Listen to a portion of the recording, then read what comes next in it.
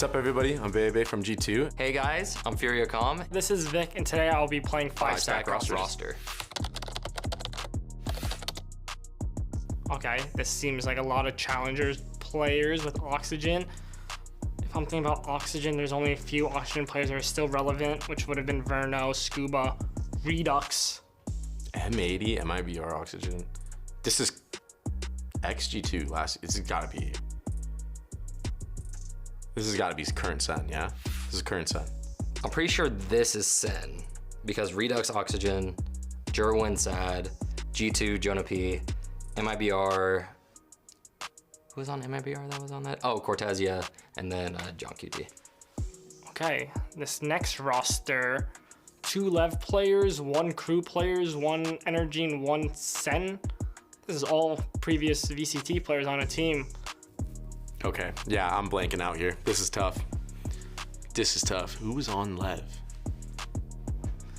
Lev, Energy, Crew, Lev, Sen. Okay. Energy. Oh, MIBR. When I see this, it brings me Envy, I think. 2 Lev players would be Demon 1 and Rossi. Then the crew would have been Kesnet, Knights, and Glyph. I guess this can't be it.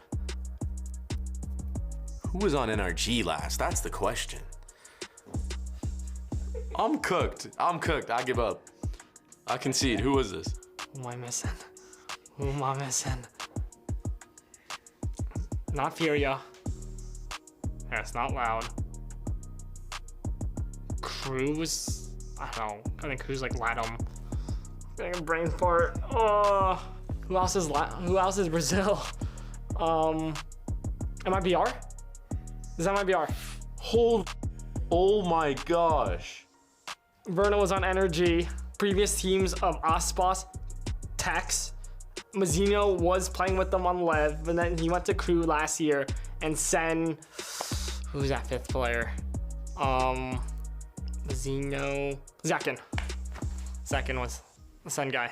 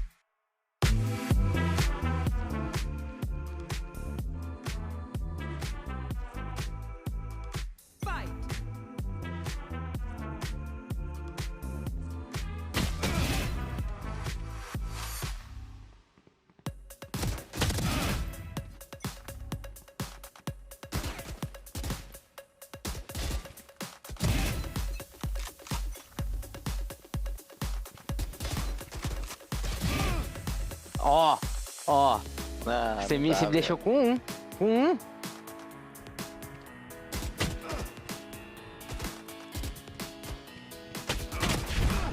Aí, ó.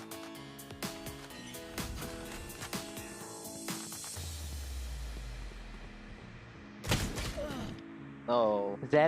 Zero ego, Jesus.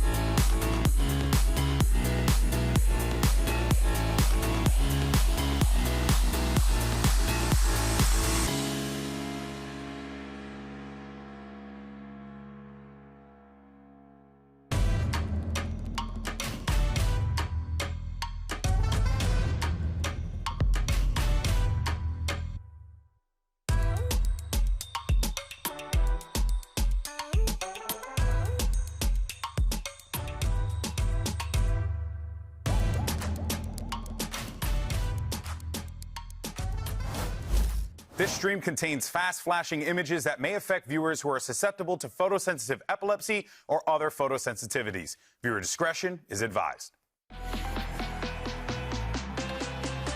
Bora pro primeiro mapa aqui no VCT Américas. Let's go! One more is all it takes.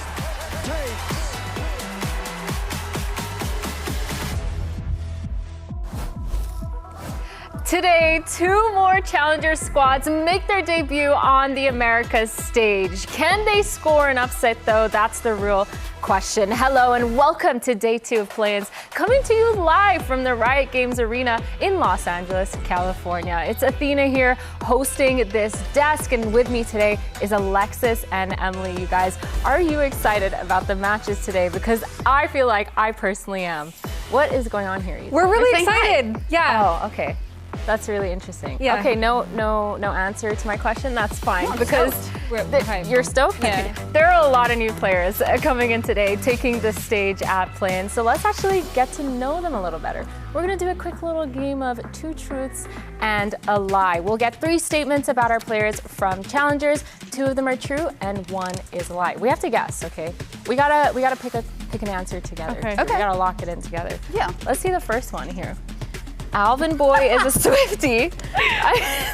That's a wild one to start off with. Okay. Caillou builds boats as a hobby. Are we talking like model boats or like boats? I feel like model boats, like those cute little ones. I feel like we gotta Right. do big boats for the plot. For the Right, because plot? that doesn't For the say model boats, plot. that says big boats. That says boats as a hobby. And Paula used to practice ballet. Ooh. Ooh, okay. Okay, Alvin Boy is definitely a Swiftie. Let's get that out of there. I agree. Oh, okay. He's such a fan of Taylor Swift. We have to, I agree, we I have to agree. assume that. Is this insider information? That's No, they were crazy. blasting it earlier. There we go. See? Actually, Yeah, you yeah, guys yeah. heard it? I heard it. I love Okay, that. so Caillou, boats, Paula, ballet. I feel like it's gotta be the boats. You think so? Or do you think it's ballet? You know, I it's know. probably one of I those things kinda where feel they're like like, it's the boat. Let's do boats. It's Let's the do boats, yeah. Okay, we're locking in. Caillou builds boats as a hobby is a lie. You didn't specify. Hey! Oh my God, let's let's go! go! All right, we're gonna get another one. Okay. And I okay. can't speak. So we got 3 more. Let's see. Okay, when Tuiz was little, he always wanted to be an astronaut. Gober served in the Brazilian army. And Chibizin was born in Edinburgh, Scotland. I feel like that's kind of suspicious. Is that suspicious? That is pretty suspicious. I feel like I'm a little lost with Why all Edinburgh? of these. Edinburgh. Edinburgh? Edinburgh. Anyways, I don't know. Oh my God, I feel is like it any of bird? these- No, I think you're right. I think you're pronouncing it the right way. Edinburgh. No, you're I don't telling know. me. I'm We not gotta great get at, we gotta get a I Brit or think a the Scot on astronaut here. one is probably real. I feel like every think kid wants so? to be an astronaut. Yeah. That's true. I feel like that's pretty. That's tame. very true. Okay. Gobera, So then we have army Brazilian and army, Edinburgh. birthplace. I personally Okay. think it's Edinburgh. It's gotta Go- be. I go feel with like that that's one so then. That's so random weird. though. Like, why would someone even? I couldn't even think of that as a lie. So that's why I True. feel like it might be true. But I don't know. Okay, are we locking in Edinburgh? Do you trust us? I trust you. Okay, we're locking in Edinburgh. We don't think this is real. Oh my God! Well, Wait, what that's if you so want to random. be then? Oh yeah, a what if- gamer.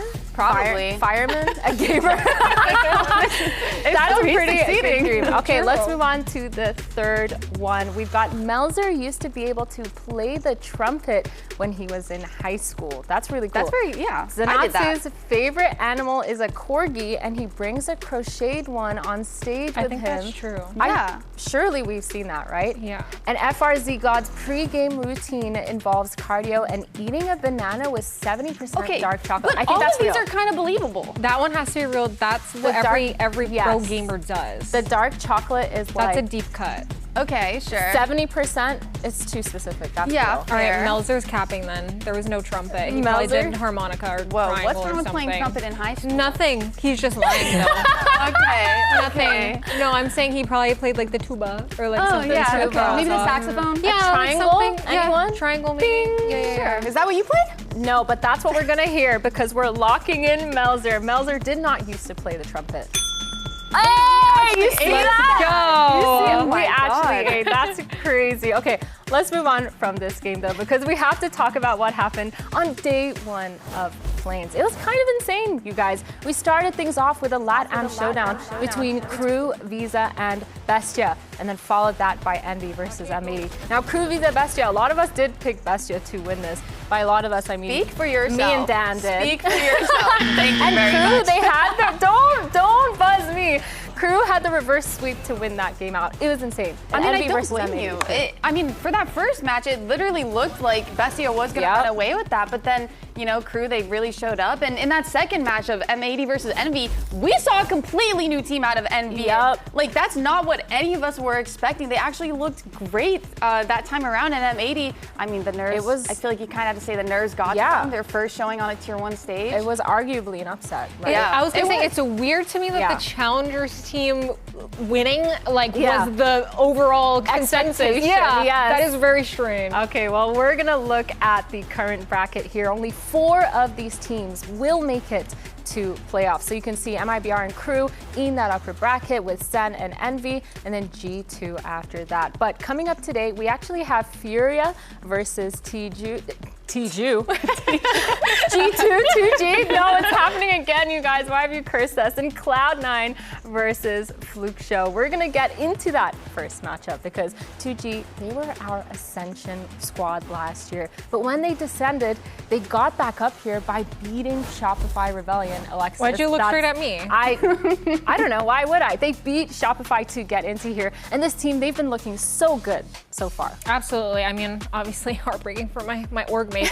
But 2G did look really good, given that they were literally playing with the coach. Yeah. Like, you kind of have to give them props for that. No hate to the coach. Obviously, he's a great player. I learned today that he actually has played in Reykjavik before. Yeah. So I wasn't even sure about his experience as a player, but they looked insane. They looked really strong. Yeah, I think it was cool to see a bunch of these players that didn't really find the success they wanted to years ago on the partner teams. We have players coming in from MIBR, coming in from Furia, and QCK is a player that comes to mind because he was one of the players that actually made one of the further runs. They actually made playoffs a couple times on that duelist role, but since then, these players didn't find the success they wanted to, fall back into tier 2, but they start grinding. They actually form a team together to try and find the success that they never had in their previous runs, and they're hoping to bring that today and start it off strong. Absolutely. This new 2G roster has been looking really phenomenal. I think those players are super important. But when we're looking at important players, the lone rookie on 2G, it's their IGL Brinks, which is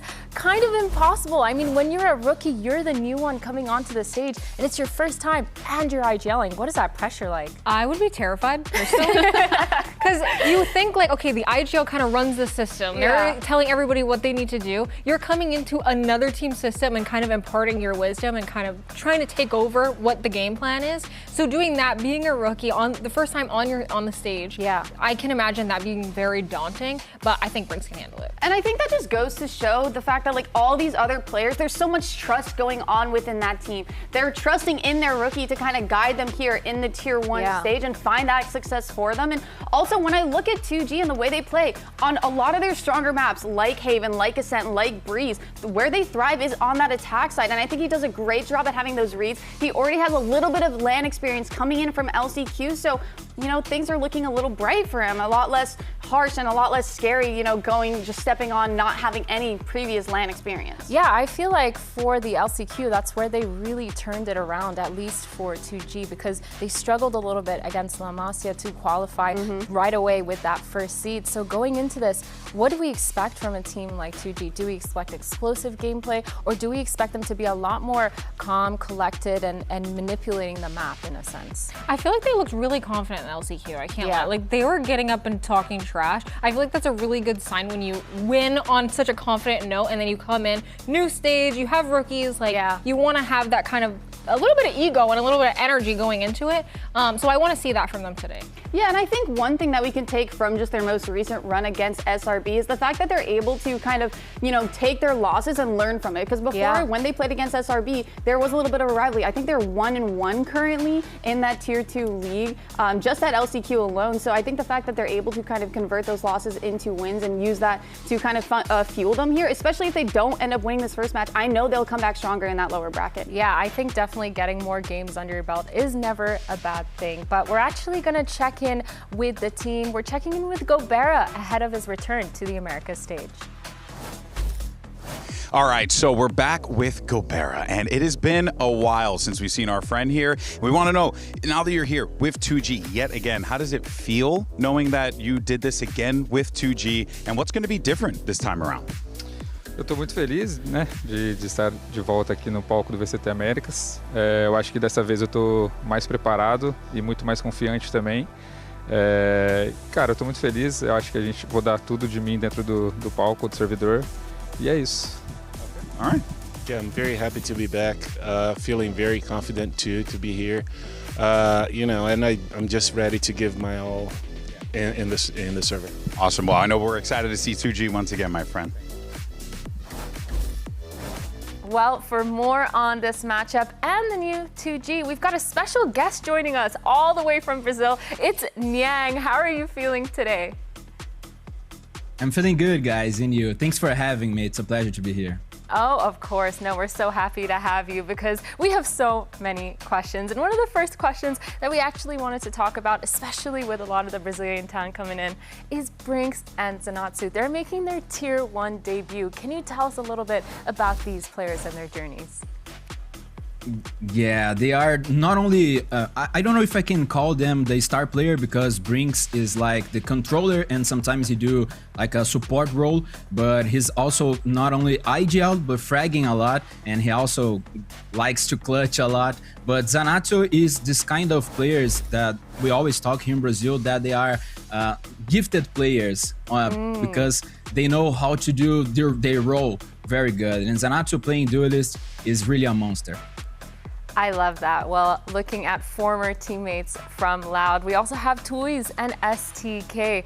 They're back in VCT Americas and they're playing on this stage. So what about that? What about these two? Especially because it's not a debut. They're so back to be on this stage. Sometimes from our Brazilian players, it seems like when you have the chance to play in the VCT Americas and you didn't manage to get well, you lost your chance, you know. So for STK and Tuis, the moment they left Loud, it wasn't really good, and the community was charging them a lot about the recent results. So they needed that step back to prove themselves again, and now they are back. Yang, I'm wondering, is there anything that you want to bring attention to, that you want to tell us, like players to watch, anything like that that you want to talk about? Yeah, I mean, we also have a lot of players that we know them for a long time, like KCK, who is in good form right now.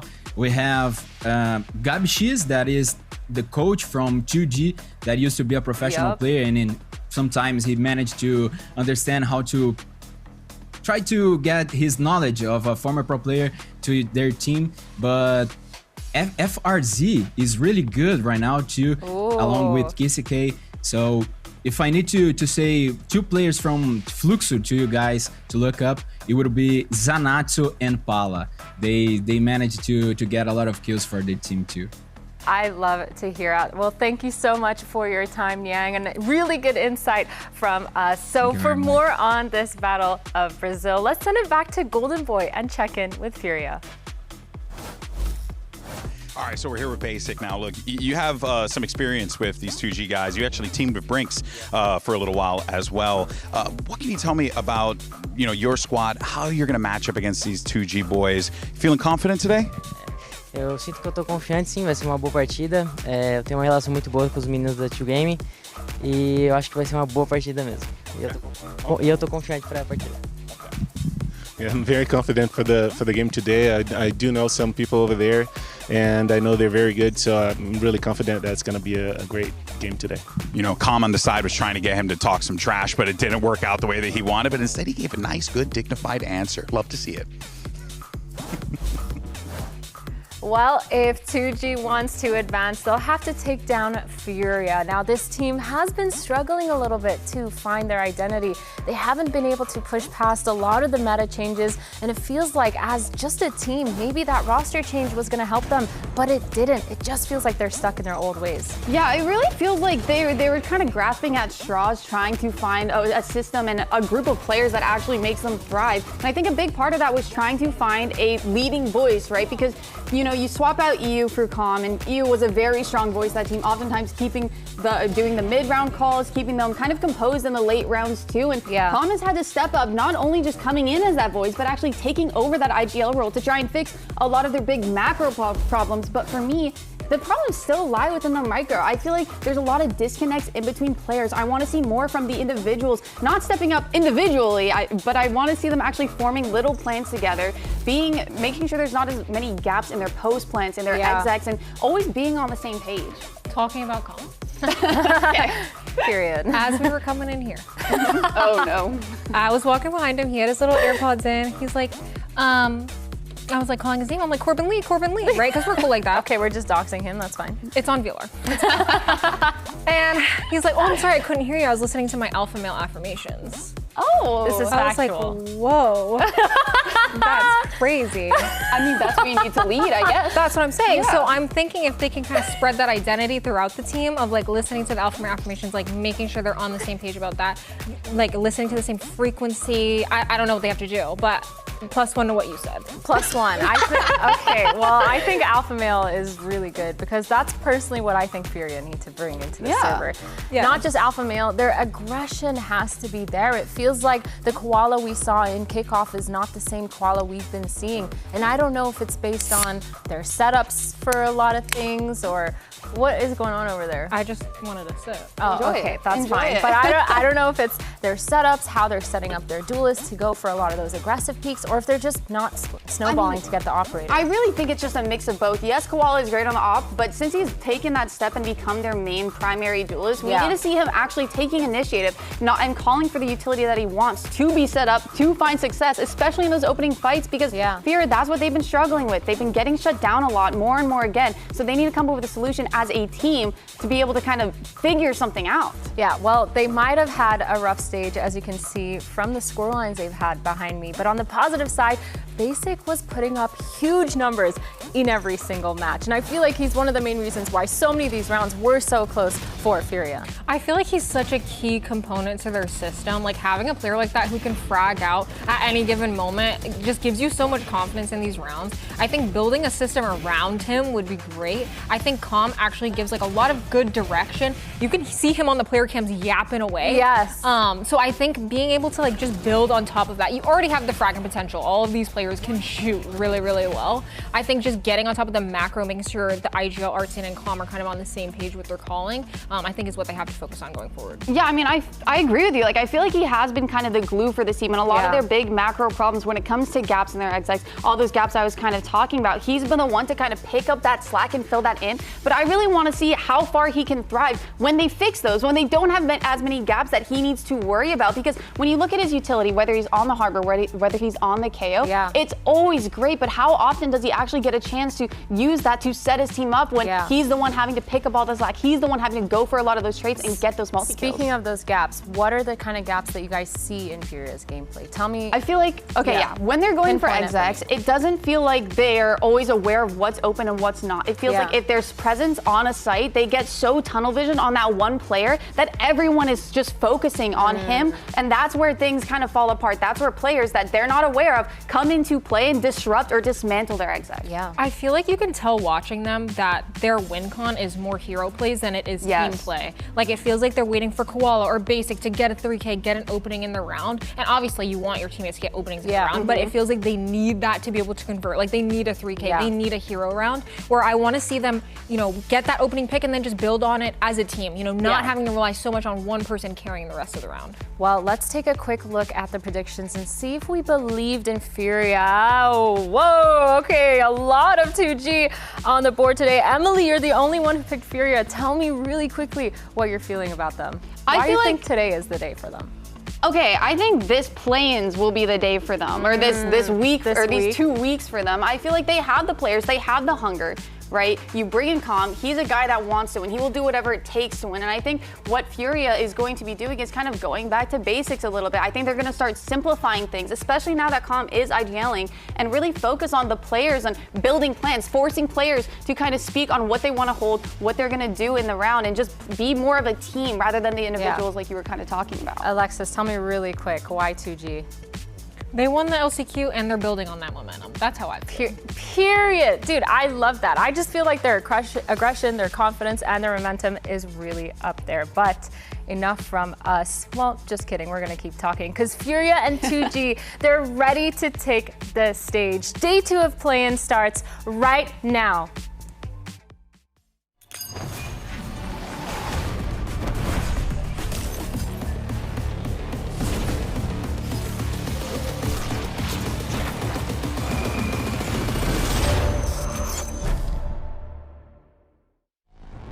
Vai ser um confronto bom contra a Fúria. Tem o Art, né, que é um meu jogador que eu joguei no MBR. Então vai ser muito legal jogar contra ele, já até conversei com ele sobre isso. Vai ser uma experiência muito legal. You want to try to go for this convergent path? No, Artesine's already in the forward line, so they're just going to farm here. 2G, they're the ones that beat Shopify in that grueling game. Going through something like that and coming out victorious is, they have a big mental advantage on all the teams that have kind of had a rough season. So yeah, they're good. O QCK deu a volta, tá miado o Zander, ele já garante esse. Mais ponto brasileiro, tá na cara dele. QCK! A Fúria foi uma organização que eu já passei, tenho muito carinho por todos que trabalham lá. Hoje eles estão com um time internacional, que são jogadores muito bons e muito experientes. Eu acredito que vai ser um bom jogo, mas infelizmente eu vou ter que derrotar eles e mandar eles de volta pra casa.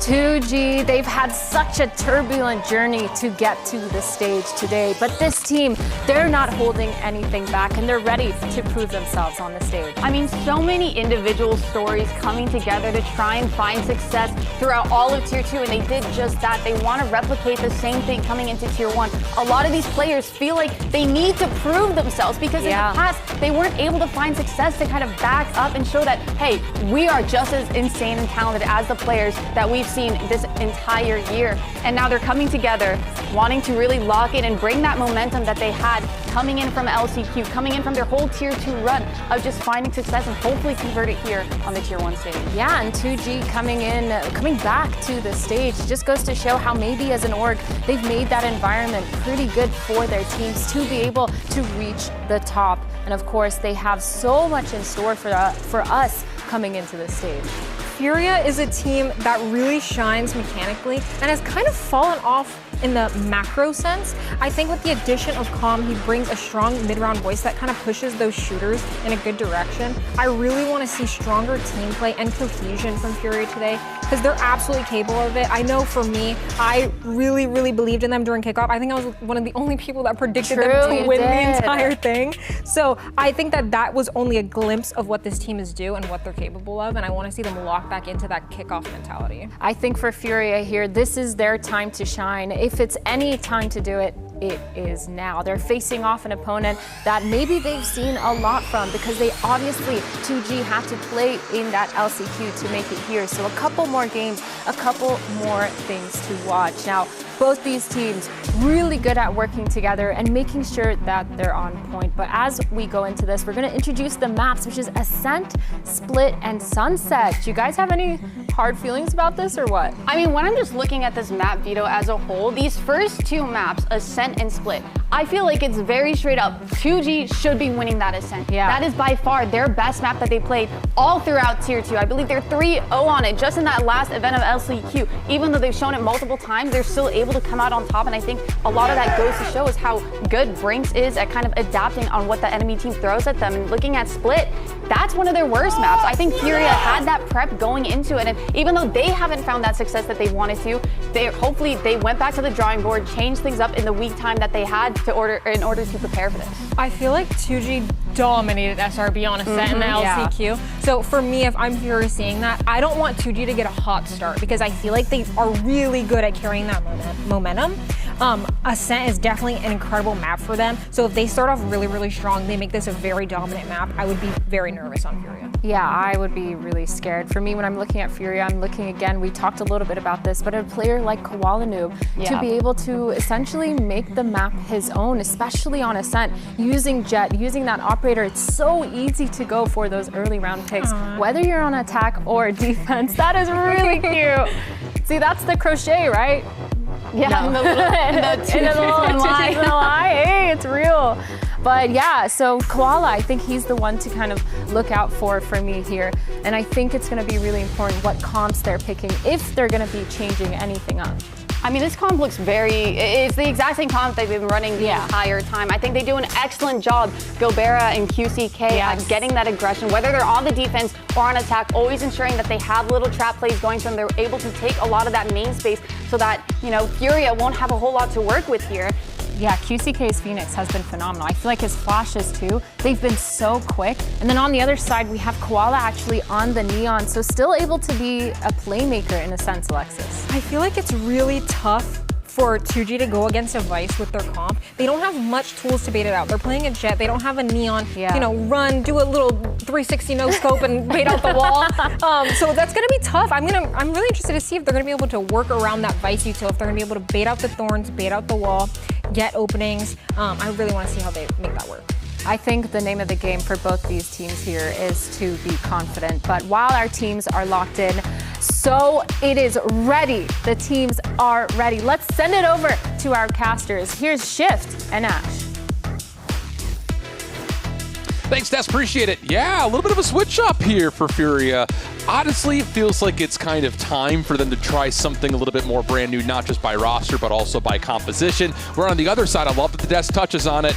Yes, this has been the staple for 2G by far. It doesn't matter who they play, it doesn't matter how many times they play it. They're ready to go. Yeah, they absolutely are. It is going to be an uphill battle here for Furia. We are going to see if these compositional swaps will make the difference. Well, it's time for the match start brought to you by Samsung OLED. Furia taken on 2G. We saw some fireworks early yesterday from Bestia, able to take map number 1 versus Crew to kick off our play-in. Does 2G have something similar up their sleeves? We're about to find out. 2G taking on Furia. Let's get it on. I'm so excited for this matchup. Looking at Koala Noob, especially on the Neon on this defense, more of that opportunity for Furia to play a little bit of that disruption, slow down some of those hits. Nice flash to deny that information on the drone at the very least. But 2G, the rest of the team, they're hovering outside of A, playing contact. Nice little early shutdown of any presence at B main, so does feel like this hit towards A is going to be pretty quick, pretty hot, pretty heavy, and it absolutely is. On site, though, Artisan is able to at least get a little bit of damage and not able to find the first blood. Defense rotating quickly through Heaven. Flash will push them off just for a moment as Gobera is waiting for a little bit of assistance, and as they make their way in, 2G will find absolutely everything. Flawless round to kick it off for 2G. Damn, that was clean coming out from 2G. Kind of what we expected from this squad, but I think now, talking a little bit more through that comp that we are seeing coming out from Furia, it does also give a bit more of that opportunity, I think, for this squad to, in those moments, play for those mechanics, like the desk was talking about, right? Something that is never missing for this squad. And again, I think that we also know Calm on the Sova, on Ascent. He's always cooking. He's always got some crazy positions that he can get himself into. So the calling from him to enable these mechanical players is going to be so key to make this work. And I think there's also something just in that pistol. If 2G decide to play with that level of tempo and aggression, it's going to put more pressure on Calm to try to make quick calls, quick adaptations, and quick adjustments. Little slide out here. Koala Noob looking for some sort of a trap play with these classics, but a lot of it dealt with. 4v3 early after all is said and done through B main. Hot hands just to clear out Wine here, but for Artzian, he's going to have to look to evacuate, not want to give anything away here. Furia. You also have still Brinks on the other side of the map looking for that lurk in case something does go awry. Or honestly, you could just play behind the play and just see if you can deny Furia from just sitting and dying to the spike. Could be an opportunity as Brinks makes his move. There's a defensive smoke up top towards Heaven, so maybe a chance to get a peek inside of the site if you are Furia, but largely speaking, this will be a contest round. 2G looking pretty comfortable through two, and they're going to get a really true and honest bonus here. Two rifles are going to carry their way in. Now, the only action to really call is to see if Brinks will make good on this long route over to the middle of the map, but instead, Com will find him. Take the stinger away, but there will be no more exit eliminations, and 2G will casually go up 2-0. Okay, now that we've got weapons in play here for the side of Furia, it's that question of how they're going to measure for some of those trap plays, the aggression from the defense. If they're looking to try and push 2G into that Vice setup from Shy on the B side of the map. I'm looking forward to seeing how they've been cooking in scrims, you know, what kind of layers we're going to see with the utility, what kind of plans here that Furia have. Yeah, just a kind of another point here for Furia, kind of looking inside the numbers just a little bit. They have been pretty poor when they're playing from an eco advantage, only winning 65% of their rounds through stage 2, which is well underneath the average of about 72% through VCT Americas. So that is something that no matter what comp we're playing, no matter who's calling, we just need to be better when we've got an advantage. The 2G's looking to put the pressure on early, able to find first blood onto Shy. And there is no other defense here. Com has to sit and wait for help, and this is going to be a very quick post plant again for 2G, and Com gives away his life. That's such a scam. Now you don't have any information gathering tools to even really give this retake a go. Gobera looking so confident already as well, looking for those picks, those opportunities to just pick apart that potential retake there for Furia. And in this situation now, okay, I was going to say they might even look to save, but getting that pick on Gobera definitely changed things. You see them racing over to market for the retake. Yeah, you have to give this a try. You cannot just give away the third round for free. It's just such an uphill battle to climb. And honestly, with that reveal, now you are going to have to back away and save. That is just not what you want in the first 3 rounds for Furia. So 2G, through their bonus, is going to be feeling super zesty about how things are going. And honestly, if you're Furia, you need to find something here just to get your game book going, because at the moment, 2G is doing whatever they want. Yeah, I mean, like, you take a look at where those deaths are on that B side of the map, and not anywhere that Furia were going to be able to trade each other out, find that success, looking to anchor on site. Shy completely on his own, and Com not quite being able to support there from market. Yeah, it just feels over-aggressive for Com to peek through market right there. Like, you're the only person who could get the information to even attempt a retake. You still have great agents available to break down that B post plant, but once Com drops, there's not a chance. So, possible mistake right there. 2G taking advantage early, and they're already well and truly comfortable in the banks. Their economy is going to be well established, and now you've got Fury on a scattered buy. I will give Colin the fact that I don't think he was actually going for a peek, but just trying to make sure nobody crossed over into CT. Regardless, though, heading into this round, Furia getting a bit more proactive, finding success here in A main. The first time we're really seeing the picks go their way. Yeah, I like that. I mean, we've seen Furia try to do something like that through B main, but to get the early aggression off the one-way smoke at A will at least give us some battling fire with fire mentality. So now the first issue in this map is going to be posed over to 2G, how they want to try to handle a very early 3v5. I like this insert, very least here for Shenum, but Fury aren't going to give anything away thus far, especially with this contact play crossfire that you have going on. Could be a timing, not going to be quite there. Hot Hands will delay any playthrough tree. And 2G are going to need to make a decision here with 45 on the clock, what they want to do. Door will shut on the rotation into A, and there's going to be a little feel out over towards mid. It's the best avenue for approach if you're 2G. They're going to have weapons to try to take the 3v2 onto the B site. No defense rotating early. Nice camera to clear out for a lane as well, but you have 2 players on Furia bunkered on site, Com and Shy. Still a dart available if they do get smoked out in backboat house. This contact could determine the round right here. Oh, and Kowal's going to get tagged up through the wall. There goes the paranoia. Smoke to follow. The Vice Flash will at least allow an opportunity for this post plant to stay a little bit more contested. Shy waiting for a chance to try to peek. Com will drop. Shy following up with a fine 1. Then that will be enough for Fury to eventually come back into the site and get on the board. Nice retake there for Furia. Having the advantage in the early round, definitely making a world of a difference. The aggression works out over towards A main that time around. Now, it's all about looking to replicate it. Furia, a much needed round win for them. Com has that Odin online going into the next as well. Yeah, that's big. That's the other thing we always talk about when it comes to Ascent. If the defense can start to get those bigger weapons, the Odin, the Operator, that changes everything in terms of what you can call in your playbook, because it's just the simple choke points become so much more difficult to work through. So Com on the stapled Odin. You know it, maybe you love it. Quick flash and dash up around in the back, but Zenon will find the first blood. Furia able to take away the first two. Another good set play with aggression towards A will work out nicely for an early 5v3. These first bloods, something we're going to have to keep our eyes on for here for Furia. Being able to find those openers, just completely slowing things down, not really giving that opportunity to 2G to have those bursty executions that they like to have with the duelists. But Brinks has always been so good in these kind of lurk positions. Yeah, the problem here is that, I was going to say the timing may come completely awry, and Brinks will drop trying to lurk through mid after the noise was created at A main. Okay, but not checking that is crazy. No, well, you gotta, it's one of those situations, like, you kind of have to force something. It just kind of goes awry, but Gobert tempted to be isolated and trapped. And honestly, 2G, after that 5v3 early, this round was just never in a position to come back and be winnable, especially once you lose Brinks mid-map. One enemy remaining. Yeah, that just about puts the nail in the bed. Let's see if QCK is going to be able to do anything. Not quite getting the timing there on comm. Let me take that back. Let's see if you can get anything else. Curveball comes through. Koala is going to create some noise by high gearing his way forward. There's the last flash. Nice snap from QCK. But Basic will find the elimination. The Odin will be saved. Should be saved.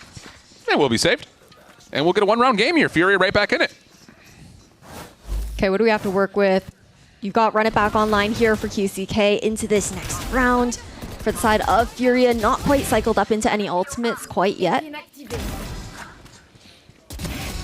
But now it's about, okay, 2G are the ones who need to make the adaptation. For Furia, these early aggressive plays off barrier drop have been working out really nicely for them to get the first bloods. 2G says bet. We're just going to stack the box. See if we can catch him. There's the one way, nothing behind it though. And we're going to get blades very early. There's the recon. There's the dash. Firewall will go up, trying to block some vision. Furia just trying to play on the backside of the site. The vines will stop QCK a little bit on the way in. Good dissection of the site offensively to get on towards the back part of A, but largely speaking, Furia are fine with this. Just comes down to, can they actually get their defense in position to stop this spike plan? Because FRZ is on the way. There's the paranoia. Basic able to find you first blood. Dropping on in. Gobert, on the last knife, able to find Koala Noob. Now the follow-up. Shy able to find one more in response. Numbers will build for Furia's defense. Run it back for Basic, able to allow him one on the re-entry through, and 2G will be bounced out of sight. One enemy remaining. Brinks, spike in hand, still in a 1v4 scenario, completely surrounded by all sides. It was tough there, 2G. Sure, they get that sight, but I would have loved to see them maybe fight for that tree control. It was so fast that Furia were able to get that rotation over to A to call the execution and swarm around them. At that point, it was shooting fish in a barrel. Yeah, and also simple call knowing that the run it back is up for the offense. If you're Furia, just stay a little bit further off site. Don't allow the run it back to get too far deep in towards your defensive setup. And then you've got to run it back of your own to counter. So beautiful design right there from Furia using the ultimates. Clean, casual, the game of chess continues. And now we're really going to figure out what 2G is going to do, because the first 3 rounds, great. They win it in the first 30 seconds because of the raw aggression that they're throwing into Furia's defense. Maybe they weren't prepared for it. Maybe they were just winning their opening gunfights. You know, potato, you pick. But on the flip side, now that Furia has been able to showcase 2 rounds of countering the aggression with aggression of their own, and also showing good manipulation of ultimates, there's something here for 2G to have to talk about. Do you want to try to continue to fight in the first 30 seconds for that A main or B main control? Or are we going to try to hold back, save some of our utility, and burst later in the round? Tough decision. 2G need to figure it out. Yeah, it definitely is. We'll see what direction they end up going in after this timeout. I think the other thing I want to touch about, though, is how good Basic looks right now. 7-2 to start things off, switching over to the Phoenix compared to the KO that he was playing previously, and having that opportunity to just enable this player to be that mechanical god that we know he can be. I think Koala has always sung his praises for him, how great of not just a support player he is, but just how insane he is when it comes down to being able to win out these rounds, and being on a self-sufficient Phoenix where he's not focused on supporting the team could make all the difference. And talk about his fluency. I mean, he's got the China buffet of agents played so far this stage. He's done it in every single role as well. So to see him at 7-2, already getting it done on the Phoenix is great news for Furia fans. 3-3. Economy broken right now for 2G. Still have some weapons to play with, though, so don't rule them out. Especially if there is some sort of a burst play to come through. Fury going to hold a crossfire inside the dark cover, and both players holding will find individual eliminations. Another early 5v3 for the defense. Really nicely done there.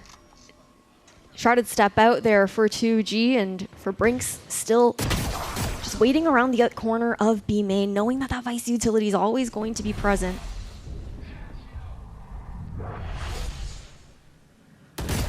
Shannon in some trouble. Able to get some damage in Artisan. Believe he does know Koala Noob is here. That's a good blood. So that's a paranoia. Aldrone to clear. Hot Hands trying to delay, but Zenima's already through. But Brinks isn't. Oh no, not great news. Zenima's able to do what he can on top of the site. Spike will make its way on. Still doable, but going to be hard pressed to work through the health pools and of course the weaponry that is still available for Furia. Nice reveal. Zenima is still alive somehow, some way. And they're going to call in the Steel Garden here just to try to make sure that there is no stress on this defensive round. Feels a little aggressive, but it works out regardless. So spend it, use it. Works out nicely. Furia still in the lead. You guys can hear the shouting in the back as well. I love hearing from the side of Furia that energy on stage, considering the season that they've had so far during stage 2. Just being able to get that going early on is huge for them. That is for certain. Yeah, it's really been a stage of heartbreaks, hasn't it? I mean, even on their own map picks, you would need both hands and maybe both feet to count how many times we've lost overtimes if you're Fury at this stage. It's been a bit heartbreaking, and it's caused, I mean, identity crisis in terms of the roster, the agents they want to try to play. They've had a tough time getting things going, but if there is ever a match that you want to be able to establish your dominance, why not do it against 2G right here, right now? But this is a little sloppy from Fury. Doesn't clear out your angles, but Basic is able to salvage the opening and turn this into an early 3v3. Pressure over towards the A site from the shadows from Zenima's going to be committed to. And all of a sudden, the defense has to kind of panic and try to play retake on A. Yeah, and there's a confirmation the plant's actually going to be going down here with the Aldrone spotting the other 2 remaining players. Calm, though, still has the Hunter's Fury on that tap available. Well, Zenima's space from this ultimate will allow the plant to still come through. Dark cover trying to block off the play towards heaven. QCK still holding onto a curveball. It hits, and how about Genom? Able to take 2 more from on top of the site, and we're tied at 4. Really nicely done there by 2G, forcing that refight, understanding that Furia were going to want to flood in when they had a player disadvantage, with one looking to get that plant down. Now, I think that we're seeing kind of those mind games coming into play, right? The reads here for this squad with how far back we saw 2G playing outside of B, very prepared for the aggression that was incoming. And that's one of those things that we talk about the adjustments. It starts off with 2G playing with aggression once the barriers drop. Furia says bet. And now all of a sudden 2G kind of have them in a bit of a counter trap saying, all right, you want to keep playing aggressive, we'll be there to match it. Operator Odin is available though for Fury here in round 9. Hunter's Fury for 2G is ready to go. See what designs 2G have with our first really kind of slow approach for both teams.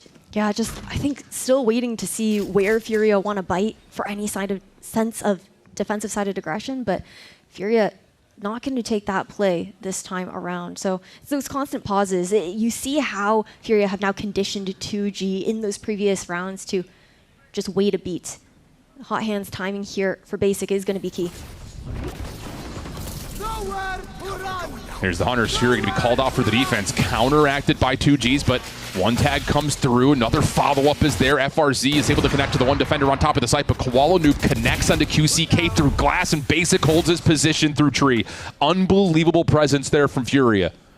5v2, and if you're 2G, good try, go next. Yeah, I mean, perfect timing on that Hunter's Fury. The information that Calm was able to glean there as well. And a save situation here for 2G. Now, I think what is going to be so fun about this series and just seeing this 2G roster on this big stage is something that the desk was talking about, right? You have these 4 players who have been here before. Within Shenum, within Gobera, FRZ, and QCK as well. But then when it comes down to their leader being Brinks, he's been competing for such a long time within VALORANT, but has never made it to Tier 1 until this point. And to have led his team here is just insane, I feel like, as a rookie. While not just that, it's the fact that he is one of the most aggressive Omen players you're ever going to see, too. Like, he's fragging, he's calling, and he's doing it all. And it's just amazing how talented of a roster 2G have been able to field. It's been quite a journey since they ascended. Obviously back and forth between VCT and then back again, trying to get to this main stage. The 2G find themselves a bit down. We'll see how they calm their way through round 10.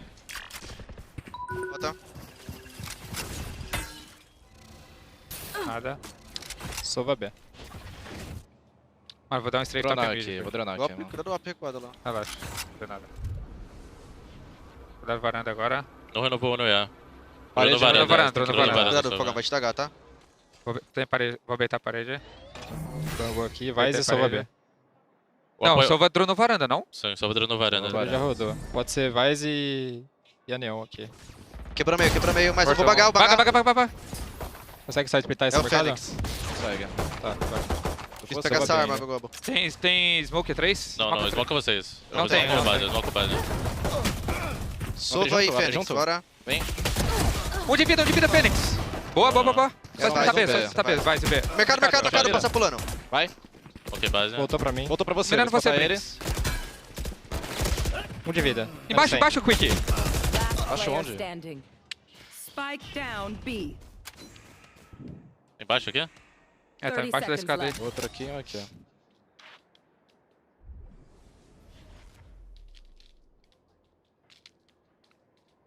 I have the spike.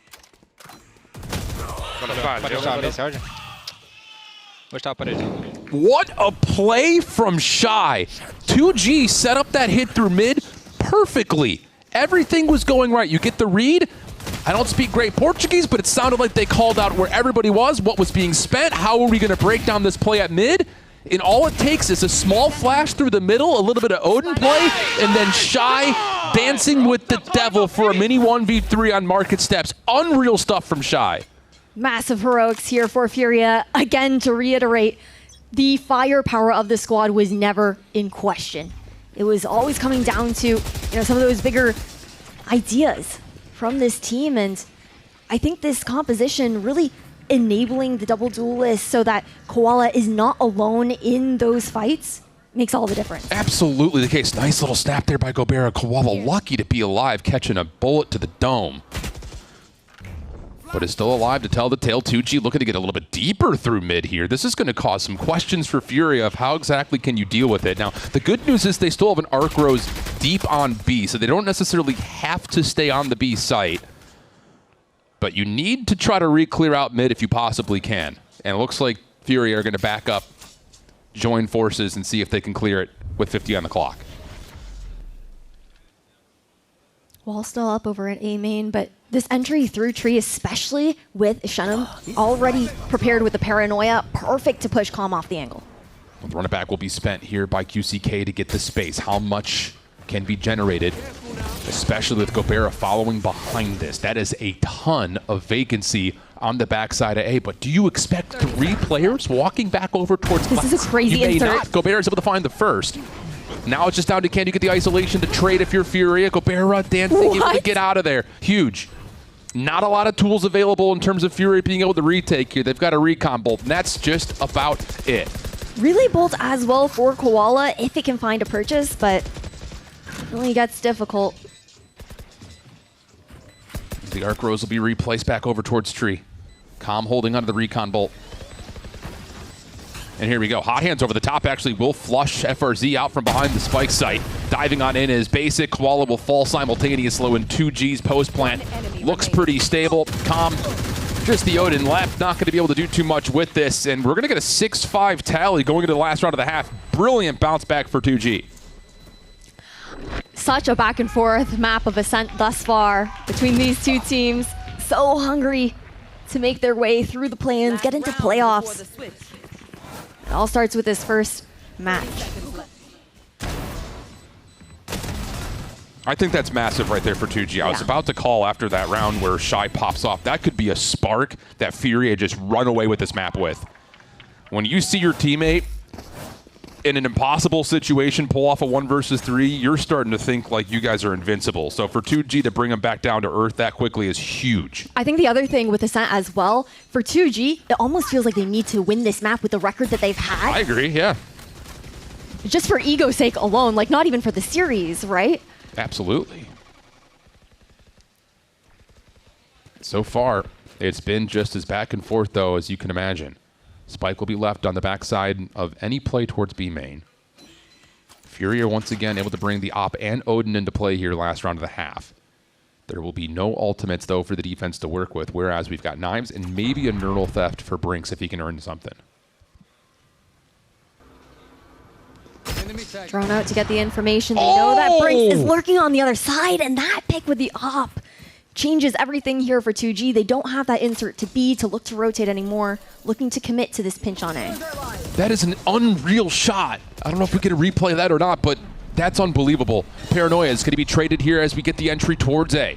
Shy able to hold the front door. There's still the Vice Wall in the way as well, so now it's just down to Shy isolating over towards Tree to find a second. 3 versus 2, big shots from Venom, but cannot finish off Calm.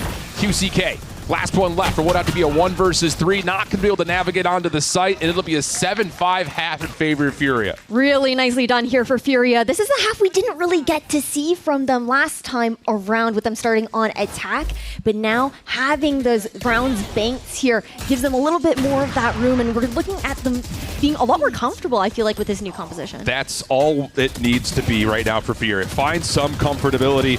We heard it yesterday. Hey, you're a tier 1 team. You should be handling business versus these challengers teams on the main stage. And for now, Furia able to just narrowly have an edge through the first half. We'll swap the sides. Come back with half 2.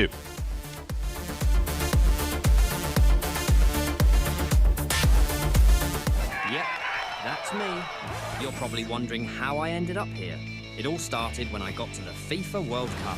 And wow, thousands of Verizon customers. Oh, you got the free Verizon tickets too? No, I'm with amazing seats. I'm sorry. Okay. And even pitch side access. Are you? David Beckham, a Verizon customer. This used to be for players. Now it's for Verizon customers. No one gets you closer. Only on Verizon.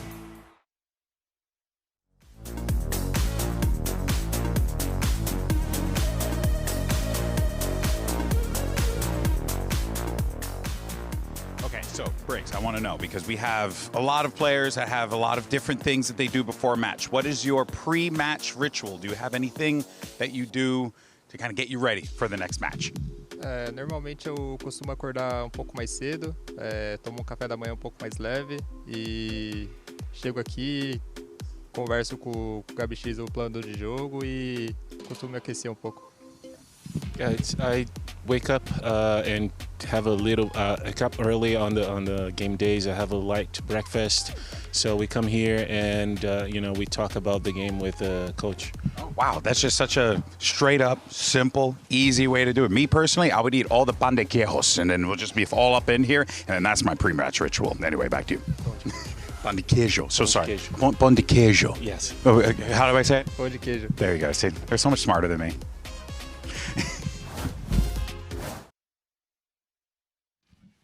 I've never seen GB look so small on camera before. Those are some big men around what is a very normal-sized human being.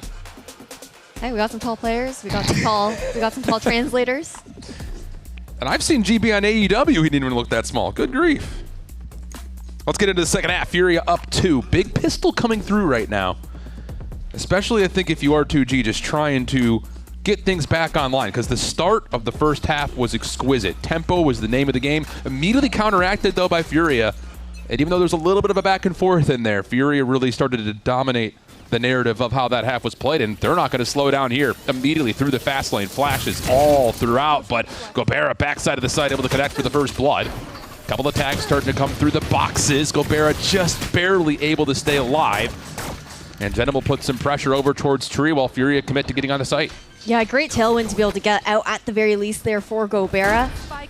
Hot hands out onto Calm, and the blind on top of that. The flood is coming in quick. Yeah, stopping Artisan from getting back over towards main is critical. Koala's got nowhere to go. Shy, well, you already know. Dark cover will fade, and there's the 3-man swing. He'll deal with 2 of the 3, but If he gets the third one, yeesh.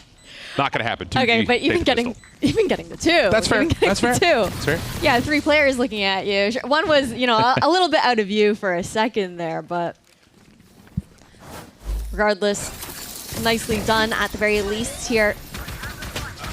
And I think that I'm curious to see how these attacking rounds are going to continue to layer themselves. You know, on pistol, they can go for that very fast flood, knowing that on that A site, they're likely not going to have any of that stall power. Yeah.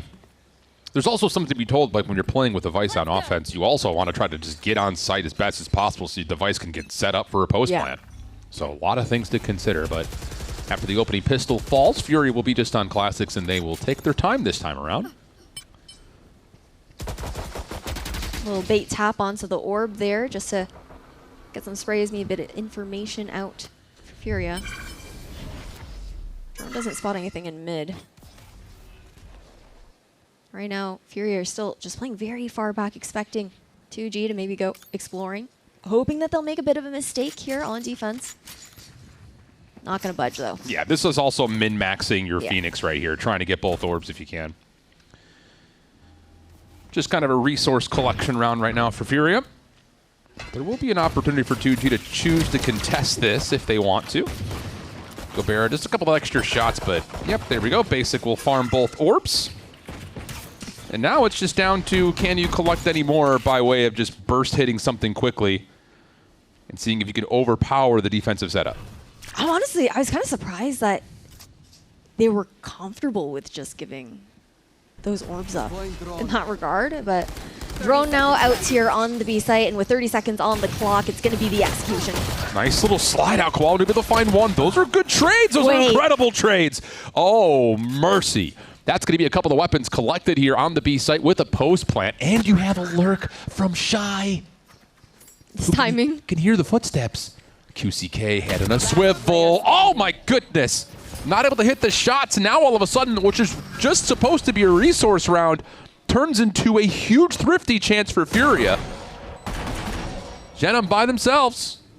There are low health pools, but he's going to give it up. Yeah, he has to. It's kind of crazy. I think my concern with this round from 2G was they gave a lot of respect to those eco weapons in the early round, allowed the orb collection to come out. But it's not just that. It's what worked on defense for 2G in their prior games was a lot of that defender-sided aggression. Like, I felt like we saw all the damn time that there would be players, it would be Brinks or Gobera, Shenum as well, like just pushing out. They'd somehow already be in spawn, exploring one side of the map, getting all of that information. That was missing here in their anti-eco. I mean, talk about getting away with one here, though. If you're Furia, great discipline on how you choose the timings for your peaks.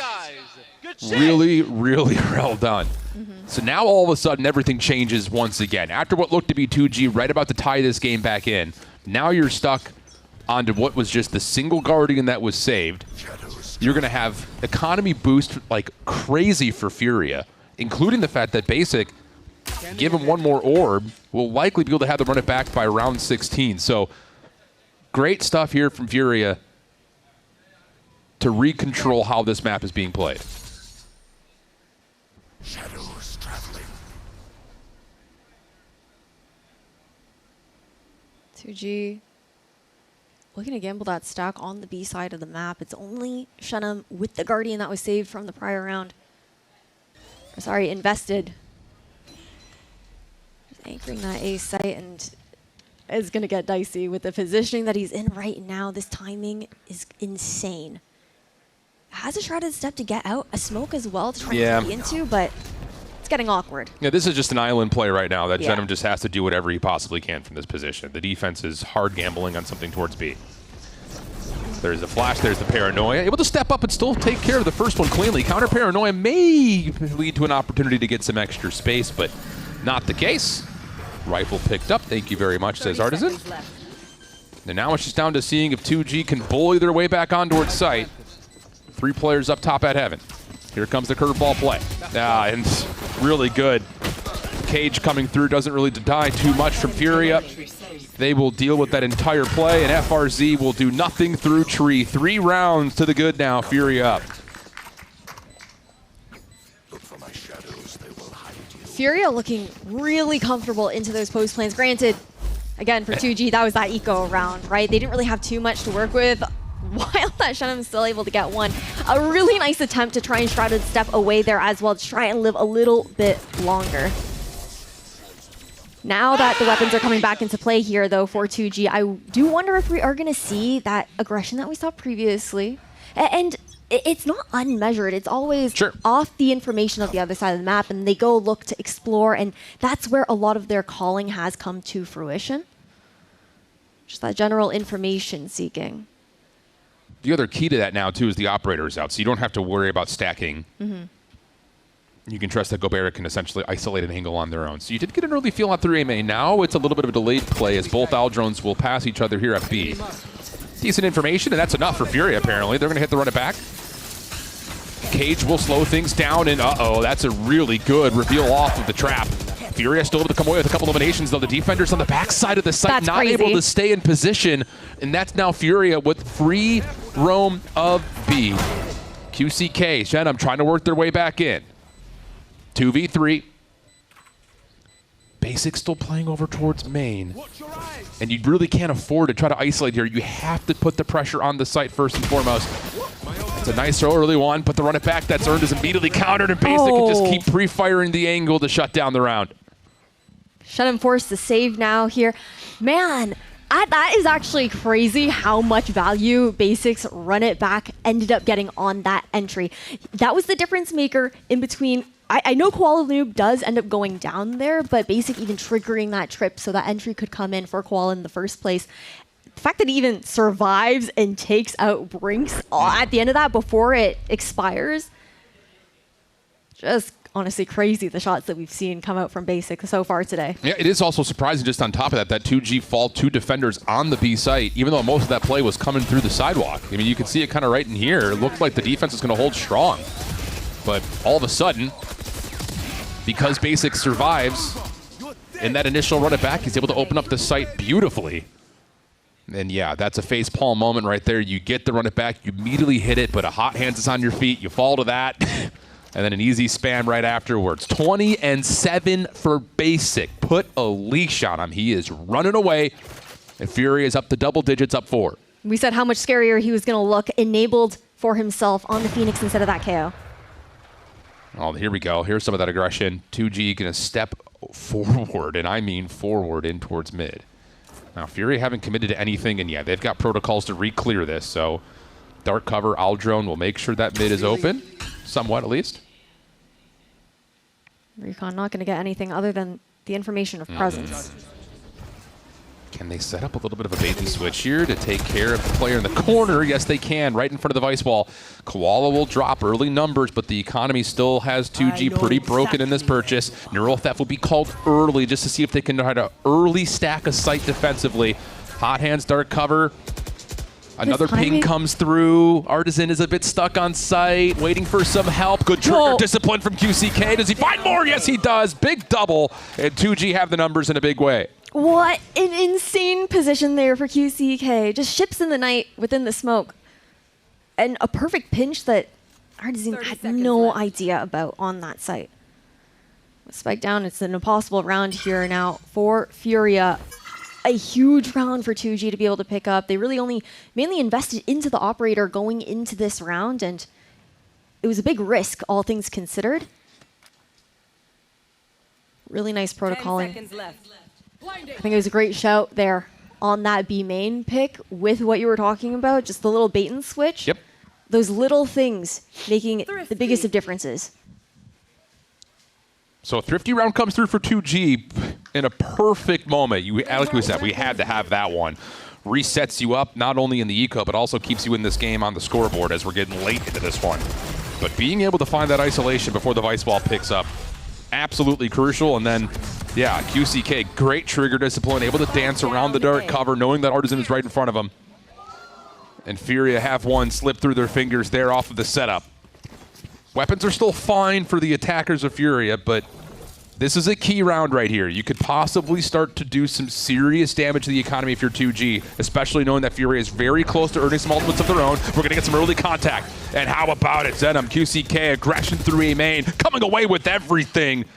finding the first 3 plus a lot of damage onto Artisan, and this round was over before it began. Really beautiful combo there with the trap play here. Perfectly read out by 2G. A great call out from Brinks with that Cypher utility. Just keeping everything locked down on the other side of the map on top of Gobera, already being pushed out, having that cross there in spawn. One enemy remaining. And Gobera able to find one more. Shy now the last one left. And there will still be some money for a purchase here in the next round for Furia. My ultimate's ready. Most importantly, though, are the ultimates that are going to be coming up. Hold on. No, we're not. We're good. there's no way Shy wins this round. There's 40 seconds on the clock. Okay. If he went back towards A main instead, I was getting a little nervous there. I can't lie. But Gobera is going to put that one to bed here. 2G, they get up to 8. Furia, they've had layers to, their approaches, right? And I feel like we're seeing those moments with the 5-stack outside of A main. It's just not something that you can really do up against this 2G team with how aggressively they are going to fight. And even if they aren't necessarily propped and ready for one of those really fast rounds off the get-go with a read, their reactions with utility are always so good in those moments regardless. Yep. I mean, they've seen just about everything on this map. They've played it a ton, so now Furia, you saw the moment of hesitation right there. What are we going to call the timeout? Yep, okay, we will. And this is a good time for it. I mean, you're dealing with what is going to be a last purchase. If you lose this round, you'll be back onto a save. You have the Steel Garden ready to go. You're close to an overdrive. You have the Hunter's Fury. These are huge tools for Fury. It just comes down to how much are we going to spend to execute, which is becoming an issue after the last couple of rounds have happened, versus how much do we try to bank on saving to establish some post-plant control, which they've been good with. I mean, their post-plant has been pretty solid. On the other front, yeah, Gobera hits one shot. He's got knives. Instant ability to try to get some extra force on any potential retake. So there are conversations for 2G. How much space do we want to give up versus how much space do we want to take away? And I'm glad that you're highlighting this because it looks like we're going to get some early action with the operator towards B main. And swapping, right? You have Brinks now set up on the A side of the map, changing things up after that timeout from Furia.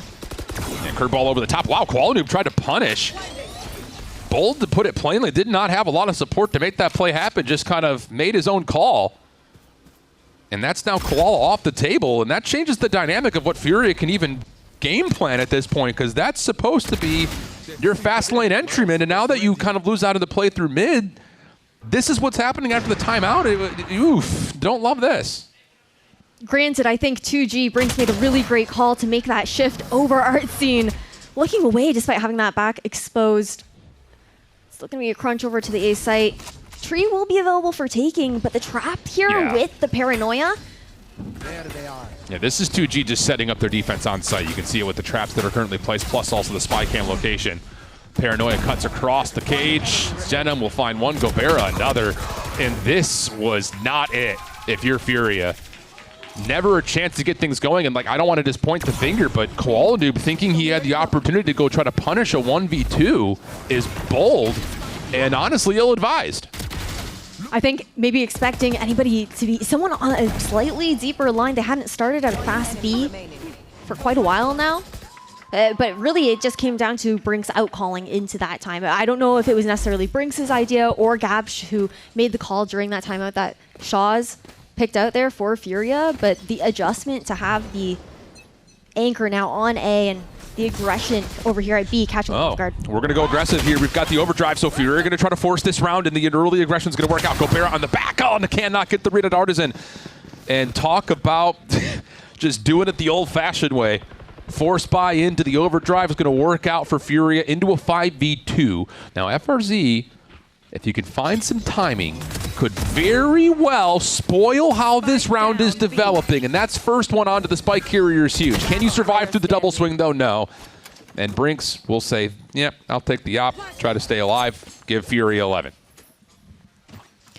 Nice shift in tempo to go and look to run it back, knowing that they're ready now for any trap play that might be waiting there over in B main, a lot more prepared, providing that supportive utility on the entry for Koala this time around. And into the next round here, we have a couple ultimates that have cycled up for both squads. For Furia, huge ults into the post plant there for Shy and Calm with the Hunter's Fury, as well as Steel Garden. Steel Garden can be used on the XQ as well, but honestly, I always feel it has more of that impact in the post plant, just to buy that time from the Fast Flood to come in.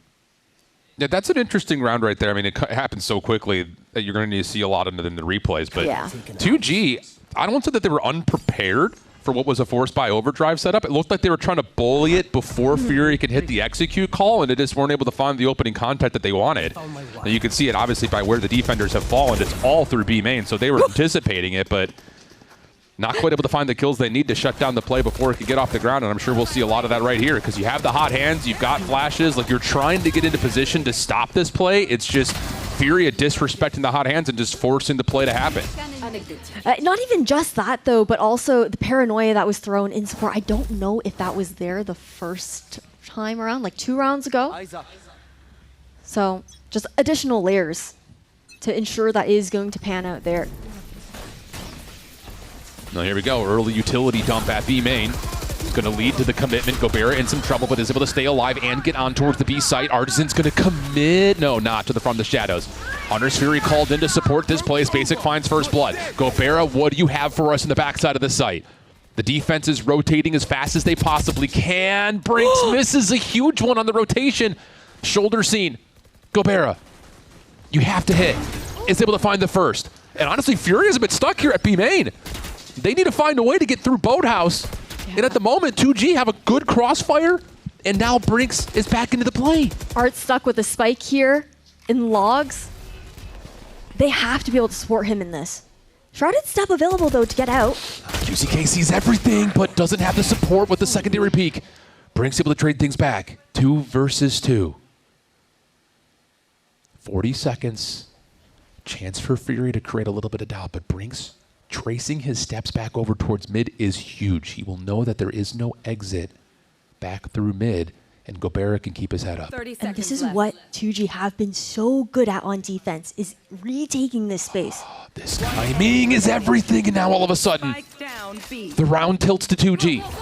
Koala has to go quickly. Able to grab the spike. Takes the battle on towards site. Slides through, but Gobera hits the shot, and 2G are back to within 1. Really nicely done there by 2G. Gotta give credit, though, to Furia. It was bold for Art, even with the Shrouded Steps available to stay in logs, stay inserted and take that risk there. And they try to go in for the reclear. It does start to look good. But Brinks was really the one who put the nail in the coffin with that flank that you called out. It happens so quickly. And those are the reactions that I've been wanting to see from them on defense ever since they've gone for that proactivity. We've seen 2G now start to chain these rounds together. Absolutely yes, absolutely yes. 11-10 the count. Bit of a staggered buy situation for Furia. A couple of light armors, Guardian, Bulldog. Just about everything you could possibly want if you're 2G. Wall will be procced. The defense will continue to just keep themselves set up aggressively at B. No reason not to. Such a valuable line for Gobera to be able to hold on to there. Go, go, go. Gotta go. Trap trips available over at A, and with how deeply it's placed in tree as well, Furia have no idea about its positioning quite yet. Both extremities completely locked down here by 2G, who are more than happy to give up mid. They have the camera for the information if they really do need it. Yeah, Gobera is going to deny the Owl drone, but have to worry about middle map. And wow, Shenum's going to commit for the From the Shadows to get the defensive rotation back over to B. Spike still down. Furia looking to collect. And honestly, with the noise that's been killed, the whole map is still an option right now. And 2G, you can see are getting a little bit skittish about what's happening through mid. I like the reposition, though, at the very least. It allows a bit more of that support in case they go for a spawn push. Well, here's the fast lane. Gobera, what do you have for us? Looking to see if someone's going to exit over towards his side. Able to the shoulder of one. FRZ able to connect. He's been slow, but is able to turn it into one. And Gobera connects onto a second. Genum is able to isolate. And how about Gobera? He's pop and take with this operator. And 2G have tied us up at 11. Gobera, the patience on those shots was so key as well, not to give away that positioning over on stairs despite the flood into switch, wrapping, trying to get over on the side of lane there from the side of Furia as well. Just a great hold by him and Shenum. And I love to see 2G standing up, having that energy, and Shaw is going to pop another timeout here for Furia. Yeah, things are starting to get a little bit frustrating right now if you're Furia. It's just no room to work with in the first 30 seconds has been kind of the new nomenclature. 5 of the last 6 have gone to 2G. And what looked to be a start where Furia was going to set tempo, set aggression, and get themselves onto site to plant, that really hasn't even been close to an option lately. What I feel like Furia are missing right now, and I want to hear your thoughts on this too, Shift. They're not really getting inserts on the other side of the map. I feel like those rounds that they've gotten on the attacking side have come down to Shy being in some of those lurk positions, catching out those rotations. And the last couple of rounds that we've seen from Furia, they're not going for that re-exploration. If they don't have someone inserted, they're not going for those re-clears. And that's where 2G, again, are getting all of that info. I feel like there's definitely something in that because, yes, it does feel like as the round starts to fade into the last 45 seconds or so, 2G are not feeling pressure to have to keep their defense split. They're starting to get good concentration of knowing where exactly they're most weak and being able to give enough of an effort to where Furia don't have the ability of playing 2 things at once. I won't say it's one-dimensional, but it's just they're not able to put the pressure onto both sides at the same time because you're not committing the Vice to lurking. You're trying to use things like the Vice wall to stop early flank potential, but you're hard-handed trying to heavy hit something. And once more, we're starting to get some aggression that's immediately shut down in the first 5 seconds. Granted, again, you're on a very poor purchase right now for Furia, but even that, it's like we cannot even get to the front doors of these spike sites before 2G are able to earn some opening control with numbers.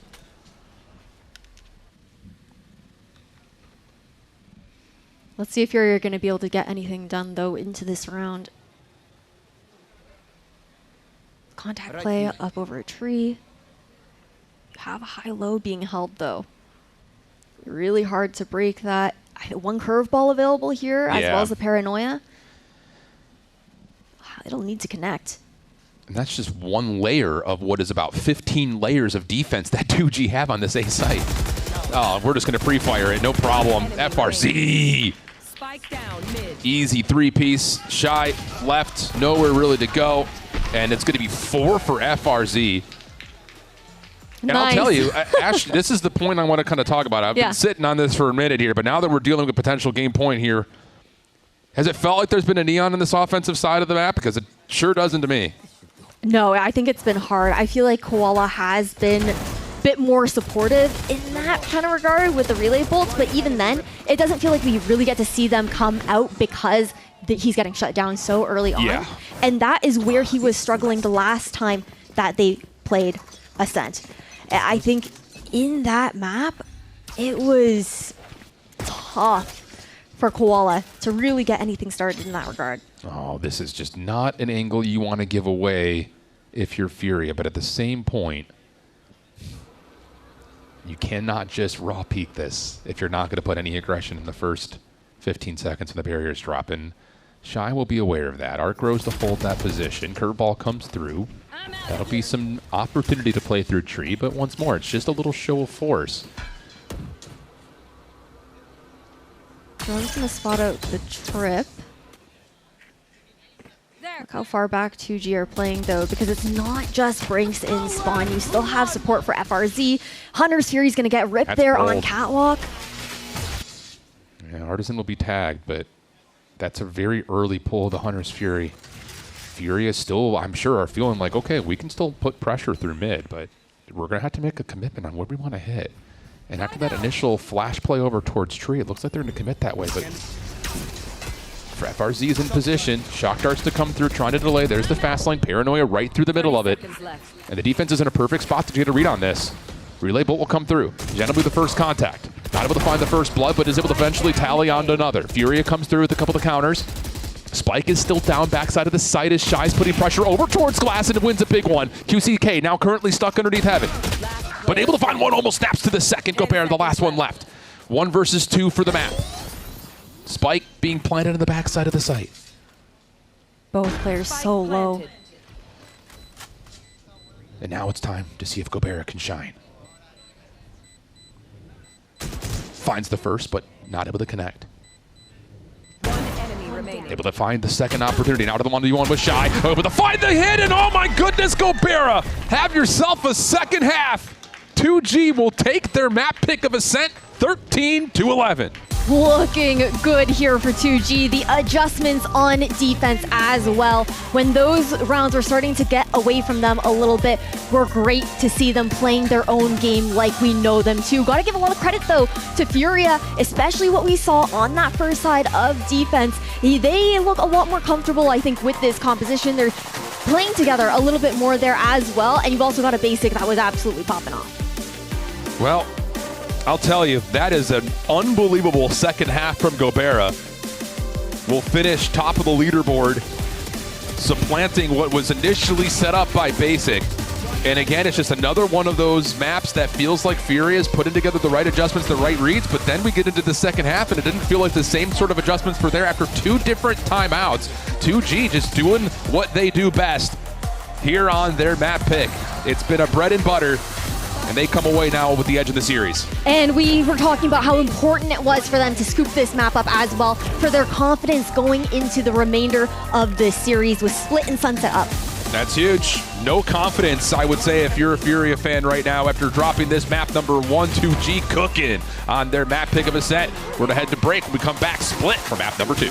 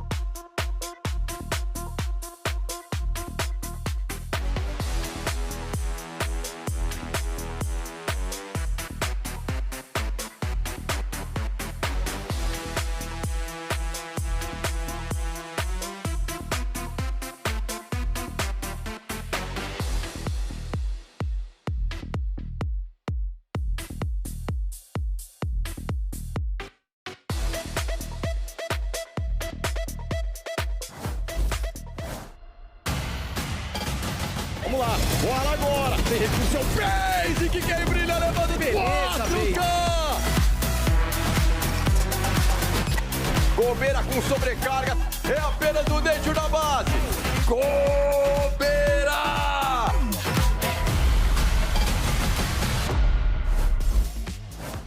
2G pull off a massive win on Ascent. They're up into Series 1-0. We're here now with Coach Gabshi. And look, Split's going to be map 2. Historically, hasn't been the best map for you guys, especially recently. Was there an expectation that you would be playing this in this series? But after that win, how confident are you guys feeling right now? Bom, a split nossa não foi tão boa porque eu tava jogando, né? Então, mano, tipo, não tem como. Fogão é muito importante no mapa, por isso que a split perdemos alguns mapas no passado. E com certeza, a gente literalmente queria ser o primeiro mapa nosso, jogar Ascent de começo para ter a confiança pro segundo. Então, com certeza essa vitória vai dar muita confiança para nós. I think the recent history has a lot to do with me playing. FRZ is very important for the team, so it's good that he's back, and I think he's gonna take care of it. And of course, it gives us a lot of confidence, right? We wanted our first map to be that one, our map, so we can go on the second one with a lot of confidence. Yeah, and they certainly look like you're gonna have that. Best of luck to you guys. Welcome back. 2G, they started off strong and they got the win, but towards that beginning of the game, we saw Furia actually adapt. They started out with a new meta. They finally introduced the double duelist comp, and they came back in some of these rounds, Emily. I know, and it looked so good. You have Basic and Koala kind of just being the dynamic duo, but looking at this bonus, actually, this is what started off with the aggression battle between 2G and Furia. It's the fact that they disrespected a lot of the Vi's utility. One duelist gets past it, the other duelist swings through it. It looked great, but then Furia answered back just the round after to kind of eco back into it. They had this really nice little trap set up with that Phoenix, and then even the round after that, going super aggressive with this Phoenix Neon play, sprinting through and being able to just kind of demolish 2G in their tracks, not even let them have a beat to think. And that's something that we saw a lot in that first half, is Furia just constantly going for these aggressive fights and getting away with it. 2G, not something that they're used to seeing, especially if you're looking back at, you know, your prep going into a match against Furia. Aside from the double duelist, I noticed a lot on their defense, a pillar of their defense was Brinks anchoring those sites. Yeah. I know he didn't get a ton of multi-frag stuff like that, but I feel like his cages and trips got so much value, and he stalled so much time for people to be able to flood. I noticed him getting like just a lot of value on the A site specifically. Like, he was able to play around his cages well. He was getting spammed through the cages. Yeah. He was stalling everybody. He's stalling long enough for his Omen to blind all the people behind. So I think he was a great addition. Yeah, and I feel like the vibes were definitely high for all of them, and everyone on their team was doing such a good job in doing their role. They actually started their comeback in that second half of the game off of a huge Thrifty round. I mean, this round was kind of insane, getting a lot of those picks, but just in general, it felt like the vibes were back up. They were able to get a lot of those picks, and Gobera, he was going really good as well. The operator just doing so much work around the map. I feel like the alpha male affirmations that Corbin was talking about just didn't work this map. But I will say, for Furia, I do think that the double duelist fits them a lot better. Yes. I really like that they're finally adapting to the meta. I feel like it's definitely their play style.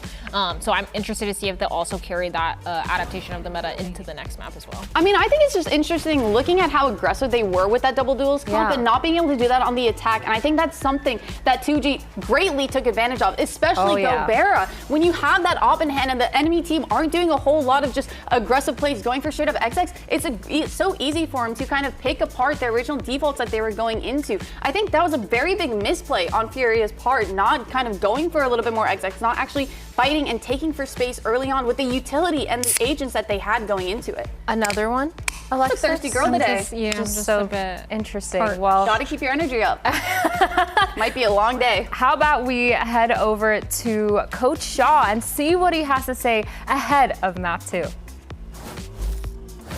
right, Coach Shaw, that was a close, tight loss that you guys just suffered there on Ascent, but still lots of game left to play here. One thing that we did notice, though, is that you guys are running a lot of that double duelist now. Wasn't a thing you were running before, especially on Ascent. We weren't seeing any of that. Is that the look of the team moving forward? And also, how are the guys feeling after that, close loss? Are they feeling in good spirits? In some maps, we try this double duelist and everything is more easy. I want to use this since this team starts to practice, and I think we play very anxious in this late game, and we talk about this. We have 2 good maps. We scream a lot these maps in this week, and I think we just need to play more chill because we have good reads, but it is what it is. They play very good this map, and we have 2 good maps for us right now. Would you say the atmosphere is overall pretty positive in the back there going into map 2? Yeah, because we scream a lot these two next maps, and I think we have a good draft. All right, Coach, always a pleasure, my man. I mean, you heard it from the coach themselves. It did seem like they were getting a little bit anxious there, especially in that second half when things started to get a little bit closer. But when you're kind of looking ahead to that, the map 2 split, Ascent, they weren't even supposed to get that close in 2G's eyes. That's the map that they were dominating on time and time again, and that's a map that Furia hadn't found success on. But now moving ahead to split, this is a map that 2G, they're on the other end of that. They're the ones that have been struggling time and time again on this map, haven't been able to find a lot of that success, but we saw a new look out of Furia here today, so hopefully they're feeling a little bit more confident going into this map too. I think Furia knew going into Ascent it was going to be a tough map. Like, it may not have been going their way just from the jump. They may not have expected to win that. I think that, you know, like he said, they've been practicing these next 2 maps a lot. They're definitely expecting to go into it with more confidence. I could tell on Ascent that they were nervous, especially when Gobert pulled out the AWP. Like, I understand how hard it is to default against a good AWPer. You don't get a lot of map space. Yeah, and I think talking about map space, it felt like for Furia, they were struggling, like you mentioned, Emily, on the attack side. They were just contacting up and running that timer down so many times to the point where every time they did finally decide to execute, they didn't have that much map control. They didn't have that much space around the map, and they were executing with such a little time. They made it so stressful for no reason. So I'm really hoping to see that they're pushing that aggression into this next map of Split, because they started off strong. I think they're taking a lot of the right steps here for Furia, so I'm really interested to how they're going to play this. Especially considering that this is one of the maps that they were able to run that double duelist before. It didn't look great, but hopefully with their new kind of team chemistry that they're able to bring up just going into today, they'll be able to have a little bit more success. But it is looking like if nothing has changed, they will be going into a mirror matchup. And with how 2G are playing right now and how confident they are already with their identity, it might be a tough game. Well, we are going to throw it to a quick break where we actually will see the map of Split playing out with Shift and Ash after this.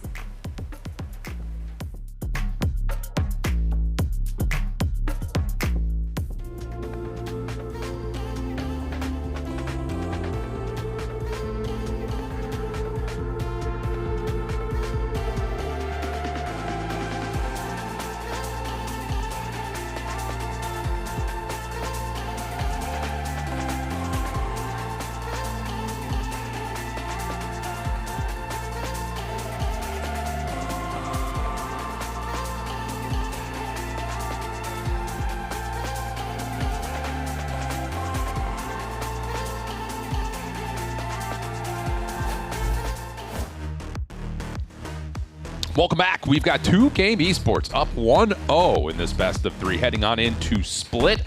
Furia needs to find a way to respond, because the last thing you want to do is to be the first VC team to drop to the lower bracket by a challenger squad. Tell you that. You gotta step up. You're not wrong about that one here. And for the side of Furia on Split, they're going to be changing things up with this composition. Previously, they were running the mirror comp there to 2Game, but even then, things are kind of changing up on that side there as well.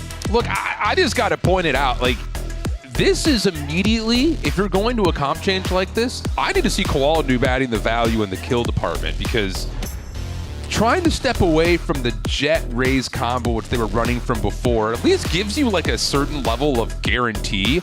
Like, you can at least guarantee space with that composition.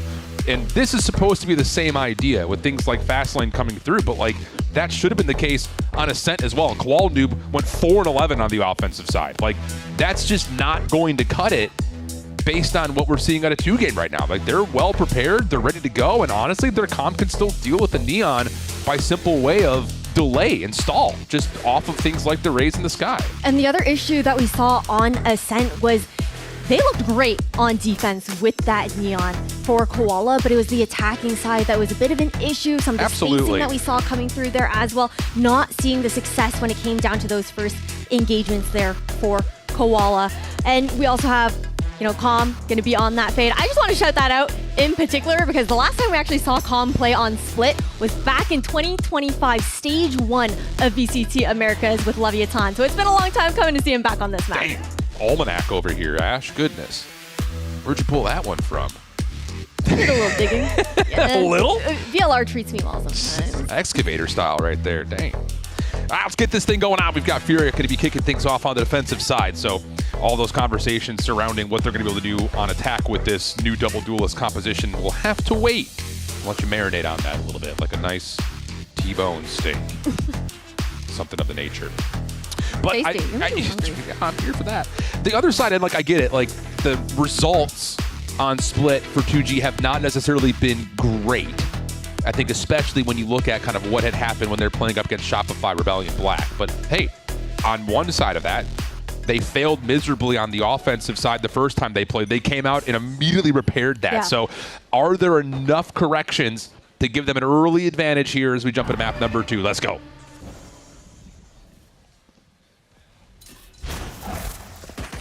Immediate information seeking here into mid, and Gobert is actually going to go straight in.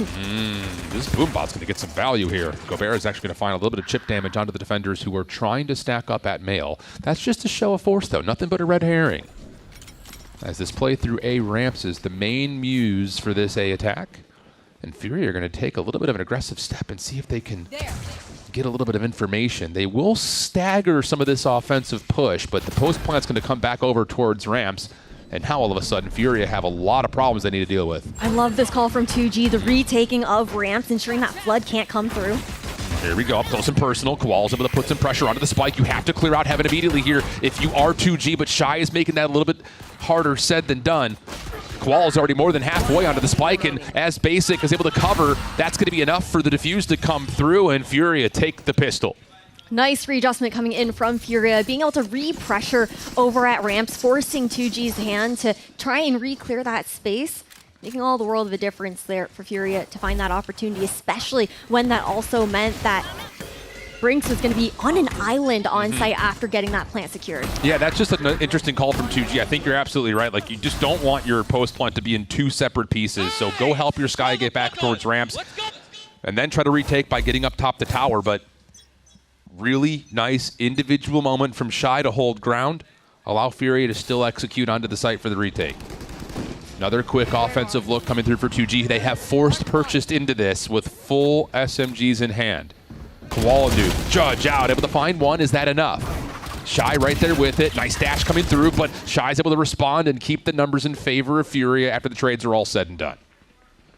Keeping it super scrappy. Spike at least on site. FRZ God going to be able to get that plant down to get a little bit of change in their pockets here on the side of 2G at the very least.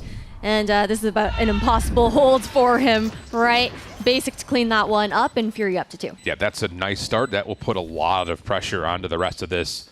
We'll call it the first quarter into Split. 2G going to have to be on a save as the bonus is going to look very potent right now for Furia. Helps set this defensive side up very nicely for them.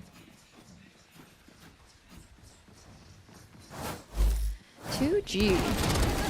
This composition that we'd seen from them previously during the LCQ is a bit of a different story, right? Because they had Gab in instead. Then you also didn't have Shenum in play. Roles kind of, traded around a little bit in that kind of regard. Now everyone's back on those comfort picks. Boombot to clear out B-May is about to say with this stack. Furia looked like they were going to try to maybe take away that space right off the get-go. Instead, they're going to commit the Paranoia to take that space away. That is expensive, but it does get them what they want. Dark cover replaced over at mid as the defense is going to rotate largely through ropes to see if they can give some support to Calm, who's currently going to have to be dealing with everything himself. Prowler's going to find one at least as well. Yeah, that information. And then Trailblazer to go out. It falls off of site because they're more than happy to play that retake. Whoa. A big risk for Calm trying to sneak into elbow. Agreed. I was going to say, like, there was going to be immediate help on the way back in, but now all of a sudden, Furia are scrambling for space, but Shy finds perfect timing around the backside of the dark cover. A new lease on life here for Furia's defense. Basic and Koala going to work together over towards ramp side. See if they can split the focus for 2G's post plant. Hot hands in the corner. Brinks is in trouble. He is going to burn to death. Nowhere to go. Now it's down to clearing out elbow. Koala with a shotgun is going to try to force it forward. Shy is going to find 4 in the round. What a heroic play through screens. What a way to do it. Just being able to thread that needle to get those 2 picks. And then on top of that, you have the layers with the relay bolt and the hot hands coming out from Furia to ensure they're clearing out Brinks on that plant positioning. And so far, it almost feels very similar to what 2G were trying to do on Ascent in terms of spreading defensive focus by way of hitting aggressively in multiple points of ingress. But kind of to the same regard, Furia are not hesitating to play with aggression of their own this time. Getting aggressive either through A, but in particular that last round into B main. Even though it costs you your paranoia, you're still taking away space. It's forcing 2G to have to play a little bit more one-dimensionally. Viper's Pit already earned and spent in round 4 through the middle of the map, and an aggressive Prowler clears so much space through A. It allows Artisan to get a little bit of early help with all of that extra space already taken. 2G, Shannon holding such a passive insert over on the A side of the map, looking to dodge that utility. That comm continues to cycle. Hunt just went out. Does still have a Prowler available, alone on an island, but with the cut of noise from the other side of the map, you have the rotation now coming in through from Basic and Koala to support. Yeah, I think Artisan's sitting here saying, like, I could just keep replacing this dark cover, and I got the paranoia to give myself space if you guys get some issues. Run it back spent by Basic, just trying to hold this angle aggressively. Now he's going to try to figure out what exactly is over this direction, and is able to see one in the corner. Seeing the raise may be enough to give you the indication that this is 2G approaching A, and now they'll know. Just flooding into heaven right now. Shy trying to get a timing up behind the wall. Ooh. Ain't no way. That is more important than it may seem. Because now Shy can lurk behind this play. Inserted deep, but all of a sudden the play on top of the site is starting to break down. Koala able to hang. Oh, and a really good paranoia comes through at the right time. Brinks now by himself. This will be a 1v3 trying to commit for the plant, but Koala able to get the final blow, and it's a 4-0 start for Furia. Looking good. How many times, though, is Shy going to be able to get away with those kinds of timings, with the position, just really bobbing and weaving through that toxic screen, the perfect moment when that boombot was coming through. It's one of the second times now that Shy's had that opportunity. One of those fool me once, shame on you, fool me twice, shame on you again. Really solid stuff from Shy. Basic also off to an exquisite defensive start. 6-1 in the kill feed. And it's just another one of those cycle, afford what you can type of moments for 2G, who have had a very labored start to getting things going, and Tendrilled was Zenom, nowhere to go. Koala noob for first blood. Basic able to get the orb. Everything is looking so good right now for Furia. What is timing on the peak for Calm? Yikes! Follow-up kills are good for 2G, and QCK may have just turned the tides here. Numbers and now weapons to be grabbed. Koala noob trying to save the moment. Relay Bolt Deep does not expect that QCK still playing on top of the rafters, and a Basic will be left into a 1v2 from here. Good to try to go quickly, though, with it. FRZ able to scout out where exactly the position is, following down, able to find the first. Does he have the patience for the second? Yes, and 2G missed out on a window there. A round that should have been unlosable for 2G into the post plant with the numbers advantage that they had, but Basic being able to get that transfer for the Red Bull clutch. 2G able to get on site at the very least thanks to QCK's heroics. But it's just wild the kind of day that Basic is having. Being on this Phoenix has been such a difference maker today. Unreal stuff from Basic. Unreal stuff. Continues to be a little bit of a light in the darkness for Furia. And 2G are going to come off of this replay into timeout mode, and rightfully so, because we're still in this cycle of save by, save by, save by, and that is, oh, FRZ, brother! Ugh. Did we have to slow-mo it? Yeah, I think we did. Okay. I don't think we did. That one's rough. A little windy out there on the A site. So 2G, we'll talk about it. And honestly, there's a lot to talk about. I don't even know where you start right now if you're 2G, because if you try to break down what Fury is throwing at you, they've shown that they're more than ready to play with aggression on both sites, whether that's at B main or aggressively down through A in particular, not even worrying about contesting ramps, they're just taking it. So there are issues right now that 2G have to worry about. Are we fighting on the extremities? Are we going to try to put pressure on the middle of the map to free up some of the defenders that are trying to play on the outsides? Hard to say. Definitely is. And Koala right now, he's been having quite the performance, at least on defense. He's looked so solid thus far, continuously, I think, throwing out great relay bullets, great fast lanes to try and deny some of that space, slow things down and catch 2G off guard. There's no denying that there.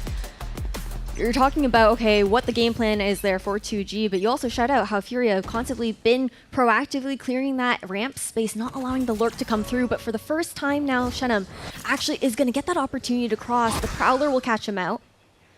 But that is a little bit of pressure now that he's now placed. Yeah, and there's going to be an interesting response here to see what Fury decides to do, knowing that Shenum doesn't really give you an indication on where 2G want to go, but if he's already up top towards ramps, you need to make sure you keep this position at A tower somewhat locked.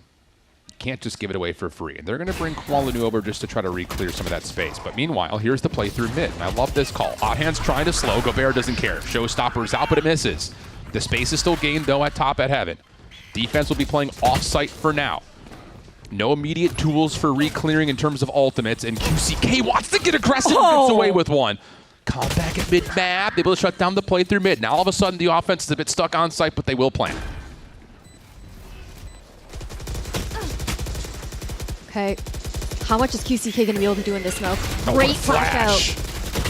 QCK not able to find more than that, though. 3 versus 3. Fury have the fast lane to try to work their way back on towards site. Good dissection of where this post point is currently set up, but you still need to find the intel on where exactly the positions are established at. Gobera, immediately shut down by Basic. Koala will follow behind that, leaving it just down to Brinks. Able to find the first. Basic already committing to beyond halfway. Can't win the second gunfight, and Furia will stay flawless, 6-0 up. These post plants are a problem here for 2G, unable to hold it. Furia flooding so quickly. And I think the other issue that we're seeing from 2G is a lot of these executions that they're taking the opportunity with are usually on the first layer of utility. And that also means now that Furia don't have to expend as much to try and delay those plants while they're coming in, and can save it for these retake scenarios so they can just overwhelm them on site. Absolutely. 5 post-plant retakes for Fury out of the 6 rounds that they've been able to take. And some of this is just by finding ways to get into low number situations and making 2G stress. I don't think we've seen a post-plant with more than 3 players alive yet for 2G.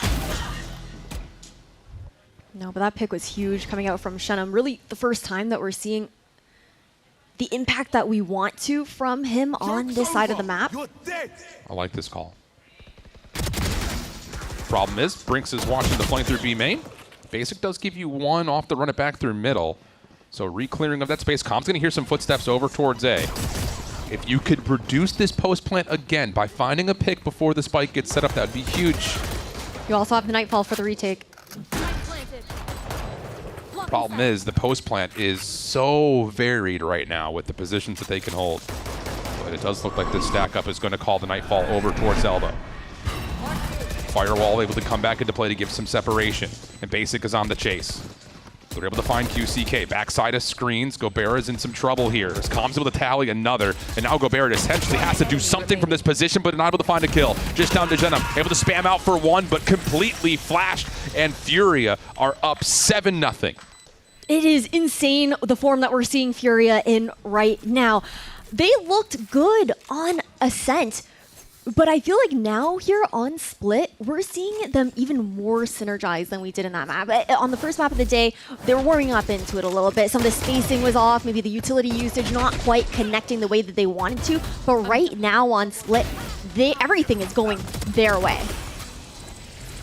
You can even see it, like the way that they're just peaking together, I think is such a huge difference to be able to make those calls for the multi-swings coming through to ensure that they have that support to guarantee those players on 2G go down. Absolutely. And again, it's just like, you can also just point to the simple stats of like, this is another half of defensive Valorant that Shy and Basic are doing everything. Quick feel out through the middle of the map as we're back to limited purchase for 2G.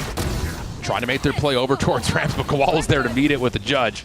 And that pretty much shuts down the execute in its tracks. Not much opportunity here, but 2G kind of forcing the square peg into the round hole, and Com will find one more before dropping. These are valuable trades, though, for 2G. 3 versus 3, and you also find a rifle and that judge in hand now.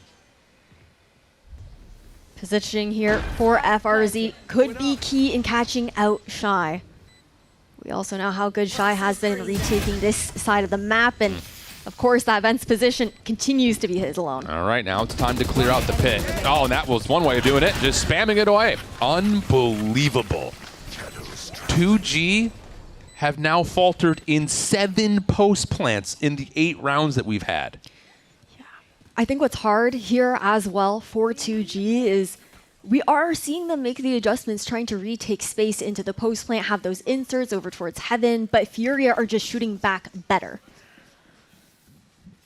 Unbelievable stuff from Furia. Already the second timeout now to be called here by Gapch on the side of 2G. With just 8 rounds into this first half, and man, Shift.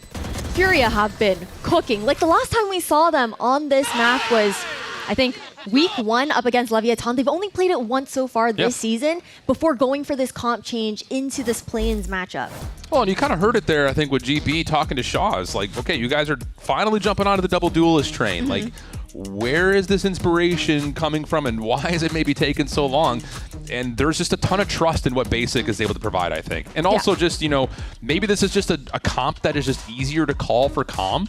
You just, okay, here, I'll play on your initiator. I'll give you the info that you need to commit. Basic has done a really nice job with his curveball play.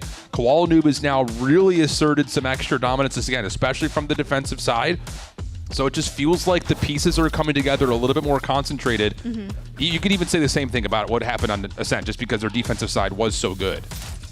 I think with how this roster was built around Koala, him being that solo duelist was just so much pressure on him in a meta that really requires that secondary person to help you break into those sites. Yes, there are some teams that are able to make it work with the double initiator, but when you have a player like Basic who is so mechanically gifted, I know they picked him up because he was insane on the flash initiator, but on the Phoenix, my man is looking good. He's technically like, still playing. Crazy. He's still technically playing a flash initiator. Yeah. He's just initiating himself. Great stuff. More aggression being shown by Furia over towards B main. They will get that space once again, even though it does cost them another paranoia, but that's fine. Basic will be that much closer to another run it back. Art trying to sneak into nail there. It's not going to matter. Trying to also help Shy out in that position, but 2G finally being able to overwhelm mid, something that they struggled with previously. Yeah, I like this just kind of, again, if you're not winning the battle on the extremities, let's force the defense to have to throw commitment in towards the middle of the map. Koala Noob going to commit to getting onto site, speaking of commitments. 2, and he will be on an island. What do you have for us, Koala? How about 1? Here's the drop down from another. Basic is on the way in to help, and Koala has gotten great space back here. The only problem is the player lurking up top at tower. Crossfire setup being established. Basic with a fine 1. Information on the shoulder for FRZ. Brinks is so far out of this play right now, and now he's got to drop back down in, but has the paranoia. It will connect onto both players. Quick slide out, quick shot. Now down the 1v1 with Basic. Can Basic keep this flawless? Can Brinks get 2G on the board? Still playing off the spike. Basic will toggle. Brinks calls the bluff. Here's the footsteps. Advantage to Brinks now. All of a sudden has to swing through, and there's just not enough time. 2G finally on the board. A much needed Red Bull clutch coming out here for Brinks. The IGL on the side of 2G. We've sung his praises, especially through the LCQ. He was so impressive, not just there, but of course within VCL Brazil as well, with how insane he is when it comes down to frying, and especially in those kind of clutch positions for himself as well. It's so good in that micro decision making. And now it's about this leader here for the 2G squad to be able to reinvigorate his team with this win, getting that round on the board. You need these next 3, though. Getting out of this with an 8-4 would feel like an absolute miracle. Ton of ultimates available for Furia, but Brinks is going to hit from the shadows and get flashed. What awareness is this from Brinks? Haunt comes through, and now he's just got nowhere to go. Quick isolation.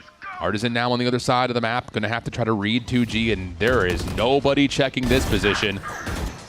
2G will still find at least one, but not enough to get the spike comfortably onto site. Last 2 players stuck at B tower. See if they're going to be able to do anything with this, though. Trailblazer available for FRZ, and it's not going to happen. Just a spam into heaven here for Furia for 9. And the money is broken again. So Furia looked like they're going to walk their way into a very comfortable second half situation. But this awareness that the From the Shadows was committed to in spawn is massive for Furia. I mean, they really have no choice but to respect it, right? Can't allow him to keep that space for free. Try and fight back into it and ensure that they can take him out of the position. Now another mid look here. This is where 2G found success in the early round last time around. This feels like just throw something at the wall and see what sticks right here for 2G. They forced their way into a first blood win. Furia are not completely broken by this, though, until finally there's a second elimination to hit the floor. Follow-up not going to be there for Com, and 2G will be able to rotate over to A for free. Artisan, does he commit to the From the Shadows to hold this? Yeah, he does. 15 seconds on a smoke, though, here for Art. So not going to be able to have that cover quite yet. Unless actually 2G give him the opportunity to cycle it up. Oh, this could be massive. Basic gets a lot of damage in. Brinks will respect. And look at the quick play from Art.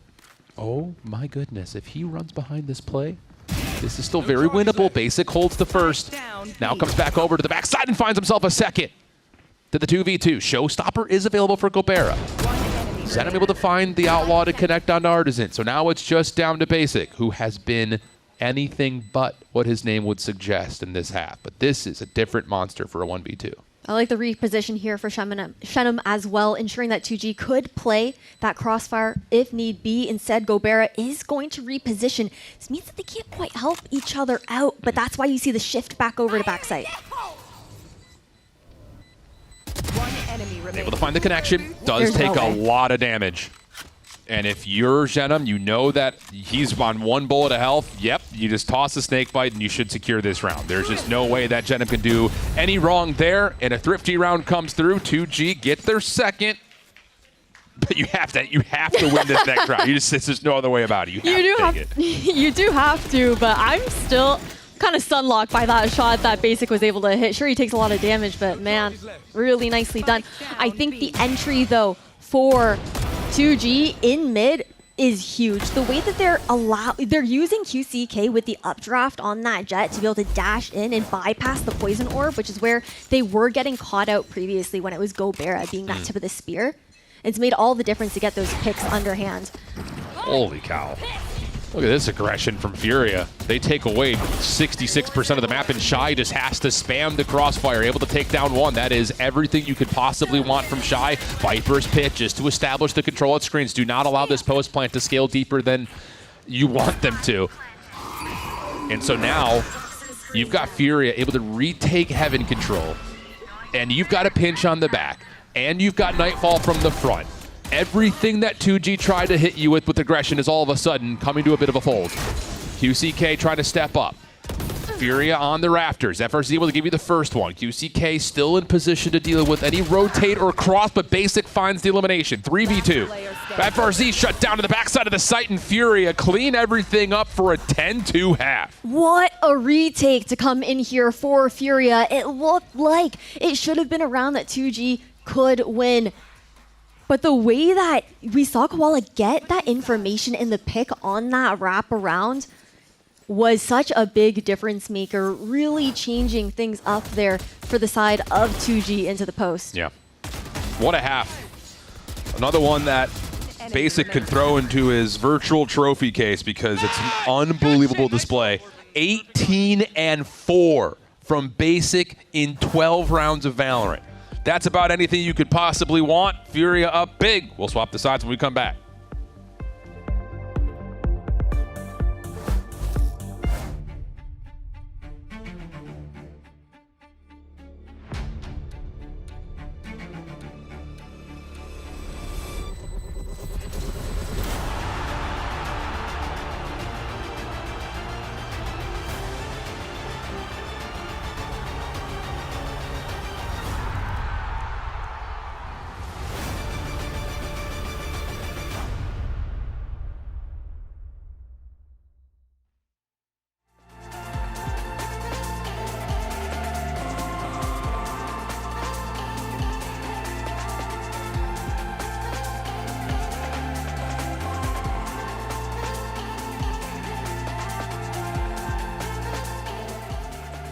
So when I think of high-quality Sovas, think of my boy Com right here, and I need some lessons. I want to learn. What do you think is the most valuable thing that up-and-coming Sovas can incorporate into their game? And more importantly, how much would it be for some lessons? I tried to get Demon 1 to give me some lessons. He kind of turned me down. So help a brother out.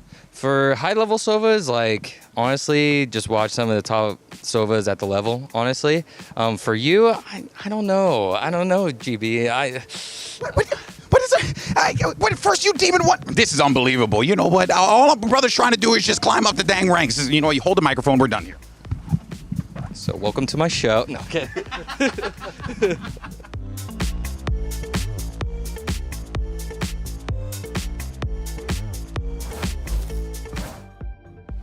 Some worthy advice right there. How do you get better? Watch more, period.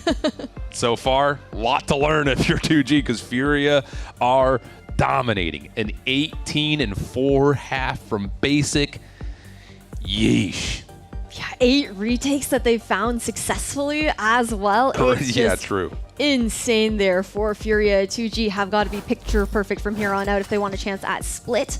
Otherwise, they're guaranteeing that sunset. Absolutely the case. So we'll see. Pistol must come through right here for 2G. Furia stacking the box towards B. Yeah, just a nice little plug and play here from Com. Just trying to keep the defensive focus at Male and force QCK to have to do something special. Lots of damage onto Koala. Able to find the first. Maybe an opportunity to isolate out of more, but runs out of ammunition. That's where Basic shuts it down. But Com does lose their life at mid. 2G will have the ability to play from the high ground on the retake. Spike planted. Okay, 4v3 scenario. Look at how far Basic is in. What a read this is from 2G. But do they expect a second? Maybe not. Shakes off the flash. What? A little fadeaway shot from Artisan comes through. Holy cow. So now to the 2v2. Shy looking for the contact first. Keeping Artisan covered on top of sight. Here comes the focus for 2G on their way back in.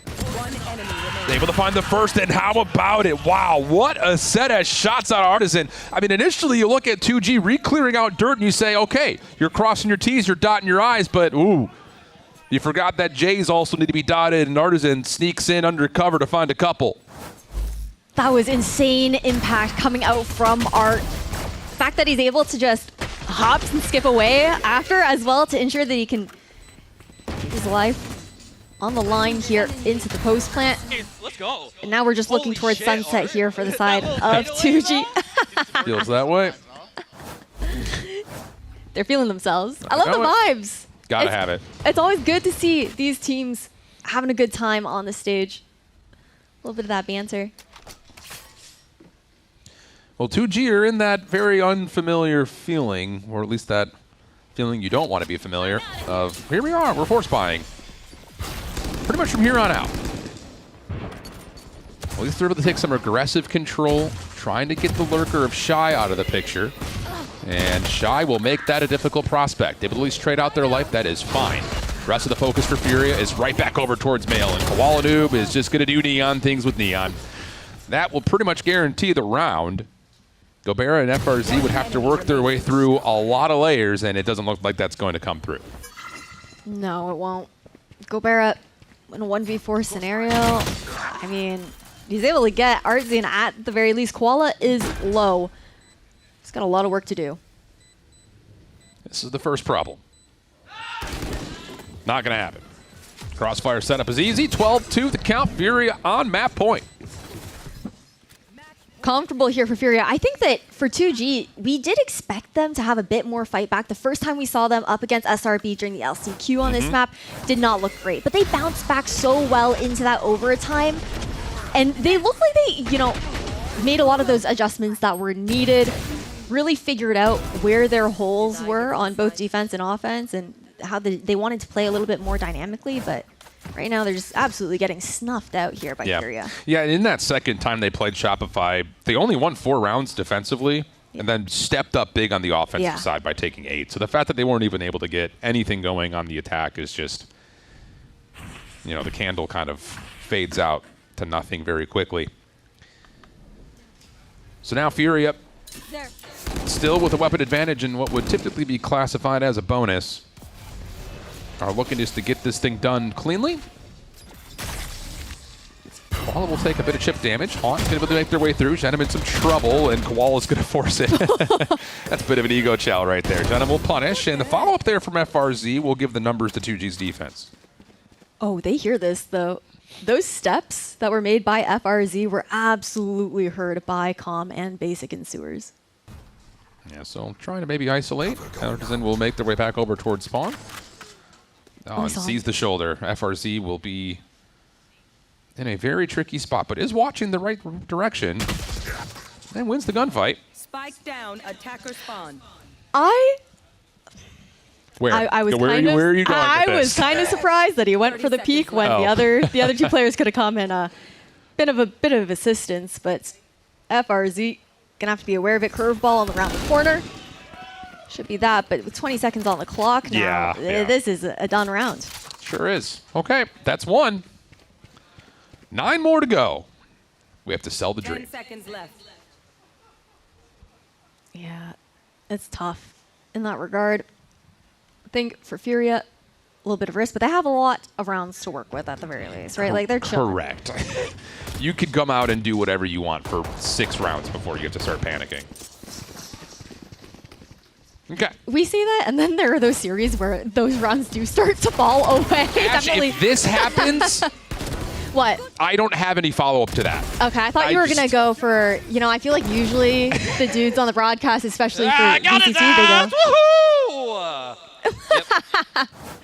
Good vibes, good vibes. But I feel like it's usually like the bald buff that everyone says. It's like, I'll shave my head. If I'm not doing that. Okay. I tried, guys. Just let it be known. I'm not going that far. Although, it feels like a pretty safe bet. Furia will still be able to full purchase. That was just the bonus. No problems. Full rifles on the other side. Mostly speaking for 2G. Guardian and Judge will still be part of the recipe for 2G's defense.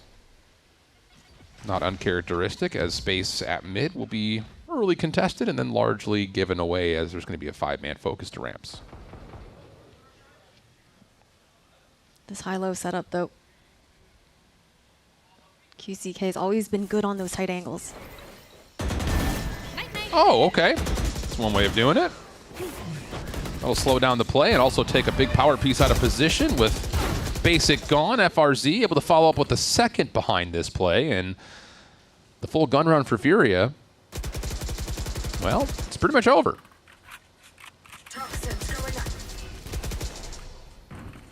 35 seconds on the clock. Would take some grave mistakes there for 2G for them to lose out this round, but okay. They're finding a little bit of that confidence, finding that form now here on the side of 2G. I know the last round, they got a little bit more aggressive, fought forward into Furia, catching them off guard. This time, it's the spray that ends up bringing true there for QCK. Nothing to lose your head over yet if you're Furia, in terms of like what you're seeing setup-wise, but it's calm, it's collected. It doesn't really swing things yet, but it's something right now for 2G. And I think the problem here for 2G, because of the score, is that is going to be essentially what they have to run for the next 8 rounds. Like it's so difficult to come into this early and say we don't have the ability to play off of traps. Like, we really can't afford to lose a round in the first 15 seconds. We have to give ourselves a chance. And that's going to lead to opportunities like this where you can at least set up a crossfire to trade, but not having the ability to play with the normal aggression that we've seen from 2G because of the scoreboard could be a huge hindrance towards momentum that 2G are trying to build right now. Yeah, absolutely. Look at Furia. Both players split up. Art looking to give up that B heaven, control. You regroup alongside Calm. One enemy remaining. Spike down B. Well, you hate to have to pull Seekers in this round, but again, you can't make mistakes right now if you're 2G. So nice collection of a round right there, even though it does get a little bit maybe menacing, forcing out the Seekers. But banks are good. There are still a number of ultimates that are very close to being earned as well, which is the big key in terms of how do you cycle this into the word comeback if you're 2G. Well, I think right before the replays, we saw the operator come online here for QCK. Something to keep our eyes out on. And the thing is, with this op as well for QCK, I think what's going to be a little bit difficult is Furia, they have a lot of utility to push you off of those early angles between the curveballs, the relay bolts, Calm with the fade utility, paranoia, so many things that you have to deal with. But QCK, you know that he's also more than happy to take some of those risks there as well. There also are those opportunities to hold some of those deeper lines, but 2G also do need to look to condition that pressure. I agree. To start. Yeah, I mean, there's this. It's still a mountain to climb right now, and we are barely over the first switchback. If you're 2G, but at least you've got things that can start to develop round into round into round. Like, there's a very realistic guide right now that you can follow off of this timeout that can get you to 12-8. You've got ultimates that are tremendously close. You've got an operator in play. You have to know that you need to respect that basic is on a run it back. That's probably what a lot of the timeouts being called for. Let's not get blooded off of something silly like a run it back push. Let's try to set ourselves up to get an early counter. And right now, that may be just off of throwing a dark cover and trying to get a one-way peek over towards B main if you're 2G. Holding the deep line. Hasn't really been contested before, and just around the corner, so that curveball won't hit QCK.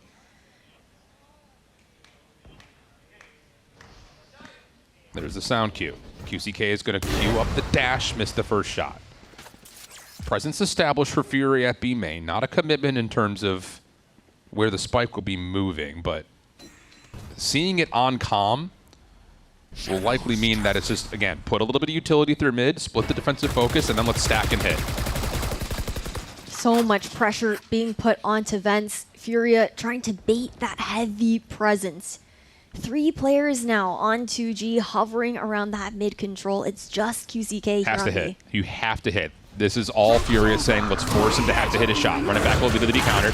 Prowler is able to earn the angle back. 2G will have a couple of defenders nearby. QCK, what a shot! Oh my goodness, follow-up from Brinks is good. Pinstripe though goes the kill feed until QCK connects again. Oh, now with Gobert finding a connection, the showstopper is there if you absolutely need it, but Shy is stuck in a 1v3. What a moment from QCK. Shy at least has the spike to work with. But 15 on the clock and a full setup will mean that, yep, there's the flash and QCK connects for 3. What a moment for the Jet player. Looking deadly as ever, but the other change that finds 2G success on that B hold isn't just QCK hitting those shots, it's also the fact that 2G actually looked to support him in that endeavor. The previous times we've seen him anchoring on that site, it's been tough, but this time around, fully able to get out, have that support, look for the re-peaks thanks to his team. Hold on a second. Now it starts to get a little dicey. Quick hit for Fury on the way over towards B main. Lots of pressure to Brinks. Has to call the paranoia out. Can he keep his life? Oh, teleports back into the corner. Fury, don't expect this. The showstopper also connects. What a move from Brinks. That is so bold. And it's exactly what the doctor ordered. Shy now in the last one left. doing what they can, but a huge round for 2G. Insane round there for 2G, and that is exactly how we got to know Brinks, especially on that Omen. It was plays like that kind of aggression that's absolutely unmeasured but also tactical at the same time, and the amount of times he's able to pull it off has been so impressive throughout watching his gameplay. That is so bold to teleport back through the fast line to the other side of the hit. So bold. Okay. Here we go again. No aggression this time coming through. Furia just going to try to put the pressure up towards mid. Looking like they're going to show some aggression there, but the Boombot will establish that there is no full hit here. Once again, Brinks finds himself in some trouble. Overdrive going to come through and not allow Brinks to do anything this time around. Gobera up top cannot find a trade. 4v5. Retake incoming Trailblazer to clear out CT. Viper's Pit going to be procced. Oh, and that's a huge pick for QCK and Artisan in the corner. Now you've got the flash to make your way through, and Zenom's able to find Koala Noob through ropes. Basic will give you one back. You still have to clear out the pit. The knives will reset for QCK this time up top. Just making sure we don't lose any sight of anyone. FRZ clears out the backside of boxes. Now it's about clearing the backside of the pit. 8 to a flash. You gotta find a way to go. They don't clear out B main. Com finds a huge first and then the second. QCK, last one left. Not gonna keep this comeback alive. Furia take map number 2. 13-5 here for Furia, bouncing back after an ascent that they started off looking so strong on, but they're split with the adjustments to this composition, allowing Basic to completely unleash himself over the last 2 maps. Playing that Phoenix has been incredible to see. I think Koala also on that Neon was a difference maker here on Split. The adjustments, we saw the improvements going from Ascent into Split in that gameplay too. Improvements are easy to note, especially when you've got another duelist who goes 18-4 in the first half. I mean, insane pace being set by Basic. The lead too much to retake if you're 2-game, even though they gave it one heck of a try there in the late stages of this map. But that's going to do the end of map number 2. We're going to have Sunset to determine the outcome between Furia and 2-game.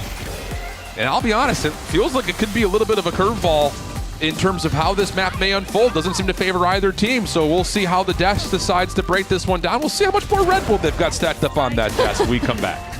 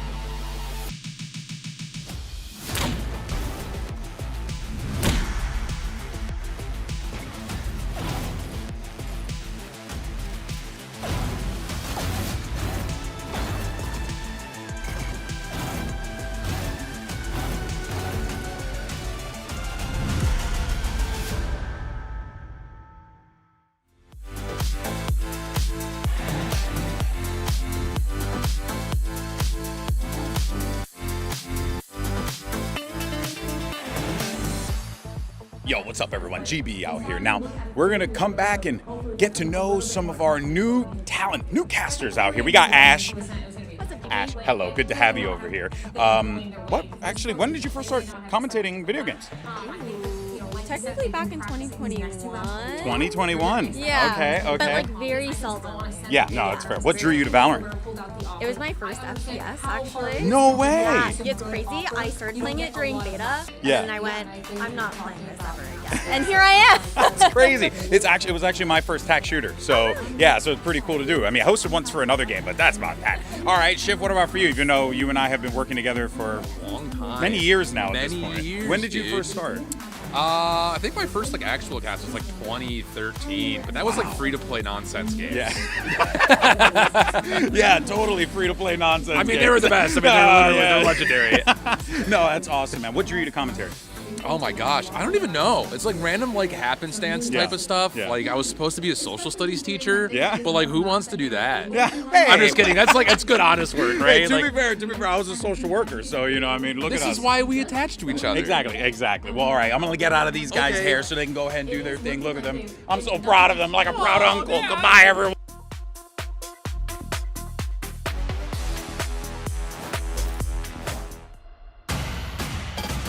Vamos lá, bola agora. Tem restrição basic, quem brilha levando 4K. Cobeira com sobrecarga, é apenas o dentro da base. Cobeira!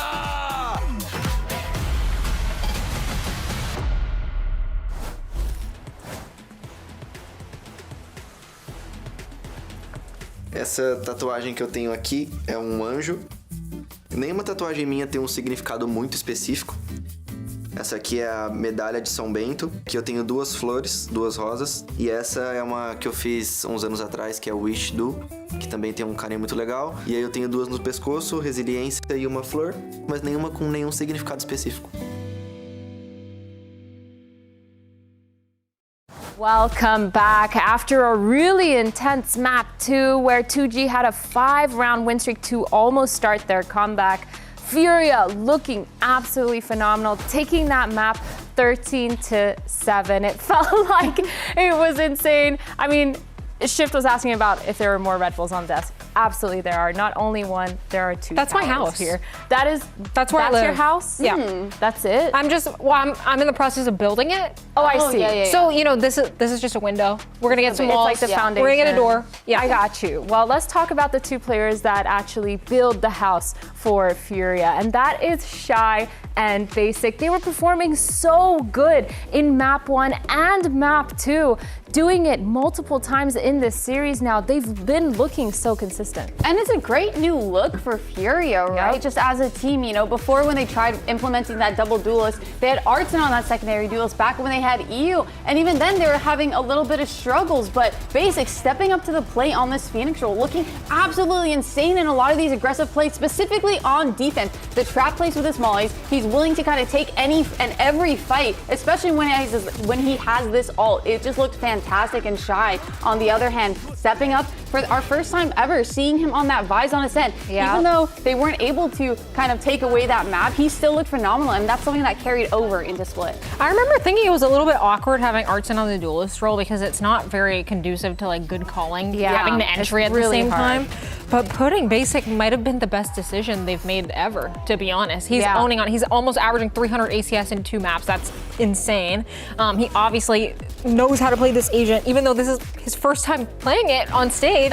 So I don't know. It looks like he was meant to play this role. I mean, I think it really contributed in the aggressiveness that Furia finally have. So it's really nice to see. I mean, 12 first kills on the side of 2G, but that didn't matter because Furia were so good at converting so many times. It felt like they always had answers back into the mid round, and I feel like that's mainly enabled because of how aggressive and how forward-facing they are and proactive as a team they're getting. Yeah, and we kind of talked about top of show that Basic was that person for Fury, kind of stepping in, filling a lot of those gaps. And I think he carried that same mentality over on the Phoenix, you know, being that person to trade out Koala. You saw there, even though they didn't run away with having the most first kills, they still ended up closing out the map because the rest of the team was behind them, especially with Basic taking that lead. Yeah, I think for this matchup right now, for this series, I'm really excited to see how this goes into that 3rd map. It's going to be really fun because we've seen both sides being aggressive, both of these teams being super proactive as well. But going into Sunset, I don't want to see what Furia's been doing and struggling a little bit with on their attack side, where they're not taking that aggressive control. They're not pushing for that map space. and Koala's just kind of holding back on the op a lot of the time. Yeah, Sunset is a really strong Neon and just double duelist map in general. Yeah. So I want to see him get more proactive, especially in that A main, baiting out util, being able to relay information to his team. They can get the B line. There's a lot of different options that they can do. I just want to see them get more proactive, like you were saying. I feel like, especially on Ascent, they were kind of stagnant. Like I saw them, so far back on their defense very often, not getting very many lines. I feel like Sunset is a map where you kind of need a lot of information because the map is so big, the rotates are so far, you have to make those aggressive plays. I mean, one thing that I'd love to see is they used to run that double Senti comp that didn't allow for a lot of aggression like we've been seeing the past two maps. So a comp change, a brand new look kind of fitting into Furia's new style that they brought here today would be something that I'm especially eyeing out for. But on the other hand, you have 2G. During their entire stage 2 split for their challengers run, this wasn't the map pool. They were still behind. We didn't have it yet. And even in LTQ, that's a map that they chose to ban and not really get into it quite yet. So it'll be an interesting matchup seeing how much prep TG might have been able to kind of bring into it because they're on a short turnaround. How's that Red Bull for you? Sorry, I can't hear you over the Red Bull being slurped over there. It sounds delicious. I'm sorry, I'm so thirsty, guys. Well, that works out because we're going to map 3, so it is going to be a long series. Can Furia end the drought and pick up a win? Because map 3 is coming up next on Sunset.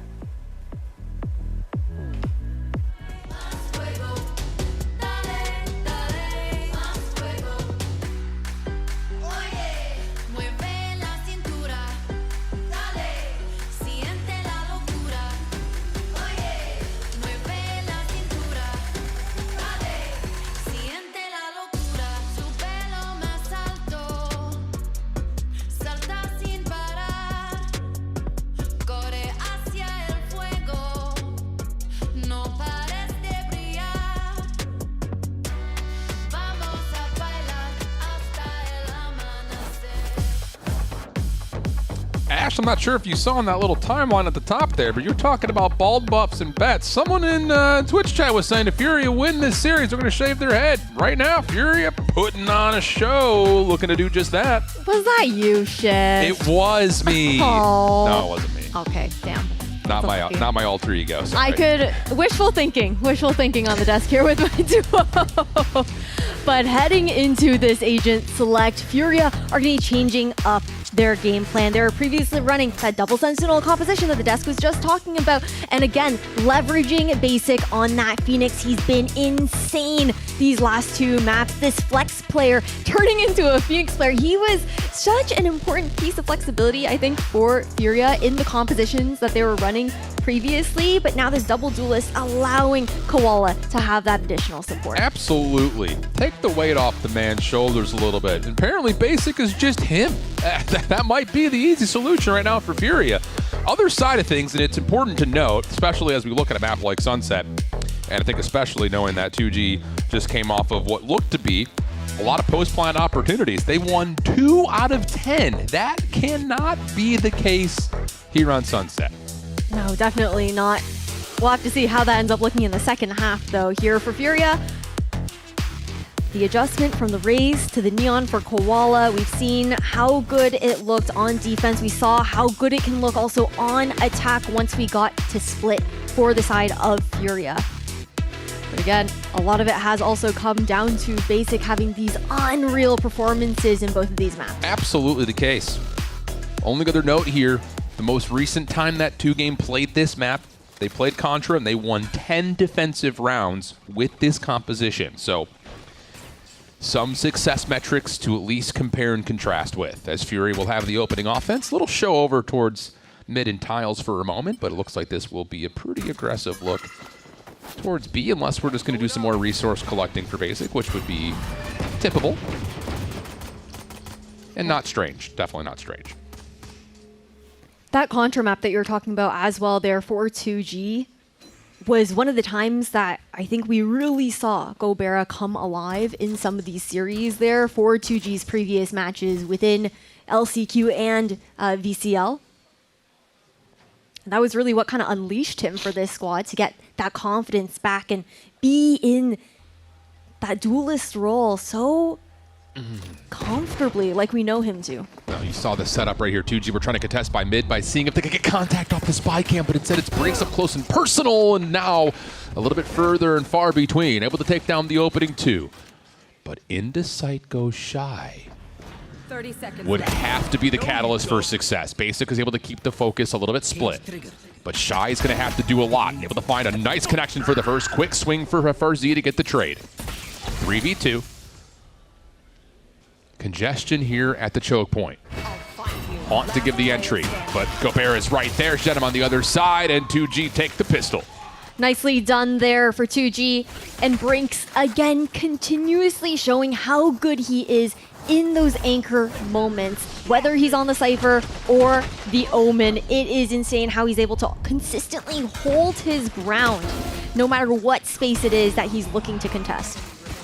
Good stuff. And I mean, we didn't really see it come through in terms of the execution, but the setup at mid to have the curveball ready for a double swing through market and through the backside of mid is something that very well could be a success recipe for 2G in the future. But for now, take your weapon advantage and run. Furious just on basic pistols. Trying the death ball approach here. You have one trip for the right side of the site. Brinks, careful, brother. Steps into the Thunderdome and punished for it. Gobert not able to do too much with the Stinger at that range. Wow, great damage from Shy. Nearly able to take down the elimination. But the post plant is here. Scaling deep. FRZ is in some trouble, but the flash holds off just a touch. Paranoia also to make sure 2G can re-clear the backside of B. But this is a difficult problem to try to break down, even in a 4v5 where you've got weapon advantage. Trip dealt with, though, outside of market, and there's... Look at the flank. Yeah, great wall, though, to cross front site. But this is all isolated out into the front. Gobert leading the charge, able to find some damage, but will drop. Now the flank starts to come on through. The trades will allow Furia with the numbers. FRZ, 1 versus 3 situation, deals with the first. Low health pulls for Basic, but is still able to win the battle, and Furia come away with another thrifty here in the series. Really nicely done there by Furia, but honestly, that round felt more of a bit of a mistake in the setup for Brinks in that regard. Agreed. Playing back site on B, usually you see the typical trip crossing for front site. He was not in a position to actually play off that right side trip. That was mainly for the market player, but the way that Furia actually looked to flood onto stairs and take that smoke was something that Brinks didn't calculate, I guess, within this setup, expecting them to maybe give that a little bit more respect because they would normally think a trip would be there. I like that call. Mind game's already starting to come through 2 rounds. Furia will be in the position of advantage now. Quick play for 2G, pushing up towards A behind the one-way smoke, but the damage is already dealt at B main. And honestly, this triple stack for 2G essentially has to work out, but obviously you can see the next obstacle they have to deal with.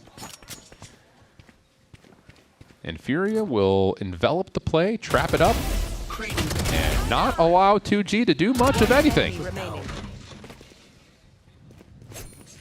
Yeah, I don't know if Gobert is going to be able to get anything in this situation. Maybe Koala gives him one, but still quite a disadvantage with the kind of fight that he'd be taking with the Classic. Regardless, though, going down to a 3rd map here for this series shift, when you think about kind of the layers between these 2 teams, namely being Artzine and the other ex-members of MIBR that he's played with, it is kind of crazy to see them meeting back on the stage there. Artzine playing against FRZ and Shenum. Neither of those 2 players were on MIBR also at the same time, so it was really Artzine in those 2 pairings within those different rosters. That familiarity to be able to play each other again on stage within play-ins. Also builds just a little bit of drama. We love the storyline. We do. Quick shot from Gobert onto Koala Noob, who was looking just to set the tone immediately on towards A. Defense going to step up quickly at main, but line drawn in the sand by the dark cover. Furia will get on site and try to play their post plan out 5v4. The aggression's going to come in, though. Yeesh. The collateral there for Gobert is insane to see. Okay. It's it's not, you know, okay, it's not over yet. I was going to say, but It wasn't pretty, but they made it work. They made it work. it is just a bonus at the end of the day for Furia due to the thrifty that comes through. So for 2G, you can get the operator back, no problem. Brinks will pick that back up. We'll be tied at 2, but now we're going to start to establish how this first half is going to be played with a full gun run on the way. It's a huge first shot. Yeah, it really is. Just on the sliding Neon of Koala on top of that, but the timing was crazy there for Gobert. Like, it could not have been better. The paranoia is getting ready there for Arzin, and the peak was just perfect. This is a big one right now coming up. I've got a feeling if either of these two teams are going to start to establish that trap set play, we're going to get it right here in this round. And it looks like Furia may be the ones to establish that early aggression, trying to see if they can, once more, just keep Gobert a little bit more uncomfortable. But we saw what he's able to do with this operator on Ascent. I just would not be feeling confident of challenging anything knowing that Gobert has got this weapon in hand. I have retrieved the spike. Definitely changes the game plan for them. And for Gobert, more than happy to hold that A line. So much information on the side of 2G now. Drone not going to see anything. Could be great on timing. A little bit of noise from Koala Noob just trying to say, hey, we see you throwing stuff at mid. We're still here. But eyes are up now at A. And Gobert is going to be tested. Flash being held. Curveball comes around the corner. Gobert doesn't dash away. Instead, it's a relay bolt just to make sure the space is still being held, and that's enough for Fury to respect it and bail. Really like that support that was being shown there by 2G. I mean, we have to throw something besides bodies at this if you're Fury. Gobert able to come back over to help on this play through mid. Basic able to get the spike, but nothing more. That's just way too simple for Shenum. Never dissuaded from the angle. And just sprinting forward if you're Koala Noob is just not enough to guarantee entry. Shy will get the spike, give himself maybe an opportunity for the 1v3. Toggles, seeing if he can bait out the defense, but time's going to run out in this play. And 2G will understand that we've done enough to stop this in its tracks and get ourselves our third. Really nice discipline being shown there by 2G in the 1v3. Knowing that they could just buy that time if Shy didn't get that plant down. Now 2G finding that advantage. And that's after Furia were able to get that thrifty around off of them too. All right, that's just way too simple though for Shenum. Especially if we're going to be committing extra resources eventually to get into market. Why not wait to do it all at once? But Koala Noob tries to set the pace and the tempo and just gets completely caught, and then the paranoia afterwards just allows Shenum to control the space for longer than you'd like if you're Furia. Already seeing a little bit of frustration there from Shaw in the coaching booth. But we got to listen in here with Furia. One break, nice job on it. Yeah. She popped cage already. Ready, And smoke your market. I'm ulti right side. Ready? Cage, yeah, we can go through this. You ready? Yeah, blind right. I hit two. Two on the right. Two on the right. I can't go. Chance cancel. I got spam. Spike down. Nice, boys. Mid Nice. 4v3, guys. Could be backside. You're gonna peek us backside. Let's fight backside. Yeah, go backside now. Flank, I think. Flank, guys. Together, guys. Nice. One more flank. Omen. Flank. Flip, fight CT. Yeah, come market with me. Walk. Wait, I gotta come CT for you guys. I don't see this guy. I don't see this guy. Nice. Last two flank. Both flank. I'm a smoke. I 1 HP. I literally 1 HP. He's out. Spike down. 1d4. Yeah, one side. He's on main. Wait. This guy. I have Right Neon side, on. right Yeah, side. he's right side. Probably you hold 1 second. I'm holding right side swing. Omen could ult CT. Nice. Dinked. 3, 2, 1. Nice! Vamos. Bro. Nice. Oh my god, that's so... Got away with one right there. I mean, you could hear the panic in Furia about how they were going to set up the ultimate, and then all of a sudden, whoa, there's two guys on our flank, but well held with low health pools at the very end right there in the 2v2. Also just re-regulating after the energy gets a little bit heightened in those moments to be able to calm things down, to be able to ensure that they can take that round away. But the communication sounding solid as far as the information that they are relaying, though I would love to see the comms be less cluttered in those moments for sure. Agreed. It felt like DEFCON 3 right there. It's like 2G will be on purchase what you can mode right here in round number 7. Overdrive is at the ready for Gobera, so if you do find good contact here with QCK, you may see the finger guns come out quickly. There's the Prowler. Overdrive will come through behind the flash. Koala trying to counter, not going to happen. First blood good for 2G.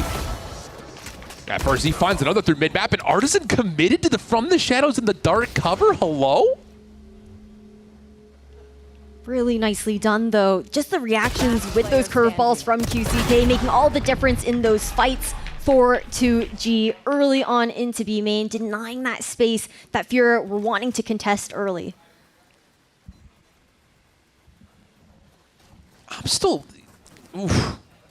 I mean, this is a really good, in terms of, like, again, forced eco situation. How do we deal with something? How do we put together a win condition? You do it by way of getting good first contact, and they do that perfectly with that flash overdrive combo. But to see Artisan still commit to that from the shadows is odd, considering how the exchange happened at B main. It just felt like that was going to be the set play, and it's just like, well, I'm going to commit to it regardless. But odd to put it plainly, 2G take a really key round away right there. And now get us to a 4-3 count late into the first, where Brinks is going to have a contact play here at Market, and he's going to respect that. I just need to hold this play. I'm the only player here at B. More than happy to completely play off a site there for Brinks, especially with the heavy-handed mid control that 2G are looking for to ensure they can have those fast rotations. Shannon's going to need to be able to get out here. He's got plenty of space in the paranoia in case things get tight. Here comes our double duelist defense, though, for 2G. Koala's going to commit. Paranoia comes through. Perfect timing, but QCK misses a big window. Get us to a 3v3. Jen able to hold the position over towards elbow. And now it's just down to regrouping with Shy on this lurk.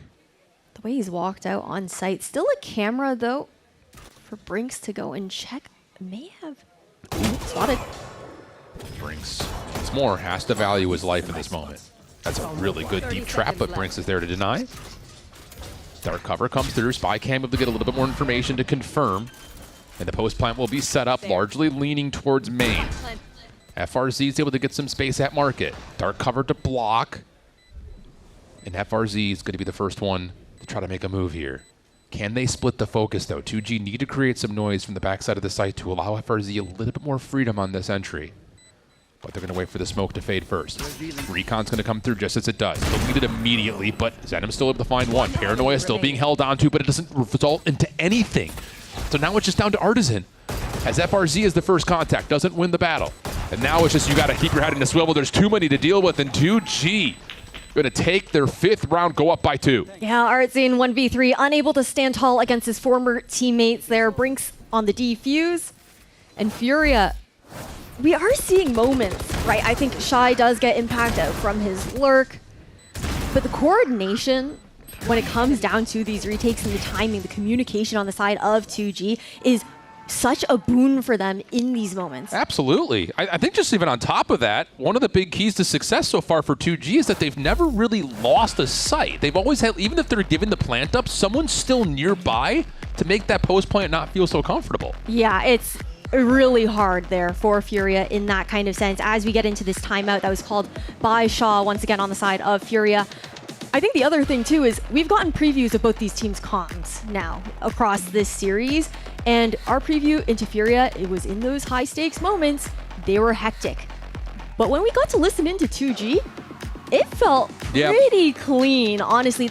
You can tell that there's a lot of trust in what all the other players are saying, but now that conversation, I think, about Shenum and FRZ. Yeah.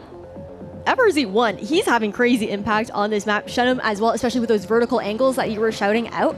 And Shenum being that player that we were missing in the LCQ for 2G to get here today on the big stage of VCT. Someone that we've looked out for, and FRZ was that flex player. During that time, he could play anything. Yep. And it is so impressive now getting to see them back into their comfort roles here on the big stage. And FRZ's really warmed up into the series. I mean, map number 1 at one point, he was like 4-12, but he's obviously having a great map here. 7 assists already through these first handful of rounds for Zenim is great news as an Omen player. It means your paranoias are valuable.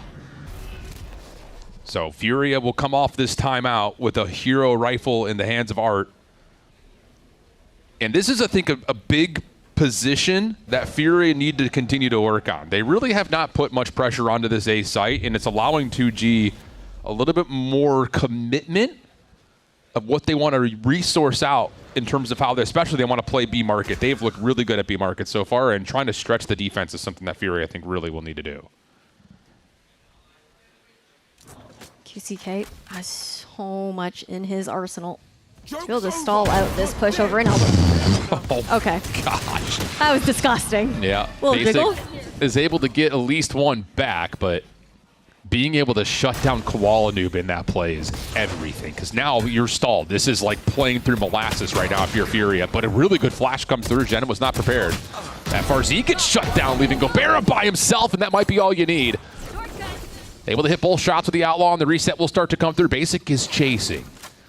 And Gobera is going to get the reload off and hold the angle. 30 seconds left. Now it's down to getting a read on where Brinks is. Able to find the initial shot, but can't connect the headshot, and 2G survive through the aggression of Furia again. Really nicely done. Good recovery from 2G after Furia were looking to flood into that site and just absolutely shutting things down. So uncomfortable for the side of Furia. Even after QCK does go down, it was able to also buy enough time with that hot hands that divvy up Furia from flooding into elbow alongside Basics run it back. Okay, I was worried he was going to leave him hanging for a second. This goes here. It's an expensive round right there, though, for Furia. And at least Basic is able to get a couple of charges back, but now we've got an early run-it-back setup for 2G, looking to play aggressive behind that at Tiles. Did not expect that Artisan was playing this closely, and the Hunter's Fury makes things a little bit difficult for Shenum. And how about Artisan? Able to find two and the shutdown on the run-it-back. So now you got the neural theft to be called in by Shy. And Furia, just simply put, you cannot lose this round. You have everything you could possibly want to take this round to the finish line, including a Nightfall if you feel a little bit antsy about it. You cannot count out these three players on the side of 2G, though. We've seen insane multi-kills and clutches from all three of them across today. QCK is going to just try to make entry to A as difficult as humanly possible. Furia will respect it and back away. And I love this reposition from Brinks. Yes, of course, the middle of the map is wide open for the taking, but in terms of defending B, he's in a really, really solid setup to extend his life, possibly find one, and make this post plant maybe even non-existent, because there's nowhere to go besides staying on site. Yeah, 2 trips to play off of as well. Whoa. 30 seconds left. Oh, if he finds one here, even better if you can get 2. Oh, goodness, Calm. Lucky to be alive, but is able to get the post plant. 3v2 situation, Calm down to 8 HP. And look, yeah, how much damage he was able to do in that scenario with FRZ still having a shock dart in hand, recon available, and 1 flash for QCK. Gonna try to reapproach this through market. They just don't anticipate that. Artisan's watching the cross. Tried to sneak their way in a little bit further before using utility. They get punished. 4 in the round for Art and Furia. Able to get to 4.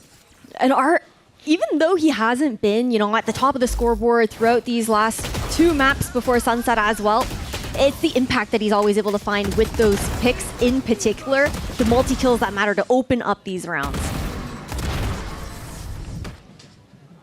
Big round right there for Furia. Because it looked like things were about to go a little bit awry. But now we're into a full gun round. Gobera is going to be sniping on light armor. He'll be set up over towards mid. An early peek behind this cage for Brinks. Spy cam placed late for the attack. And both Cyphers are just having a little bit of spy warfare right now. Those lurking mind games, if you will, but the first blood going to go over to Gobera, taking out Basic from the equation. Crossfire being held A main. Yeah, this has been a problem point for Furia. Good relay bolt. Does affect. Hot Hands comes down a little bit late, but Furia will establish their presence and focus elsewhere. But look at Brinks' reposition after all of that spy versus spy action at B main. He's now set up at mid, and this is a great pivot point, especially with Gobera being able to watch B main with the op. On top of that, the layers of the tripwires from the Cypher to be that contingency plan for Gobera if he does need to try and get off of sight. Oh, and Gobera holds the scope, even though the face of a Prowler connects onto Shy. And now look at the long wrap through B main. Gobera will fall, though. The only question mark would be, does Furia anticipate this? And no, they do not. What a heads-up rewrap from Brinks. And 2G put themselves on 7-4 going to the last round of the half. And we've talked about it before, that it's those kinds of positions that you always have to be heads up about when you're playing a team like 2G. They love to take that space after you give it up, look for those re-clears, and the timing was so perfect there for Brinks into that round. Beautiful design, beautiful setup. The cause and effect, too, of Gobert being able to find first blood on a basic through mid also allows that to happen. So it's like all of these little things are creating these opportunities, and 2G are getting the mature calls to put themselves into a position to continue to dominate around the map. And this position at A main is still such an issue right now for Furia. They have not really done much damage to control mid. They're really not making 2G sweat at all at A. It's been very calm for 2G, honestly speaking. But how many rounds have we even seen Furia go B main to try and deal with that Cypher utility? And now we're just raw peeking, seeing if we can find timing. It just does not feel like the design offensively for Furia is in play. And that just cannot be how that goes. 3 players left on the side of Furia. We're down to 1 Prowler for Calm. It's a contact play into market, but the opposite still waiting. Yeah, contact for Gobert is fine. I mean, he's not missing. He said, all right, happy to take these angles. Brinks able to find the information off the spy cam. Sets himself up. The hot hands deep really doesn't influence this defense too much. Overdrive, zaps the head of Calm. Basic with at least 1 trade, but it's going to have to do way more than that. QCK now back into the play. Nice snap to find Basic. Last player in the corner is Shy. Nowhere to go. 2G looking great through the first half. Really nice coming out from 2G. I like the idea there. I feel like Shy, he did throw, an aggressive trip, try and deny Brinks from that re-peek as well to assist. But 2G, they were running things here on defense. It was a bit of a struggle for Furia to find the answers, especially on that A main control, not quite being able to break through, and also not dealing with that utility out from Brinks early on the Cypher allowed him to anchor so comfortably on the other side of the map. Brinks is playing some great Cypher play right now. Great island play out of him. Other note, as we're getting ready to swap the haps, Koala Noob goes 0-8 in first blood contact. That cannot happen as they set up for a second half comeback.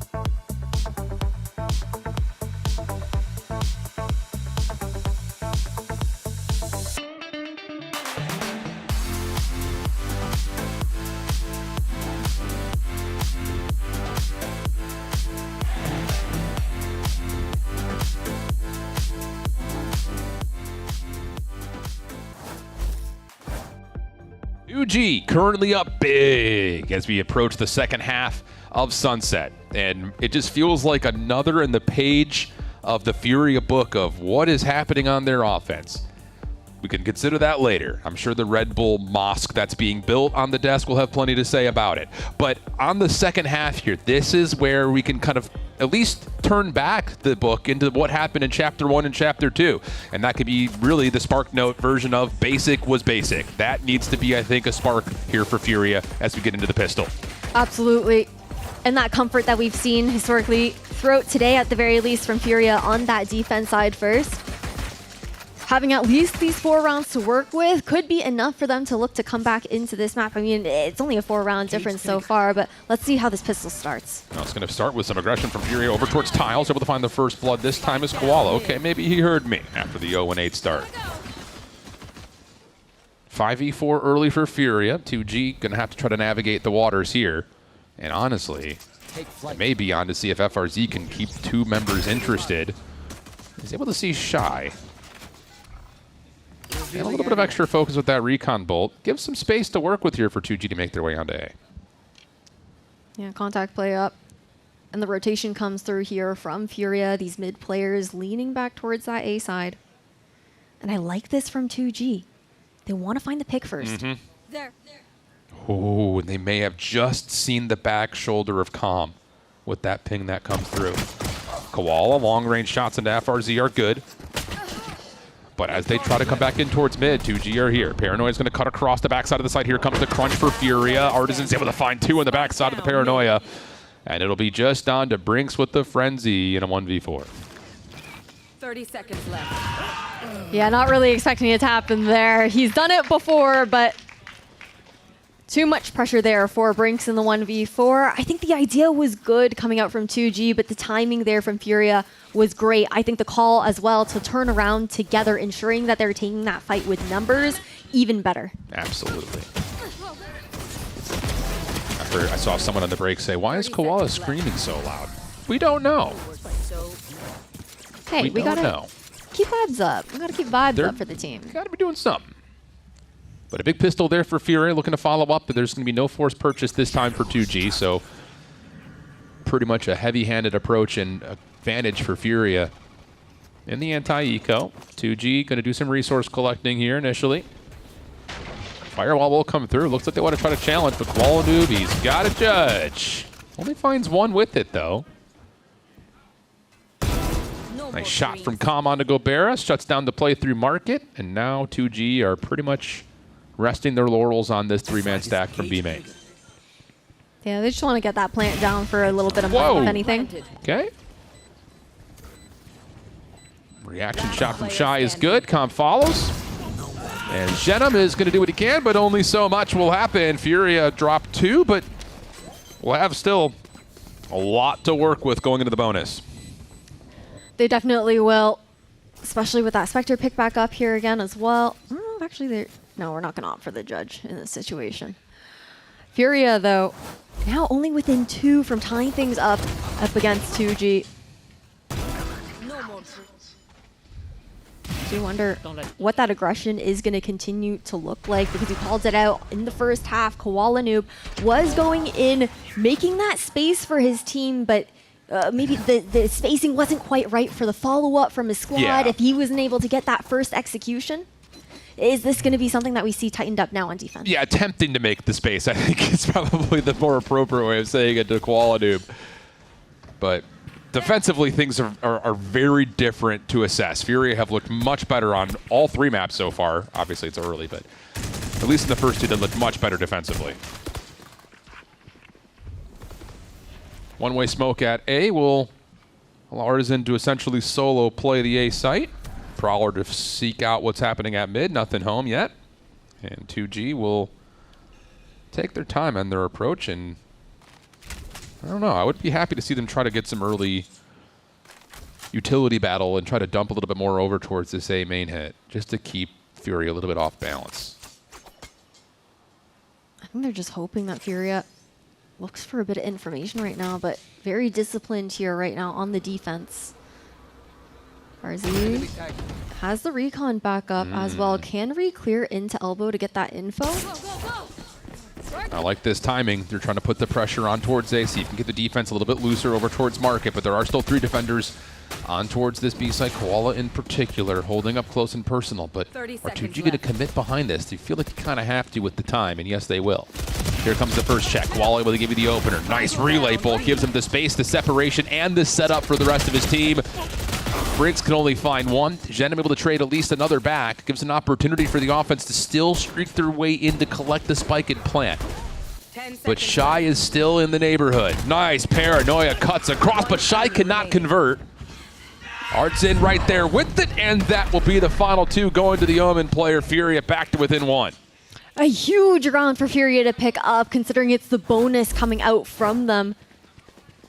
And this positioning for Koala Noob was the nail in the coffin for this round, to be able to have that crossfire alongside Basic and the relay bolt being thrown out just to delay that flood from coming in so that 2G could not help each other. Delay, delay, delay. And now timeout. Ooh, very early for 2G. Very early for 2G. We've had one gun round, but I don't know. It's interesting to see both teams give so much respect to the setup at A main behind just a single one-way smoke. I feel like when we often get these double duelists, especially with the Neon in the mix, it feels like we're often getting kind of a battle for utility fight to see who can control A main, but both teams have really not preferred to take that battle, and instead we're getting these delayed peeks through market, these little poke and prods up towards the top side at mid. Like, it just felt very cautious and almost in a way. I think it's the understanding of the composition. It's nearly a mirror comp aside from the Sova and the Fades, so knowing that those trap plays can get so brawly and it becomes a bit of a 50-50 to try and take that fight if you're going to meet it head-to-head. Instead, trying to explore the rest of the map. What I want to see, though, from 2G off the back of this timeout is a little bit more of that beam pressure. I feel like that was the issue for Furia on their attacking side as well. They weren't dealing with that Cypher utility on the left side of the map, and it allowed that passive information to be held by Brinks. This time now, Shy on the defense to be that Cypher player. We did see, you know, the deep cam go out, but those early trips weren't hit whatsoever. Yeah. I guess it's just interesting, like, kind of following through and finishing the point on the A main battle. I hear you. It's like, it is kind of a roll of the dice 50-50, but 2G have shown us that they're prepared to have that battle and to spend those resources and take those chances on prior maps. It's not the case so far. Early pickup of the orb for Basic will get the run it back earned. Paranoia will still come through for Furia, feeling the pressure on A main. So here's a little bit of that play, especially considering that we are into a stinger buy here for 2G.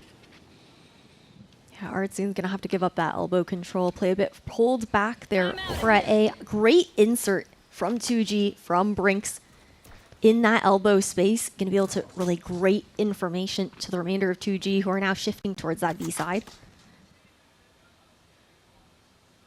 I like the idea of Brinks trying to establish some pressure, though, on this lurk at A.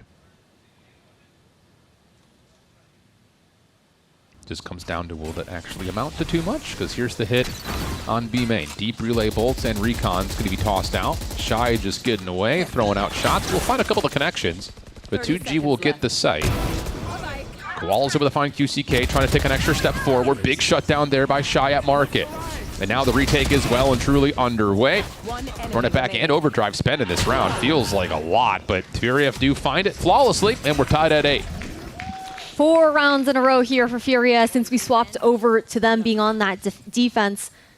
Now, for 2G, we got the weapons out. This is where we're going to see that timeout come to fruition for that shift in the game plan here. From this LCQ winning roster to get all the way to VCT Americas. Debut match, and they have shown a lot of bite so far, but now on the attacking side, 2G just a little bit uncomfortable. Well, how about this? One way's not there. We'll take the space. Thank you very much. Instead, it was about trying to set up aggression for Furia over towards B main. So now you have to try to deal with the setup here. Get a curveball play. Shy able to peek around through with Basic. Great tandem duo defense over towards Elbow. And 2G are going to be very stuck. They do have good flank coverage behind this, so you can still keep eyes forward. And they do have weapons to still fight this evenly, but this is still a very tough next layer to work through. So many players on Furia already at A. I would love to.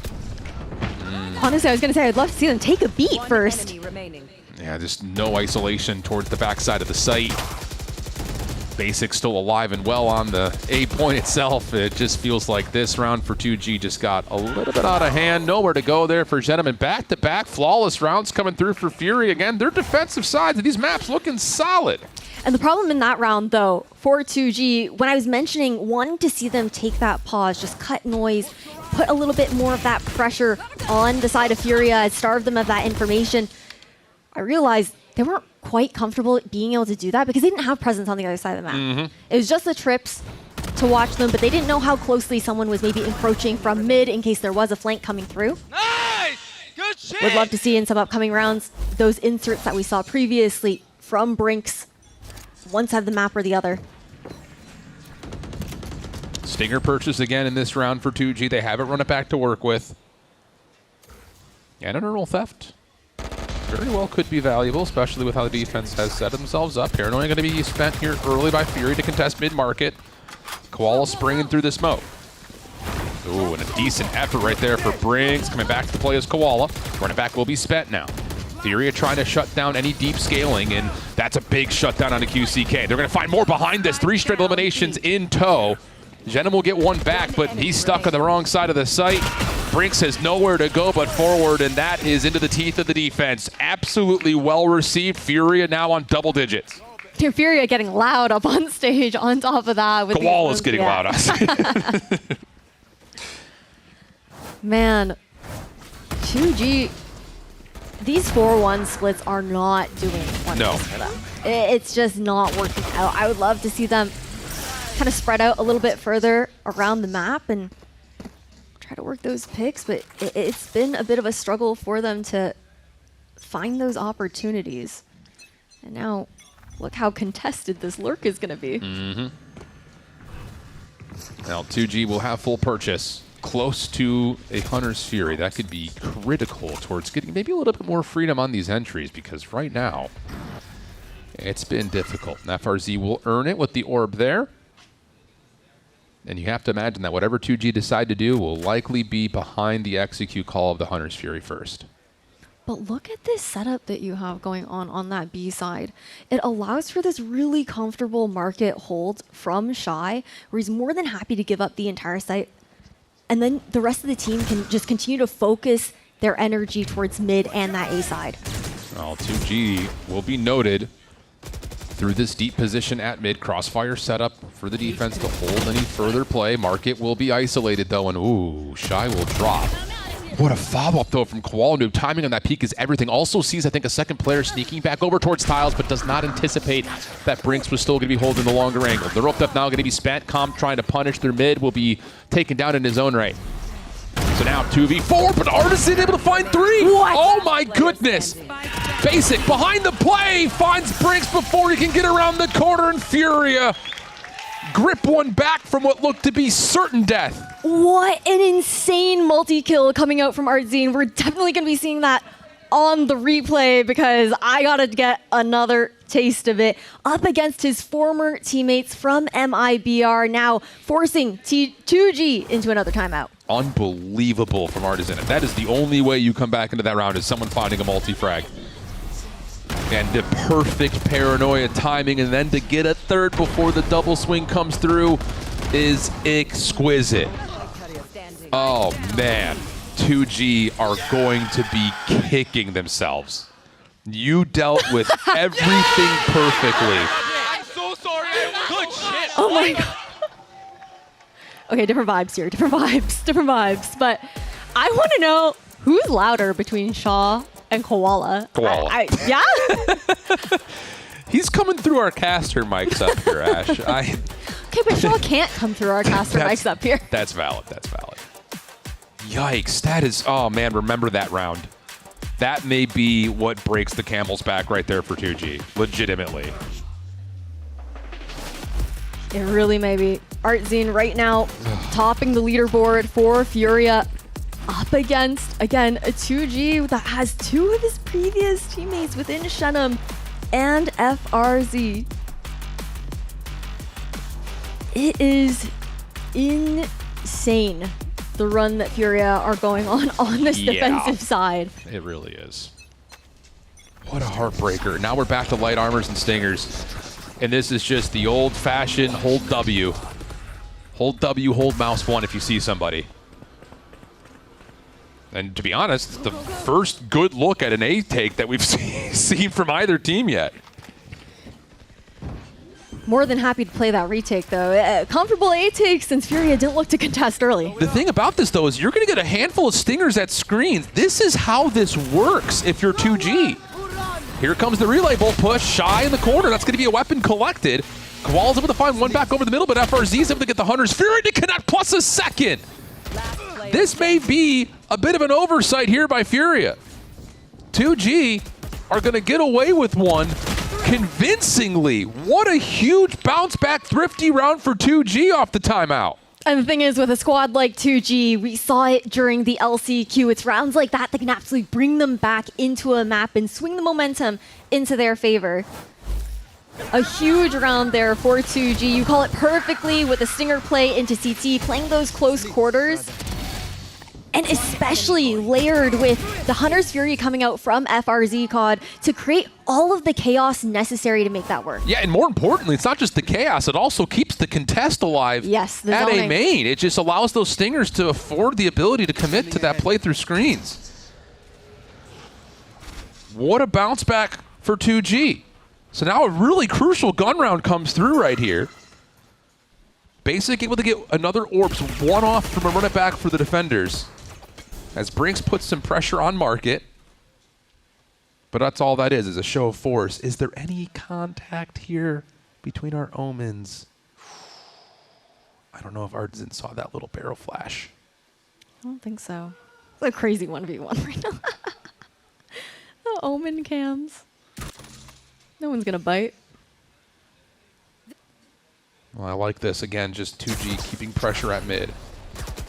It's going to force some movement around the map just a touch. Prowler does not see much. So the focus for the defense is going to have to stay pretty aggressive here at top. And 2G will back off, and they're going to hit over towards A. Artisan, what do you have for us? Oh, and he hears all of it. More than happy to back up. Turtling onto site. Rotation coming in from the rest of the team here from Furia. The Paranoia already cuts through, but it only affects the back half of this play from 2G, so they're still keeping this play alive at main. There's the fast lane up. In towards the site they go. Calm able to find the first blood. And there's no immediate follow-up behind this. Scattered fights all over the backside of this site.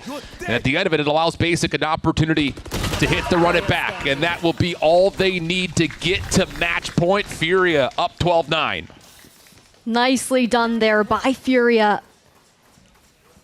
Art being able to get that information and completely back up to play that crossfire on site alongside Calm was huge for being able to deny Gobera that entry. 2G feels like they're scratching their heads now on Sunset, this attacking side. We've seen different looks from them. Previously, they were going for a lot of those 4-1 splits.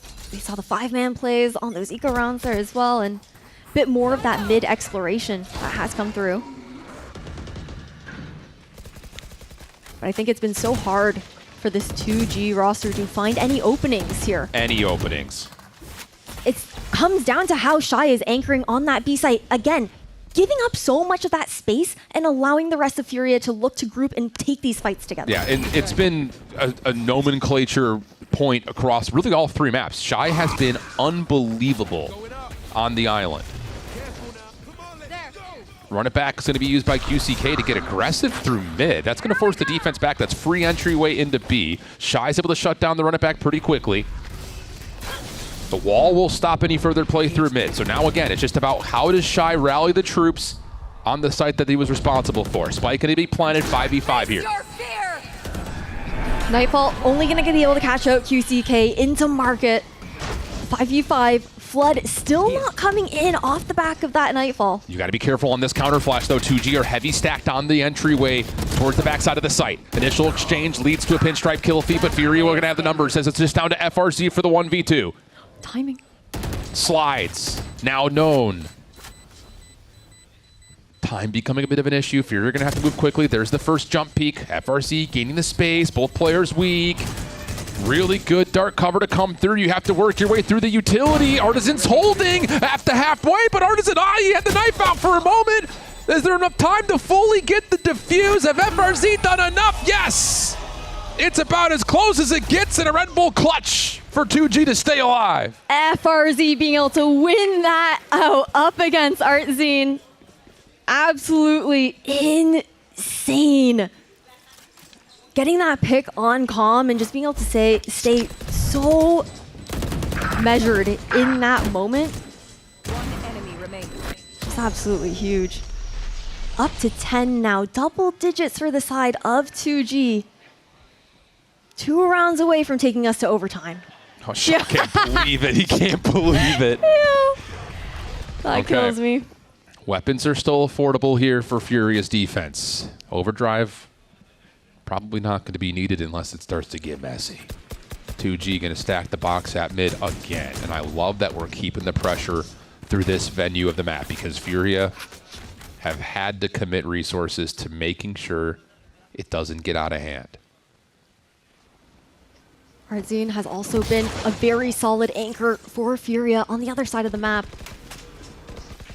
This is great space. Arzun stepping up, able to find first blood. Oh my goodness, that's crucial. Plus the follow-up flash sets up Basic for another. 5v3, make it a 5v2, make it a 5v1. Brinks now, last one left. Furia handle the aggression at A main beautifully. 1v5, the first time that Brinks has stepped up onto the big stage. Camera taken out. It would be a thing of legend. But it feels like it leans more towards impossible than improbable. Here's the high-low stack. Left. Noise made, and there it is. Furia will survive through 2G, but I use the word survive selectively. Basic shows up in a major way on a new agent. The double duelist will get through the finish line as Furia will extend into another round of the upper bracket, sending 2G down in packet. Furia finding their first win thus far this stage, and they are looking good. I think we did, have some questions when it came down to Ascent, that attacking side, but the macro really developed when we were looking over at Split and this Sunset, something that was kind of missing for this Furia squad previously. We knew that their micro gameplay, when it came down to the mechanics for this squad, the firepower, it was there. They had close games, but the bigger picture is what was missing, and today it feels like Furia are finally getting those answers. They're getting something. I mean, look, this is the LCQ team. You still had to go the distance into a map 3. You don't love that if you're Furia. Offensively, they have a ton of things they need to work through. Tons of things they need to work through. But you've got something to start building the foundation of the house on. And it's Basic and it's Shy. Those two together, undeniable in terms of what they're doing defensively. Not only are you getting the elimination participation from Basic, 18-4 in map number 2 to kick off the defensive side is nuts. But you're getting more security in your island because Shy is doing an unbelievable job on his own.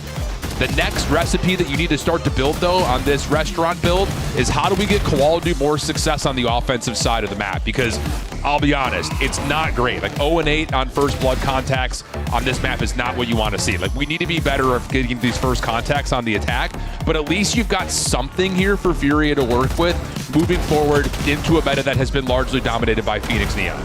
It has been tough for him with the first kills and deaths there, that is for certain, but at the very least, you do have to give credit to the sense that even though he wasn't finding success in a lot of those rounds where he was kind of throwing his life away, it's a very unforgiving role to create that space for Basic to be able to get those multi-frags and do all the work that he was putting into the server. Yeah, absolutely the case. Again, we've got something we can work with here if you're Furia, but as you start to get deeper into this bracket, you're dealing with squads that don't have those same issues. So lots of things to still consider for 2G. Kind of the same stuff. Some inspiration that can be built off of based on the performance they were able to put together, especially knowing that they were able to survive through a map 1 and nearly get to overtime here.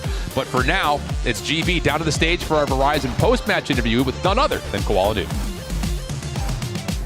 Thank you so much, Shift and Ash. And yes, we're here with Koala Noob. If you guys are in the house, you mind giving us a little cheers for Koala, if you don't mind? A little love?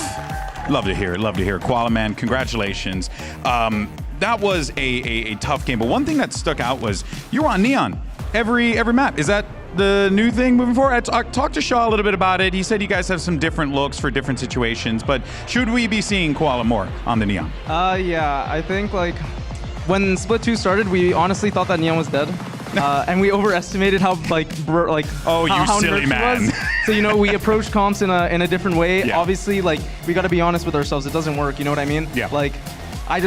I was never a Neon player. This is not my role. Yeah. And I'm working so hard, and we've been waking up 8, 9 a.m. every morning, just grinding, just doing everything we can to improve my Neon and Basics new to Phoenix. We're trying so hard to so is that what it's been? That you guys have just been waking up, both of you guys together, just kind of working together on how to build up and make this double duelist thing work? Yeah, Shaw has been watching VODs with me and Basic a lot just to make us like understand the concept. Like it's very good, and you know, there's a lot of honesty in the scrims because you know it's a new comp. Like if mistakes happen, we're gonna talk about it, and you know, our Corbin, Shy, like everybody's very vocal about like, yo, I think you could do this better. And you know, I'm not gonna be perfect. I'm never gonna be a Spikeson, but I could be my own type of Neon player. And I think that's important. I think that's a really important thing. You need to be the player that they need you to be, more importantly. So of course, with this win, you guys are gonna be moving on, facing off against G2. You know, team's looking good. Is a feeling now, especially after a little bit of the chaos and everything, that you guys are finally able to turn a page and look to brighter pastures. Yeah, I mean, there's always light at the end of the tunnel. You know, it took a while for us, but play-ins, whether we made playoffs or not, we still would have started at the same spot. And you know, this is where like experience and you know just grinding stuff out comes into play. And you know, I'm very confident we can make a run. I'm never lying. I know my team has full hope. Yeah. Like we really believe we can make a run here. Well, Koala, appreciate you, my man, guys. Give it up one more time for Koala, if you don't mind, folks. And that is going to do it for us here. Coming up next, so great match. You got C9, you got Fluke Show. They're going to be taking the stage in just a little bit. We'll see you then. Thank you, bro.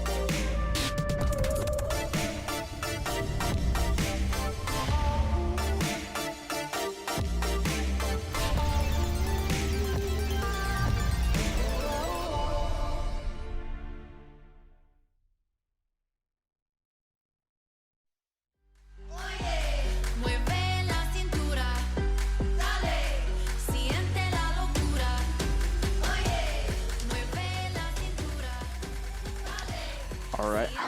So pistol first? Yeah. Alright. Pistol first. Pistol first, then rifle next.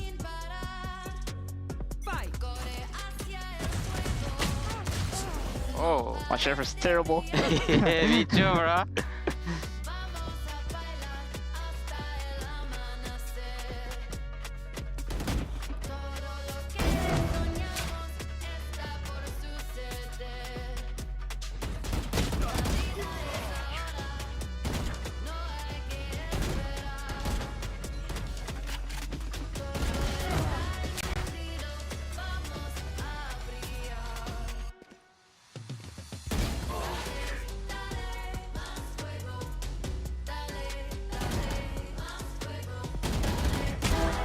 Oh! Nah.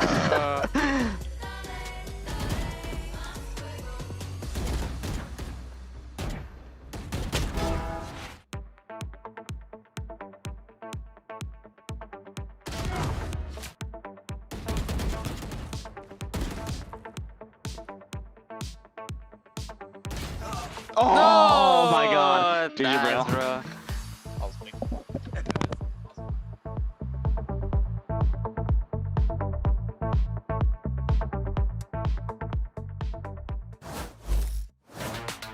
So, Fluxo, I know 2Es is on the team. O Xenon leva ele. Sobra apenas o Twist contra 4 jogadores. Opa, olha o Twist. O Blitz vai aparecendo.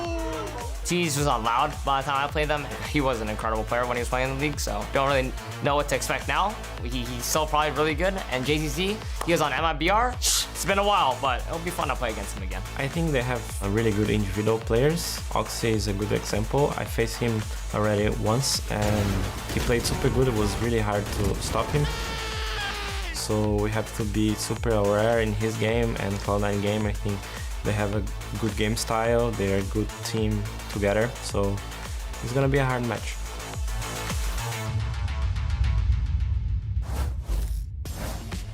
Welcome back to day 2 of play-ins and our second match of the day. It is Cloud9 versus Fluke Show. Athena here, back again with Emily and Alexis. That first matchup was kind of wild, but we're going into this. And Alexis, you like C9.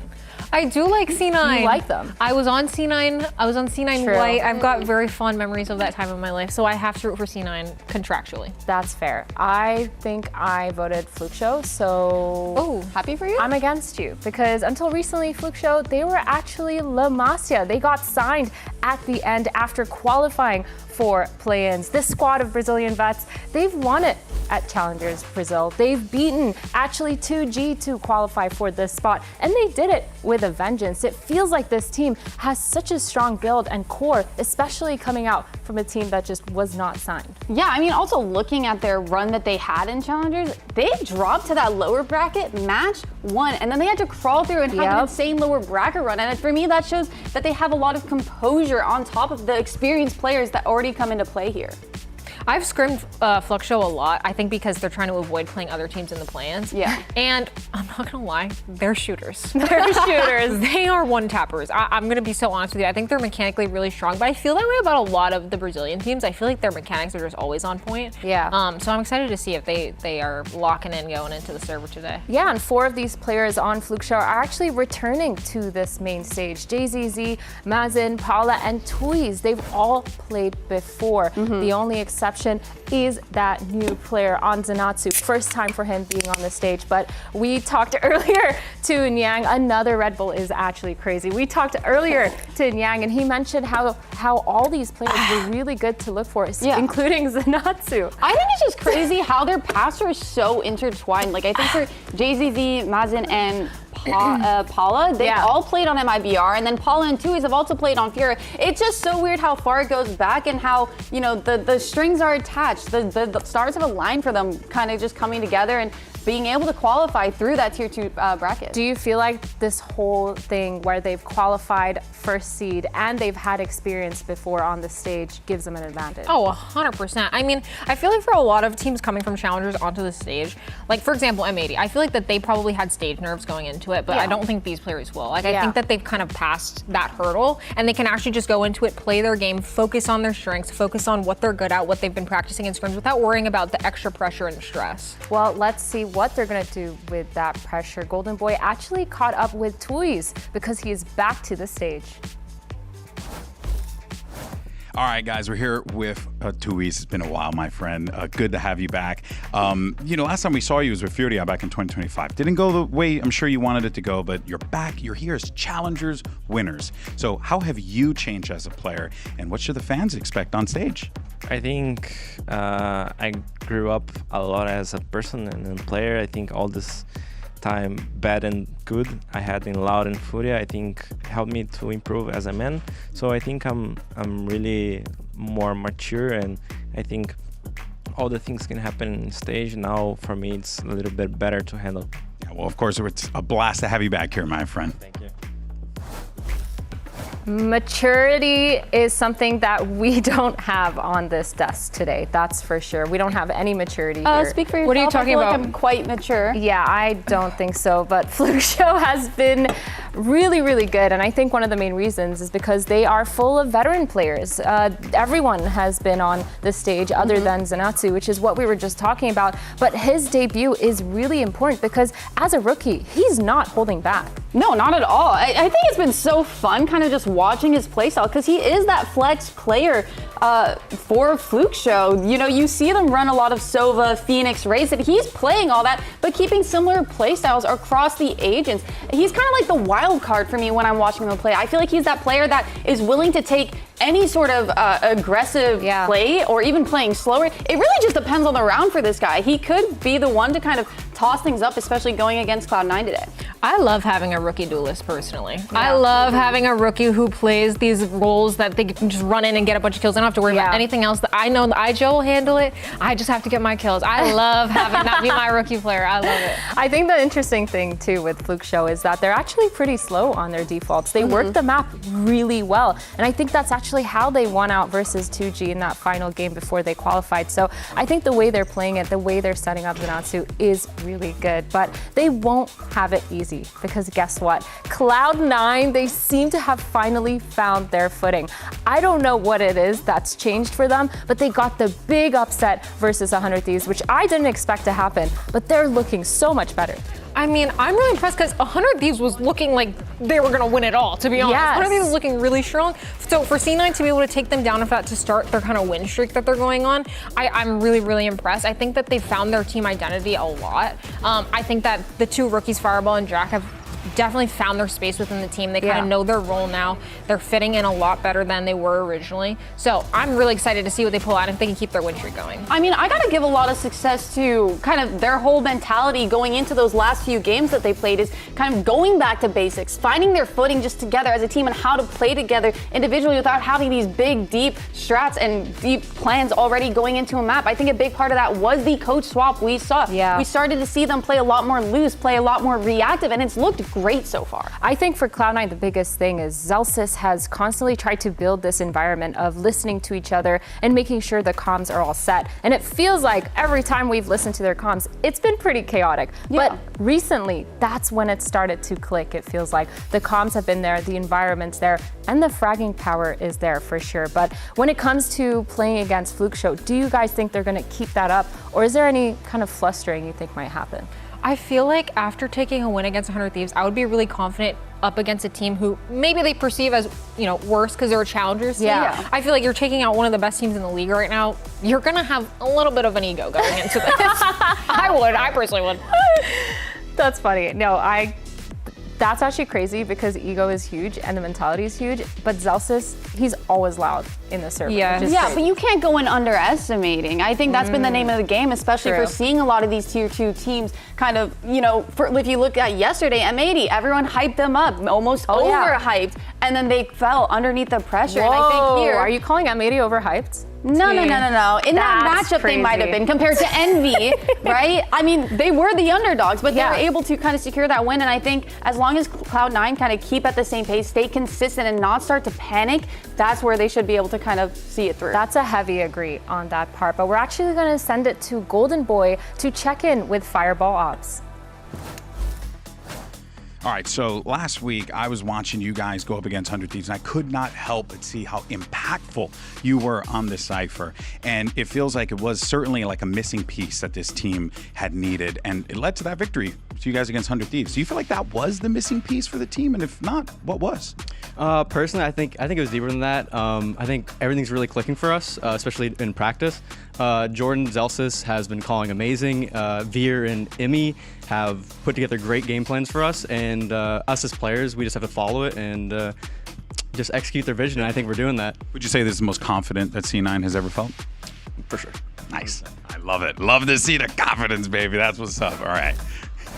The team synergy is definitely there, but both of the rookies for C9 have started to pop off at the end of stage 2. We saw Fireball, we saw Jack kind of get back into the form that we've seen them usually play at in challengers. What do you send that to? Listen, I genuinely think it's them going back to basics, playing a lot looser, because in those last 2 matches was the first time since they've gotten picked up where I've actually seen them play like they did in tier 2. I feel like before they were kind of just trying to fill in the gaps and play their role in the set strats or setups that they had. Like there was this time where they were running Viper Cypher on Summit on B and they played full retake. They didn't even play off their trips. Something wasn't clicking. But here in those last 2 matches, we saw Fireball going for these lurks, finding a lot of insane 1v1s, especially in that match against Crew. And we also saw him anchoring and thriving in that. These players, including Jack, have great decision making once they're able to have that freedom to kind of think for themselves, play for themselves. And that's exactly what we saw, and we need that to continue today. Maybe this sounds a little bit like cope, but I actually think we can't underestimate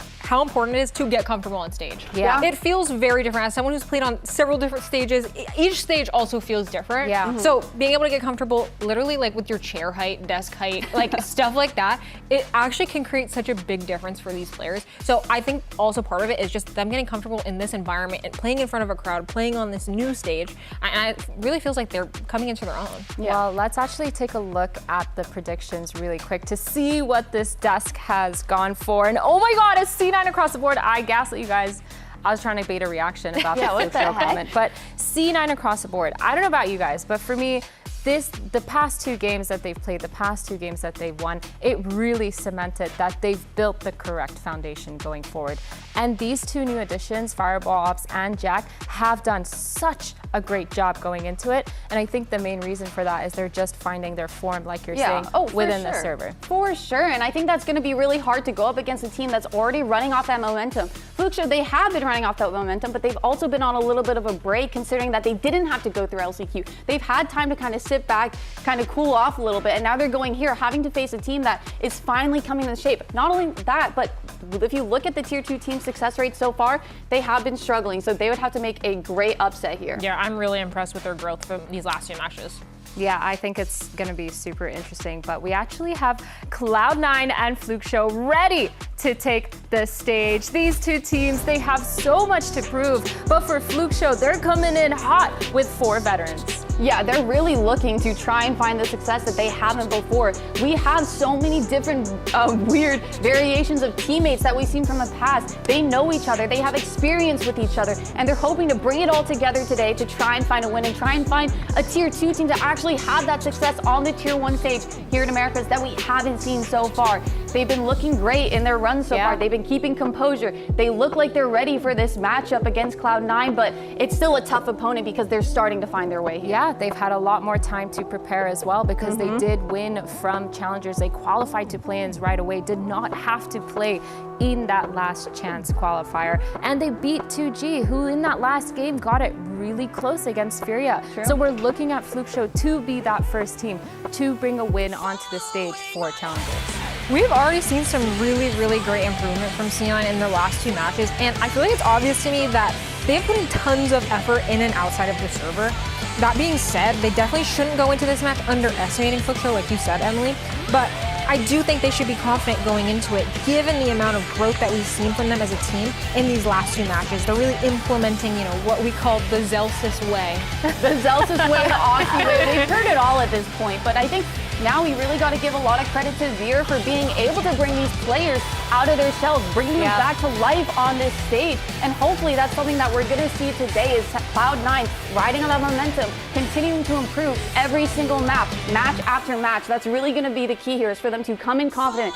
Don't change what they've been doing. That's been working. Just build on top of that. Yeah, sometimes the smallest things make the biggest difference. And for C9, it's been that foundational turn. But looking at these maps, Lotus coming in first from Fluke Show. They've picked that, and C9's going to start on the defense. Breeze and Split coming up afterwards, though. I mean, it makes sense. To be honest, for Fluke Show, or what they used to be La Masia, they had a great map pool. It felt like there wasn't a map for them that they didn't thrive on. On Lotus, they were 5-2. On Breeze, 4-1. Split, 6-1. So that being said, though, Cloud9, that gives them a lot of footage to work here. They have a lot of prep coming into it, and even though they haven't had the same success that they wanted on the map, this is a new Cloud9, like you were kind of saying, Alexis. While they had that prep, I also feel like they were prepping a lot of Summit. Like, they tried to play it these last few weeks and it didn't go their way. So I'm wondering if they've, you know, lacked practice in these other maps that Fluke Show is so good at. Fluke Show. Fluke Show. Fluke Show. Fluke Show. I think I said that wrong. Not the player, the team.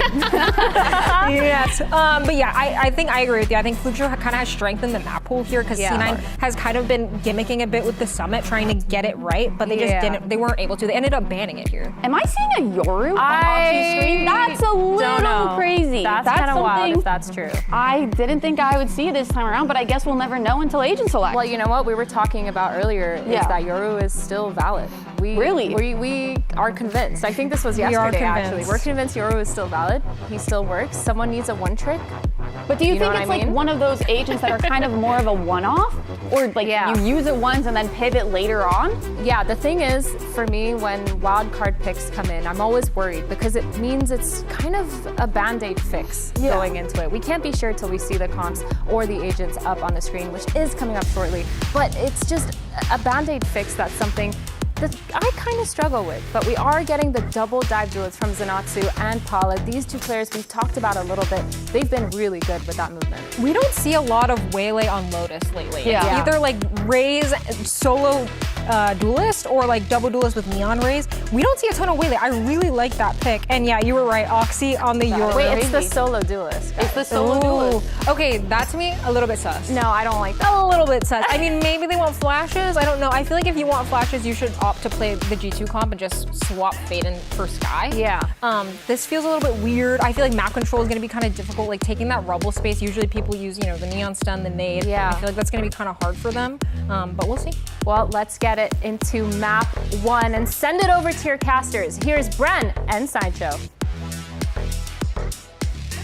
Yeah, let's get this one started then. Cloud9 versus Fluxo, and it's going to be an intriguing one, to be honest, as well, because this one's opening up. It hasn't gone the same way that it has in EMEA. No. But we've seen the Tier 2 teams really winning a lot, and we're going to see if that trend continues in Americas, where the Tier 1 teams, the partnership teams, are doing pretty damn well. Have, yeah. And listen, it's Cloud9 going up against the Brazilian Revenge Squad, where the old members that have played in Tier 1, some familiar names if you've been watching from the very beginning, going up against this Cloud9 team that are revamped, refreshed, I think, as well, with some great ideas recently. I think for sure this Fluxor team is just full of players that they're returning faces, Brent, but those faces got bruised so badly last time they were up on this stage. You know, these are players that have been through the mill on squads like Furia and squads like MIBR in 23, 24, and now alongside Zenatsu back to see if they can land a counterpunch. Oxy's got their gate crash layered down so he can posture a little bit early, but we'll be getting into it. Bits and pieces here. A lot of emphasis being placed over towards Oxy, and that's going to be a double dash in his face with the right click. And the classic does the job. Parla's going to be good for it. That very overwhelming double dive is going to be something that Fluxo completely rely on. In theory, Cloud9 were ready for that because they have this Viper wall ready to play retake, but Oxy just couldn't get out. Hard press now. Zenatsu. One young face. At least fresh in terms of playing on the Tier 1 stage. Yeah, he is 24. Yeah, he is 24. That's why I had to correct myself. Esports terms. Let's get a bit up there here. But Cloud9 are going to be ramping up to see if they can go for the retake. The Thorns are going to be stifling them for now. Paranoia to the one side, alongside the Horns into the back. It's the wall that actually just defends, but these are shots in the dark. Still, it clips one into the head. That's going to be the defuse, though. Still being stuck. Vix on half, already with that smoke up. The shots are rattled, but they are going wide as anything. And that is a pistol round. Stolen away, straight underneath them.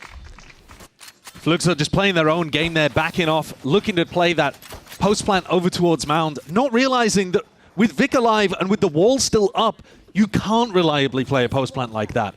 And I think those are the small details that may end up telling a big story in a match like this. Especially when C9 have been giving a lot of credit to Imi's anti-stratting. Yeah. Coming out with a pistol round like that does seem to indicate to me that they've got some very clear game plans. We were speculating, I mean, a desk definitely speculating about the Yoru just before we jumped in. I was hearing a lot of disagreements with it, but yeah, well, with how much they've been thinking about the anti-stratting, I was thinking, well, is it something to do with the Vice? It gives you great options to play against that. I think also the Yoru, on defense, you can get into fairly advanced positions and still have a gate crash to escape. The gate crash has been buffed recently, right? So it's not it's not as tragic as it was early. It's like 20 seconds, isn't it? Yeah, it's not. Don't quote me on that. It's not as good as it used to be. It used to be a full 30, but it's not horrible anymore. And on the attack side, like you said, you can take a bit of rubble space for free, as if you were a chamber. But also, it does interact with the Vice quite nicely. Here's the pop. Okay, I mean, double dash straight past it. That judge is not going to be good at range, and Zelsa's going to be taken out as a result of it. It's a player advantage here. Fluxo can jump on the chance. It's that same double pop idea with the two duelists, and it's overwhelming for Cloud9 again. They thought they could shut it down, and they got caught there. Feels dangerous, doesn't it? Around like this now. And Fluxo not going to be making the same mistakes here. They are pressed up onto the site, not going to be playing this one all the way back. Cloud9 launching their way forwards. Towing onto the site for now. So the C is going to be laid in through the back. A lot of damage done here, but that judge needs to be dealt with. Somehow it comes down to this. It's just Vic now, left in a 1v2. Has to deal with that horn, but he's going to be revealed in the process. Stray shots. That smoke just does not go far enough here. Fluxo, what an answer back immediately. Vic ran out of bullets. Couldn't even contest. Diabolical situation where he's saving 19 armor and a Guardian. Fluxo responded instantly. Couldn't get out of that situation with the guns that they had, but they'll be fine about that. Honestly, that's not too bad at all. Getting the round on the board. Let's take a look at how this actually happened. Fireball Ops gets caught. Zelsis, I think, got team flashed in the middle of this as well, potentially. Because he just didn't spot the players flying past him. That setup on site dismantled. Parla looking good on the waylay so far, getting these deep entries into C. Just like that, they're going to be back into things. Lotus is a map.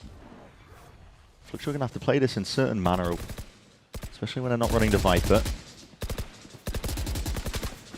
Wall up though. Cause for concern, they're spamming for now. This team has some really bad luck on the anti-ecos. Yeah. When I've been watching them in Brazil, it's rounds like this that are devastating for them because they just get lured into the traps. One waiting on the other side of things here, but hopefully there it is. With heavy weaponry and outlaw in the hands, a couple of rifles too. Well dealt with. Yeah, it's going to pave the way, isn't it, to a bit of success. So they did go forwards into the stacked site, but this time able to bait those swings out of Cloud9 off the back of the flash from Fireball Ops. And Fluxo clean up.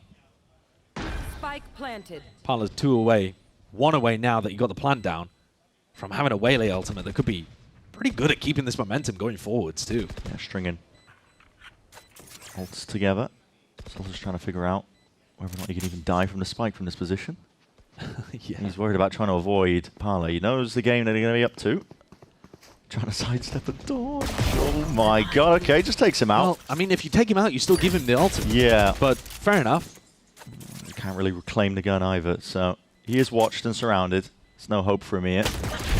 He does need to die. In theory, actually, it would have been a nice idea for Mazin to even keep him alive in that situation, but he was making his way towards the spike explosion.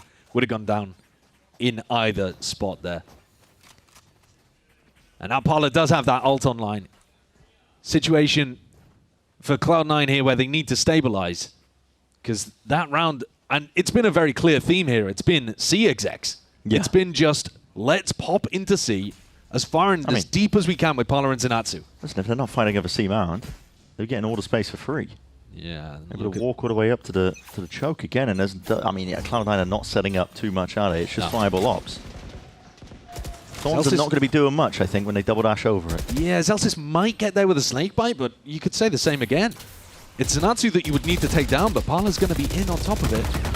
And look at the angle for an ultimate right now. You could catch Zelsis and Fireball Ops. Yeah, the potential is there. Nice to see Zenatsu there trying to bait out a Ice Wall. That was something that they were honestly terrible at in their most recent game, and they catch Oxy. Yeah, I mean, confident onto the B-long line. But then as that door opens up, he's going to be falling prey to it. Oxy.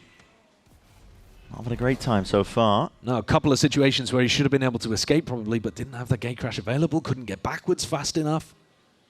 All right, this is one of those spots though. They know that the wall was not on C, so it must be either front B or over towards A. But they have not spent the time to bait it out at B right now. They're probably just going to send their duelist in alone. Yeah. Parla's got to refract too as well, in case there was a little bit more behind this. Yeah, that's a nice way of dealing with it. Victor trying to step up to most of this one. That's not ideal. So that's just going to be falling almost immediately, and so is 2Es. 25 seconds left. Convergent pass off to the side, but that TP will not save you. Stiz is a straight there. With a dagger to the back, takes out Vic. Plant still needs to go down, by the way. There's 15 seconds left, and it's a man rotate, but nobody accounts for the corner. Devastating attempt at a retake for C9. That spot gets so much value, but usually for the defenders, not usually for an attacker that's inserted themselves. Brutal. Having all 3 of your retaking players have to go through the door over towards B and come through B main is already pretty ridiculous. This is a nightmare beginning for Cloud9. If we're going to talk about the maps a little bit, though, I think both teams... Good lord. Good lord. Okay. If you're looking at the maps, I think both teams will be fairly happy about this. From C9's perspective, oh my god, the next two maps are the ones that they can focus on. Breeze and Splitter where they beat 100 Thieves. Breeze and Splitter where they beat Crew. C9 will be happy that they can win this match 1-2 anyway, even if they trip up on Lotus. Trade up and over again. You're right. Apple-wise, it does get interesting. Oxy, what's the plan here? Well, does claim himself a kill. He's looking to see if he can get a little bit more now. Bit of supporting util potentially from the team. How is he still alive in this spot? He is not being pressed out of the position. Fireball Ops there with a share, but eventually all cleaned up in the end. Fluxo can keep this one moving forwards. 4-1 currently. Steamrolling. All smiles. I'd be thinking about taking a attack timeout here for C9 at some point. It's got to be the case. Via's the new head coach. They made that swap around, dropped Immy down to assistant coach, brought Via up. I think it's rejuvenated them, honestly. C9 have had some better understanding of what they want to be doing on maps. Had some nice understanding of what opponents are going to want to be doing. But right now, they need an adjustment. Maybe just believing that the team will have what it takes with Oxy picking up the op to challenge on C. But Fluxo have gone in the other direction immediately. Yeah, full-on aggression over towards that A-rubble angle. Big reveal, Jack. I respect that. So went over the smoke still. JZA is just contesting up to that front B space. Zelsa's taken out. A lot of damage goes either way. Fireball Ops looking for the right time to strike on this one, and there it is. Unaccounted for onto the angle. It's a good return, though, at a fire. So that's just straight on top of it. Still sidestepping. It's Vic. Trying to avoid the eye. We see the overdrive that popped off. Zanatsudo is 11 HP, and he's cautious of this one. There's thorns all around you. Gotta be careful. B main control. Shot goes wide. Oxy looking and hoping to clear this one up, but it's a player disadvantage situation again for Cloud9, and retaking with the op is never ideal. Look at the crossfire that C9 have to get through here, though. Between Tuis and Zanatsu. Are they just backing off? Yeah, Are they just leaving this they're completely? just leaving it to save, aren't they? I mean, if Oxy had hit the shot there onto JZA, then they would have had a really good opportunity to get back in. But this is another disaster round here for C9. Yeah, at least they'll keep some of the weaponry to be able to work with, but I'm saying hit the big red button here for sure. And I might have been thinking about doing it a round or two earlier. It's not looking inspiring. Fluxo keeping it fairly simple, to be honest. One gun removed, but Vic's going to be able to keep his, and Oxy kept the expensive one. Fluxo have demonstrated they can hit C. And now that conditioning means that C9 have got to go and change something up. This time it was put the operator over on that area of the map. I mean, that is a bad miss. For a guy that has been dominating in his last couple of games. No timeout? Still no timeout. Time to jump.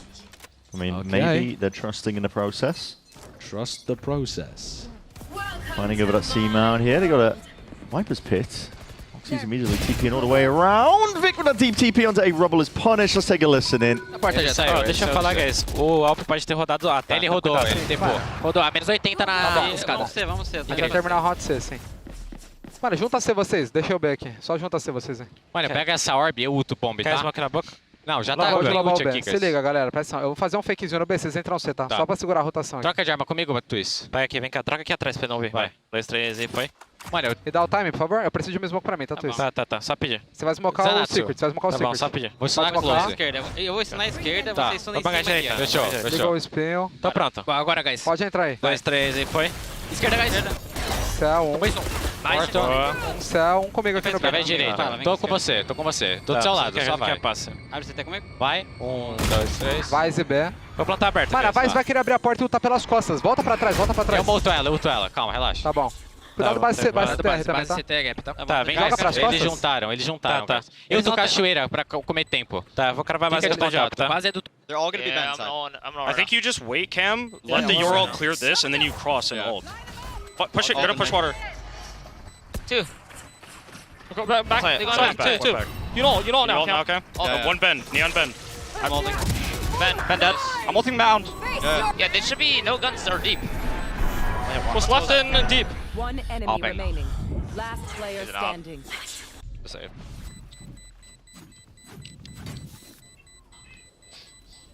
There we go. Fluxo again putting another one on the board. Zelsis got absolutely destroyed trying to anchor over there. It's magnetic. The stun and the saturate together have just been finding the right target. One of those pieces of utility has been finding the right target and opening the door completely. Look at this. Jumps over the top. Had Zelsis not been stunned here, I think he probably gets both. Because he's in a really good spot. One of those players is vulnerable. But when you're stunned up like that, you just don't have the bullets fast enough to be able to deal with anything there. No. Gotta start finding over that C-mount or something, yeah. Finally, Via's going to hit the timeout after his team is down 6-1. It might be a little too late even, to be honest with you. Inclined to agree, but you never know. Might be able to turn things around. I mean, one thing I'm noticing is Fluxo looking like prime DRX in 2024 champs. They are hard execing into these sites. They're getting away with murder onto the C site. And I guess the answer before was putting an op in Oxy's hands, but then they weren't leaning C, and then he was left guessing, and then they were constantly playing retake all the time. They're in a troubling spot. Yeah, I think also what you're seeing is that C9 have tried quite a number of different things on C. They've tried holding in passive positions, but they weren't passive enough, and they were still getting jumped on. Yeah. They've tried holding close to the choke point, and they ended up getting messed up as well. And they've also tried opping over towards Mound, and those, unfortunately, were the few times that Fluxo went in a different direction. And so, Via's now given them another alteration to what's going on. The buy is not great. They've got 2 Bulldogs coming into this. They don't have ults to work with because they just failed to see retake with all of those big ults. It's a dire situation. C9 starting off here very rough. Full by kicking off. That is a committal of the ult. He's all the way in their spawn, and that has just sowed chaos. Everybody having to clear out the picture. Fireball ops though. Got a sight set on it. Paranoia. Push them off the line. Everybody from Cloud9 is actually grouping up to see if they can clear this guy out of the way. Double dash forwards though. This has completely cut up the site, and Cloud9 are forced to retreat. So he probably needs some help. Want to try to connect with Tuiz. Tuiz actually comes back to the rest of the pack. Oxy trades out. They're refighting together again. Just traded out. Oxy going down. Plant still not down. Look a little towards it. Cloud9 have got players in position, and with the kills flooding in, potentially a real good chance. Plant finally now committed, but the Halo bullets eventually connecting straight through the wall. No kill claim, but they've softened up these targets. Parla got to step up. We need to see some heroics here. Just hoping for an answer, just barely. The shoulder just missing out. 35 health left still. Util needs to be dealt with as well. Players deep onto these sides, shoulder to shoulder. Fluxo are finding it difficult now. They are all weakened, bloody and bruised at this point. Swift Breeze going to be bringing down most of them here. And Jack is the one doing the cleanup. All swinging together here. Good discipline in the end. Cloud9, they finally get around to stop this momentum. That was a much nicer round from C9. They didn't lose anybody early. There was nobody on site that got massively overwhelmed by some kind of exec utility. Fireball Ops prodded over towards Tuiz in spawn, and then thought, nah, not worth it, and decided to just play the 5v5 retake, applying lots of pressure to the plant.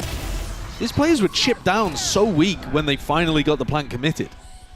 I think that's quite a nice way of applying pressure to them. If they're going to spam C hits like this, C9 may have come up with the answer. That's a groan from Jack, I think, because he was 1-7 before this round, and he's finally had some impact.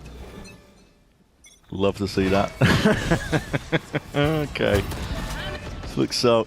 They're going to send it all the way towards A, but our horn reveals quite a lot, and it primes up Oxy straight for the shot! And why not? Second one for the Troubles. He's breaking their angles at this point with the gate crashes, but that's a head clean off the shoulders. JCC will answer in kind. Zelsis is still with a snake bite here, and Jack with the C's. Contacting up. All the way forwards, and they've already gained all that space. The Uto's going a miss! What a white face, Zelsis really squaring up, trying to get involved now, but the ults are now being committed. Steel Garden, it's going to be overlapping. Finds quite a lot of space over towards the B site still. It's Fluxo the ones that are going to be taking risks. Already C9, down a player. C9 grouping up. They don't want to contest Heaven just in case somebody was tucked into a weird little angle.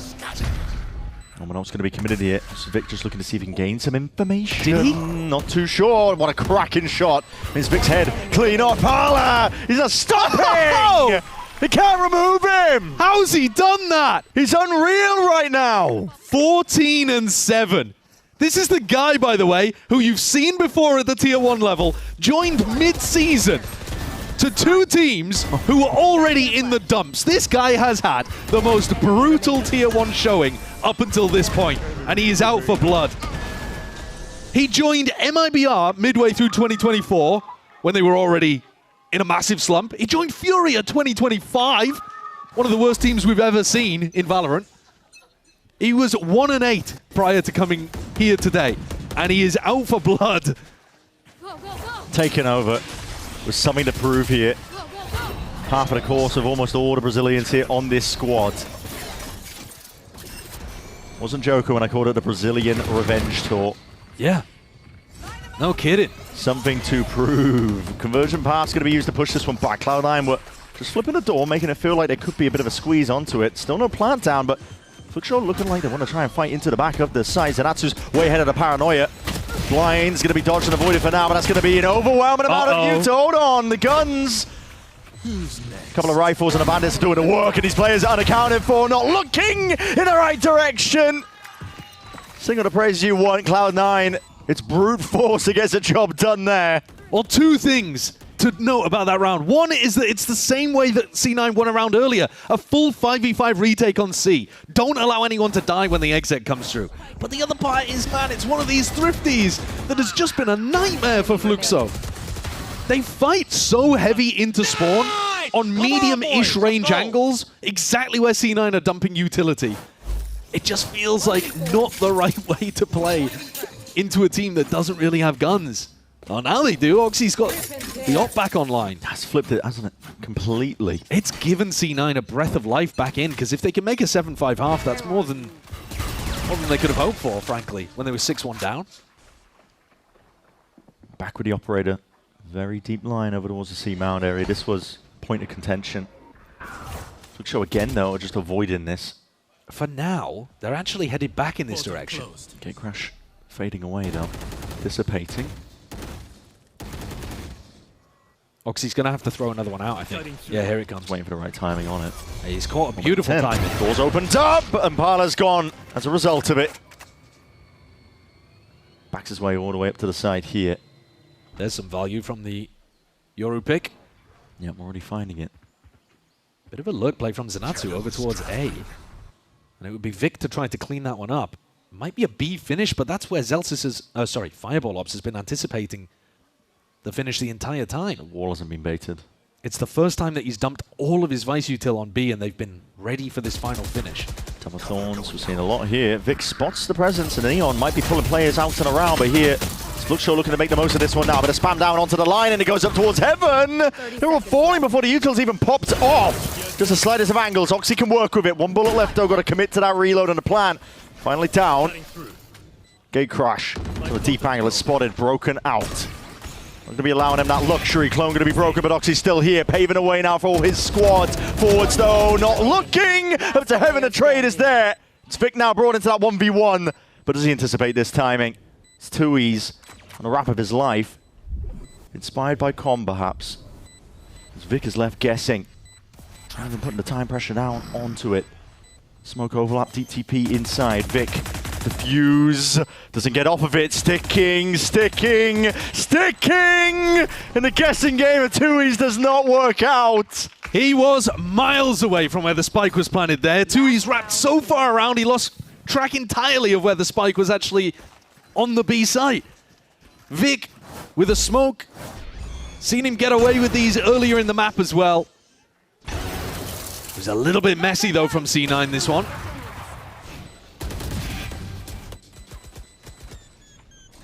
Vic's just full sticking in that situation. Everyone take a deep breath, and let's play with some fucking confidence, okay? Yeah. I think we might have muted... No, I respect the effort, though. I do respect the effort. We've got to pump these clips out fast, man, because already the round is kicking off. Zanatsu down and out for the count, and this is the final round of the half here at Cloud9. cordoned off really over towards A. Looking to absorb most of the aggression. Victor might be in a prime spot to really do some damage. Just respects it. Doesn't want to overstay. Spamming away, but he's still committed, and there's no one else to help him out. Up towards heaven. Clone's going to be broken. Parla feeling to be disengaged in through that drop. It's a lovely fight to be taken here, and the trades are not quite there. How was Parla getting this done with just a Spectre? A lot of damage done. Jack and Fireball Ops left now to pick up the pieces and make what they can with it. Ooh, the one-way misses? Might actually be an opportunity there. Tactic. Nightfall committed. You might as well expend absolutely everything. Lovely shots, though. The reaction times on point for Tui's. Could be just staring at that 8th round here and now. Despite the damage done, this is a prime position. Hold on, that horn though reveals. And what a mistake. Yeah, Jack is crispy with it. Immediately capitalizes, jumps on the chance, but how did they contest and how did they get around this? Crossfire setup, nobody willing to give the game away. Nobody willing to peek. Tui's is the healthiest of the options. Swinging wide and already takes down his mark. Damage done, 5 HP. Viable Ops now left guessing, but he has to get half. It's the only win con left available, and JZZ has played perfectly. Really good closeout of what ended up being a bit of a difficult round there. And Fluxo closed the door on C9. Has a small stumble towards the end, but otherwise a dominant half. The ideas that they came in with really worked well. The double duelist, Parla in particular, 16 and 10, outshining Oxy. Doing it with a Spectre in that final round? How on earth did he get those two? It's absurd. I mean, already, series is living up. This map not going to basically any of our expectations. We'll see, though, how it ends up on the other side of this.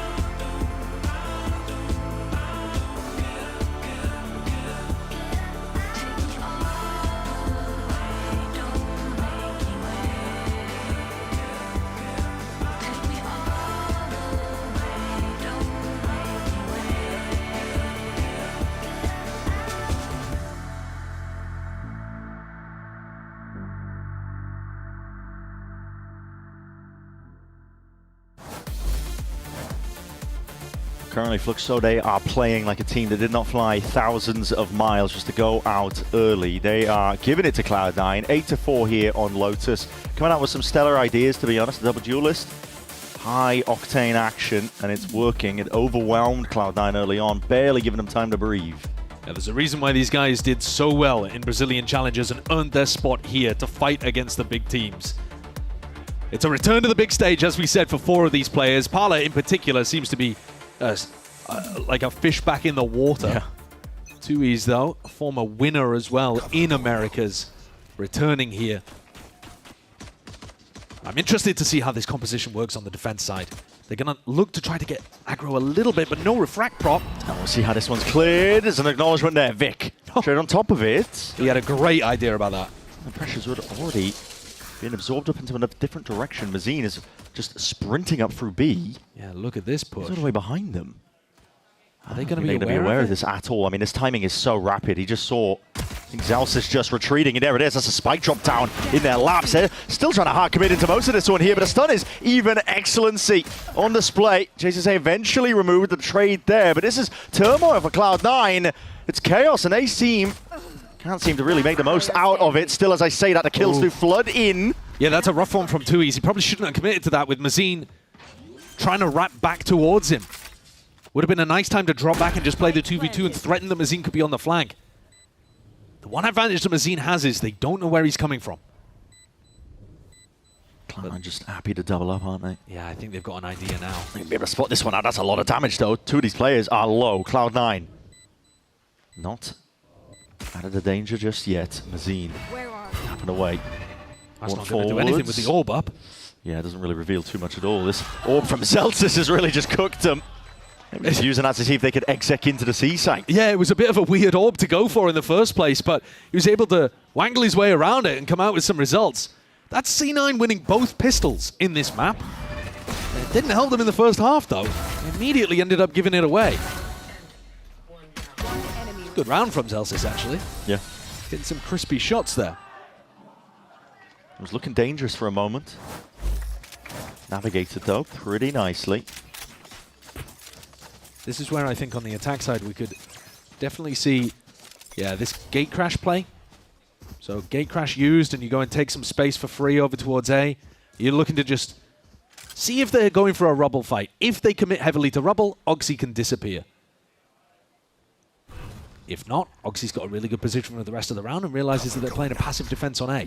And generally from the games that I've seen of Fluxo, they do play very passively on the A side. They're actually, as much as they're explosive on attack, they're one of the more passive teams on defense I've watched coming up from Tier 2. They don't take as many risks. When you see them here in their own spawn on a gamble. Yeah, that's the eco stat. They don't want to give away too much.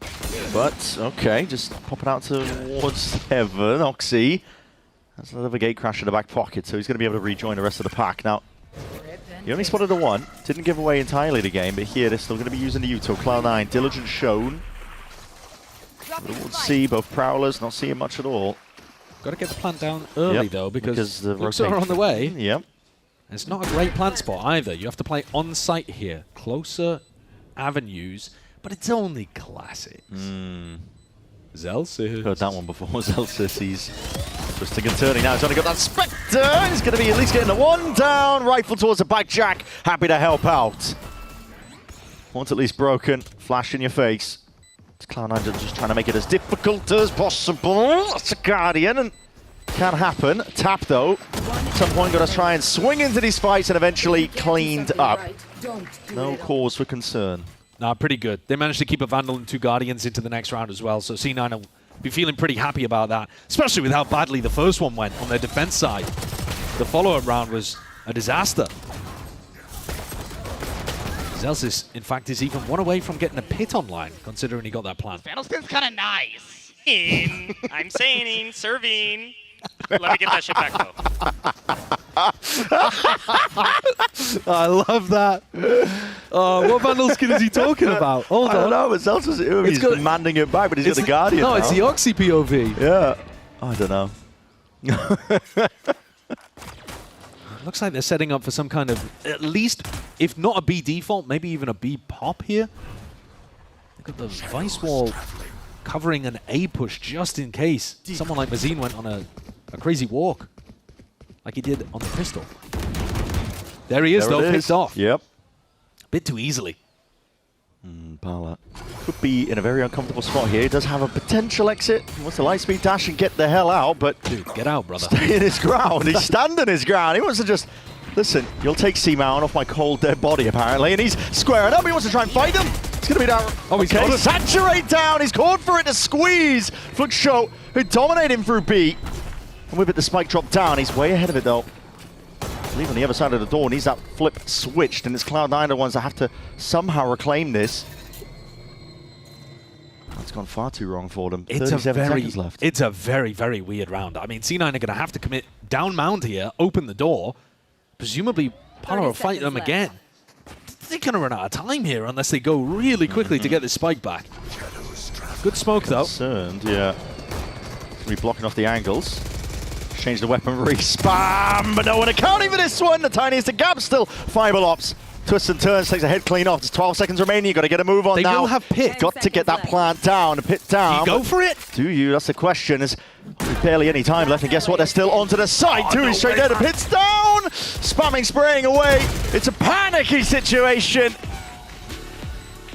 But all played for at the end. 2Es. Finds his mark. 3 kills in a round for him. God, what a mess of a round there. C9, I think, could have committed with their Mound players way earlier to try to punish Parla. And instead, the Mound players backed up, and Parla just took the fight to the B players. The saturate has to be respected in spots like that. If you're grouped up in a corner, you are gonna get hit with it. It's not bad for the economy of C9, but they had a chance to actually win that round. Invested a big Viper's Pit towards the end as well. Came out with nothing.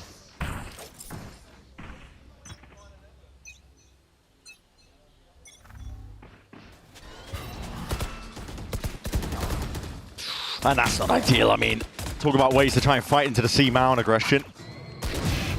Just walking underneath the one-way.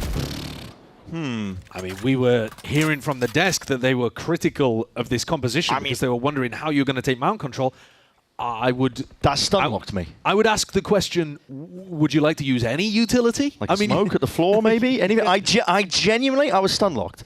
I couldn't believe they were just dry swinging into a one-way. Yeah. I'm not sure what the thought process was there from C9. I mean, they must have thought that because Parla fought so heavy over mount control in the previous round, he wouldn't do it again. And it was just going to be fake. Well.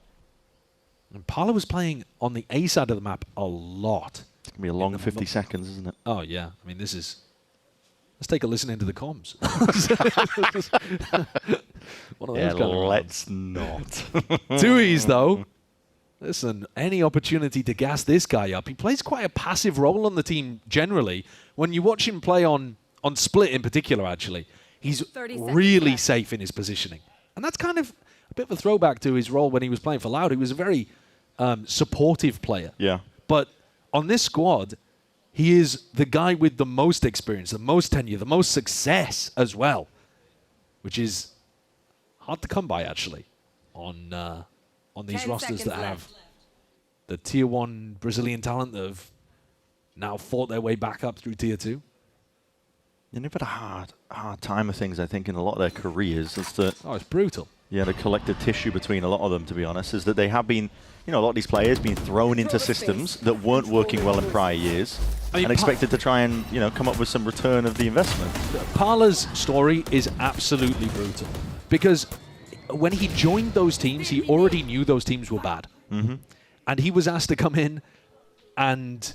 do the impossible. Do the impossible or look much worse than he actually is by playing on a bad team. And it's really tough. So it's great to see him here have his moment. I think his Neon's even better that he's going to be playing on Split, if we get there.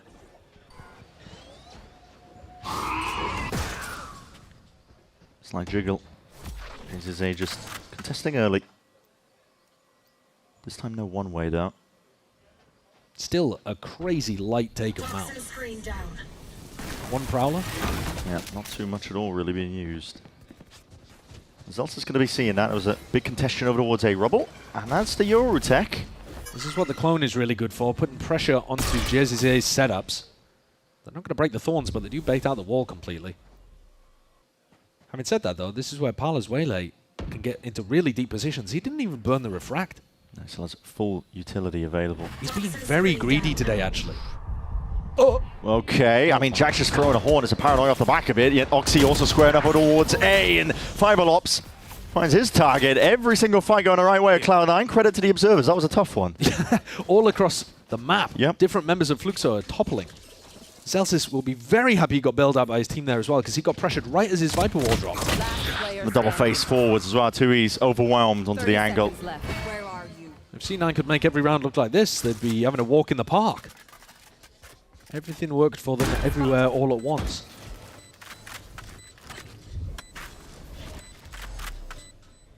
I think they've got a very clear idea of what they want to do, which is going to find this Vice utility, bait it out, and then explore the rest of the map. The challenge with that is actually getting mount control in the first place, apparently. Yeah. Because that's where C9 have stumbled in a couple of these spots. Anywhere that Parla is fighting, there's going to be pressure, there's going to be resistance.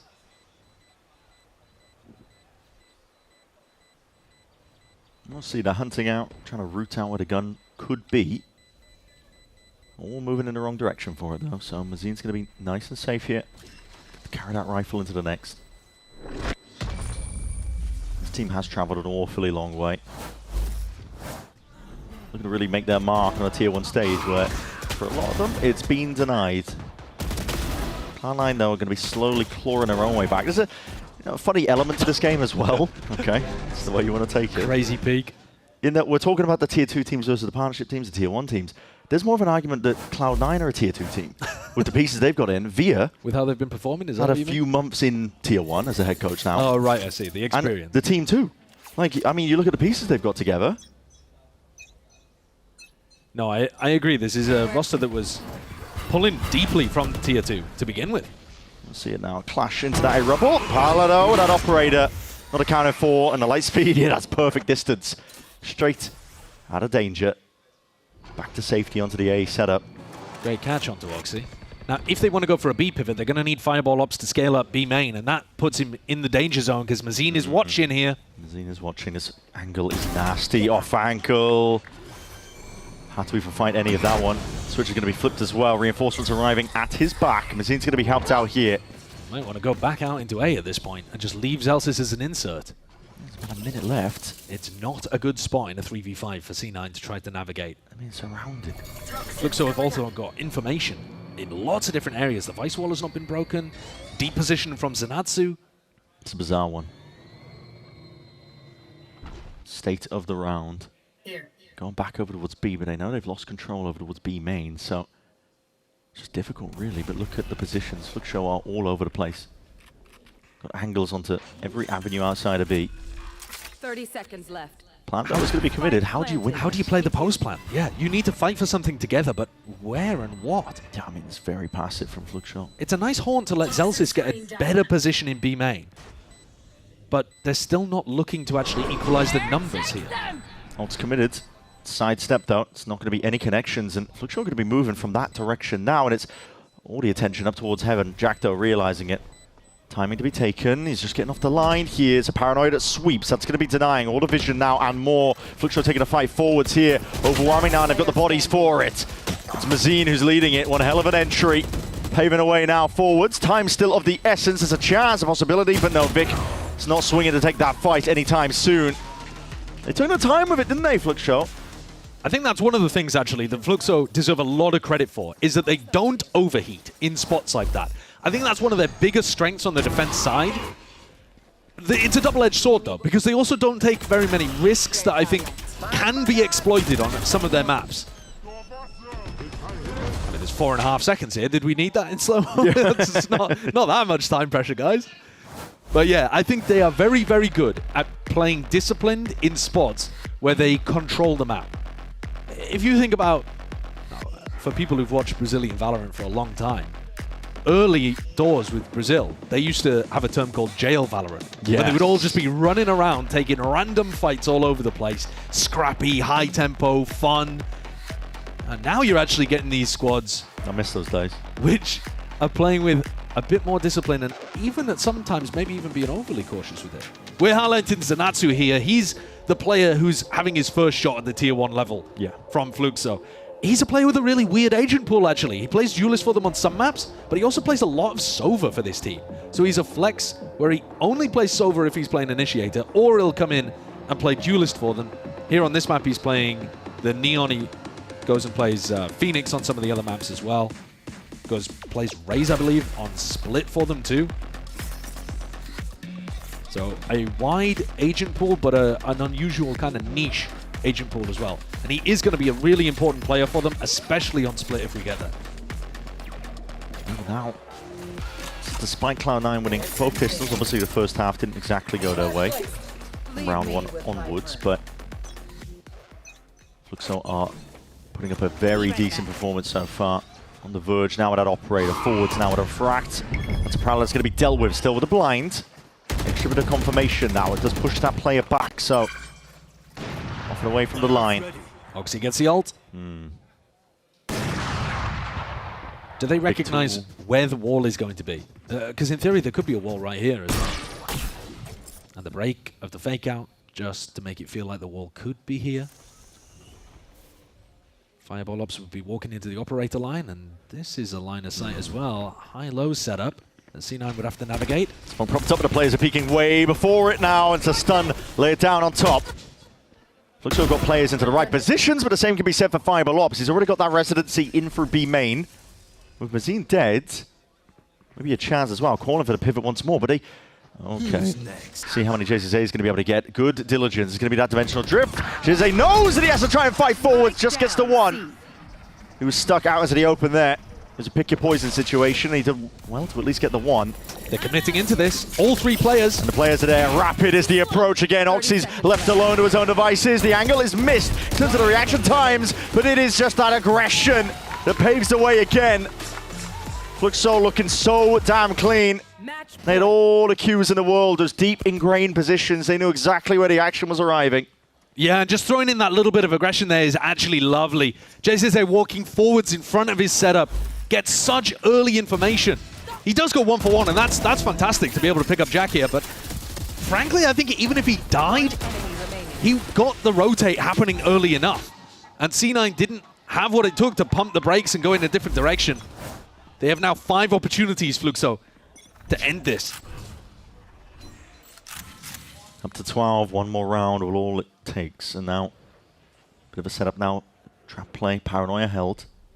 Zatsu just jiggling. A lot of util though at his feet. Paranoia, stun, all going to be committed. Last lane as well, just to peel this one all the way back. It's pulled players all the way forward. Steel Guard are now forced to be respected. The guns are going to be whipped away. A bit of a misstep there. Oxy, gate crash deep in. He needs some teammates though and a bit of help as well to arrive. Still Guard on their own. It's sidestepped. It's Oxy the one with a spite his players. What the hell is going on? Flipping a switch now. Forces the fight again and he's ult's expended. It's anyone's game, but Zanatsu has something to say about it. He's just tearing through the opposition. And it ends towards it. Lotus on a whimper here, but Fluxo all shouts. They're leading early against Cloud9. It's their most played map for a reason. They were happy to get it in the pool. They picked it up and they delivered on it. 13-7. C9 with an unconventional composition. Oxy pilots the Yoru, but doesn't find the value that he wanted from it. C9 are going to have to pull things back if they want the victory. On the maps where they beat 100 Thieves and Crew, it's Breeze and Split up next. Yeah, it's going to be the intriguing one with the map pool as well. Breeze, we will take a look at it. 300 ACS from that guy, by the way. Yep. Carlo just taking over, and it's going to be intriguing. I mean, Breeze, possibly one of the better maps as well for Fluxo if you've been paying attention to the VODs prior. Cloud9 are really getting put into a difficult position. It's up to them to see if they can bail themselves out.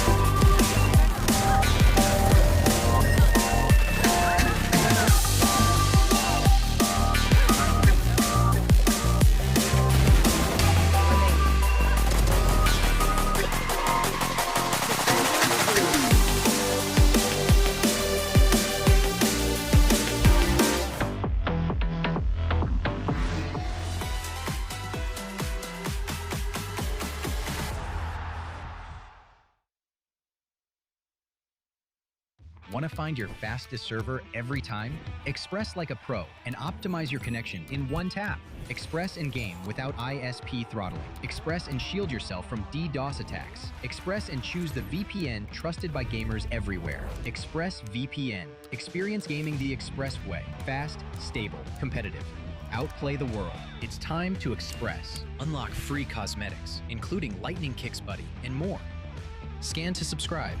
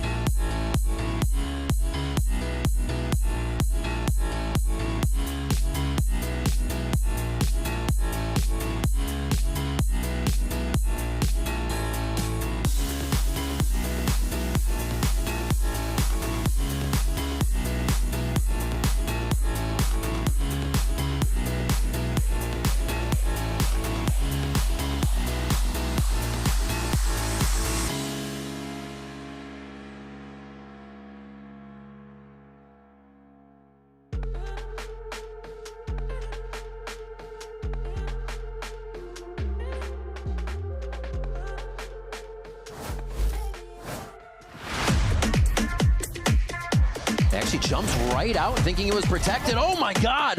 Oxy doing Oxy things. Que tem que dar vantagem numérica, né? É um 5 contra 4. Ei, o Zanotti, ele quebra mais 2. Okay, here with Coach STK. First things first, welcome back. Good to see you, buddy. Secondly, what a win. Holy crap, that had to feel really good. Talk to me about the confidence that the team is feeling right now, but also who on the team are you really looking toward to kind of lead the squad and bring you guys that victory to close this out 2-0? First of all, thank you. And I think that this map, we played really well. I think that it's a map that are really good, and they are not good on that. And for the leadership, Mazin is this guy, and Pala today was the first map was like on fire. He was like calling a lot of plays that we doing on server. So both of them are really good at leading the team. Yeah. What makes this team work right now, and hopefully be able to get you guys to that next round of the competition? I think that the dream that we have all together, we are like really close to each other. We fight for each other. We always like. Even in our run in VCB, was a really nice fight. So we are like a really nice group. Yeah, you guys created that camaraderie. I definitely got the vibe talking to you guys for sure. All right, of course. Thank you so much, STK. Well, that camaraderie got them through a tough matchup because Fluke Show take the first map 13-7. And honestly, my predictions are in shambles. Alexis? Dude. Can you give me 1 second? Really? Oh, okay. Yeah. Just give me 1 second. Let her lock in. I see. You good? You good? Dude, that match was crazy. That was crazy. That's really good insight. Yeah. Fluke Show actually took that map pick on Lotus. Yeah. But before we dive into how they won it, can we just talk about the C9 comp? Because I feel like that was one of the biggest imposter reasons for why C9 did not manage to get a good win on that map. Listen, they were doing great going back to basics. This is not basic. Yeah. This is anything but basic. This is very niche, and I think you saw the ideas kind of trying to come to light, but it wasn't fully fleshed out. And honestly, I felt like they just made their lives a lot harder. Yes, Lotus was a map that they weren't finding the most success on, but I think that was before they made all the big changes to their coaching staff, to their overall game plan going into this, and it just looked really rough. I feel like it's really difficult on C9. I feel like they were playing a 2-1-2 setup on defense, hoping that they would just walk into Oxy's op. That felt like their win con, like, oh, let's hope they run into me. And I feel like it was really stale. I wasn't sure what the plan was really. I feel like at that point, if they wanted that op pressure, they should have just played Chamber, to be honest. But I have a feeling that the reasoning is Fireball Ops isn't comfy on the Chamber, and so it has to be Oxy. Yeah. But it would be nice if he could stay on the Neon, still have that fast rotate potential, while also being able to op abuse. Yeah, and one thing when you're looking at them playing that defense in those 2-1-2 setups you were talking about, they were never really going for space. Even when they had the op, they were playing more of a passive line. And like you said, kind of praying that, you know, Fluke Show ends up walking into them, and oftentimes they didn't. And then they'd be banking on their retakes that they never really got. Now you have to retake it with an op. Exactly. And it just did not look great. They had no pressure. And the same thing carried over onto attack. A lot of the times they were unable to kind of get those first fights going and kind of overwhelm Fluke Show, like what we're used to seeing Oxy do, especially when he's on that Neon. I mean, we saw Fluke Show win 7 out of 11 post plants, and I think it just looked really good for them. And one of the main reasons why they were winning was because Paula was going absolutely insane. I mean, on that Waylay, he got so many multi-frags and so much space so easily. One, because of the C9 comp, but two, because of the confidence. Yeah, and that's something that we honestly probably should have talked about top of the show is Paula, because he's been this insane movement entry duelist for them this entire time in Tier 2, and he's done an excellent job at that. Every single time, no matter if he's on the Waylay, if he's on the Neon, even if he's on the Jet, they do a lot of that game planning around him and setting him up to get those first picks so that it just opens up the round for them. Oh, wow. 6, 7, 5. That's so old. Yeah. Come on, guys. I really like it, I feel like Waylay has kind of slipped out of the meta a little bit, but I feel like Paula is making it look really, really strong. Yeah. I want to see people abuse this more, but it might just be that Paula is really, really talented on any agent, to be honest. But I really liked it. He had a lot of different looks. He was abusing those slows a lot. So I don't know, I really liked his playstyle overall. Yeah, I think the way that he was getting so many multi-frags just really speaks a lot to how good he is in this server. But let's actually hear what Coach Veer has to say ahead of map 2. All right, with Coach Veer now, and Veer, simple question, okay? Looked at the compositions, saw something I hadn't really seen before. Saw the Yoru. So the only question I gotta ask is why you do this? What's the game plan? But also, should we be expecting more of these, like, you know, different looks from C9? Yeah, we kind of displayed our own strength. We don't really do a lot of copycat comps. The Yori was brought out to solve a problem that we were having over the season in terms of Vice on the map. So Yori is a direct counter to Vice, at least in my opinion. So we brought it out to help, you know, make the game plan a little bit more simple, not have to, you know, perfectly execute against the Vice. And we were just kind of struggling with it. So in scrims, it's been going very well against it, and it was working out for us.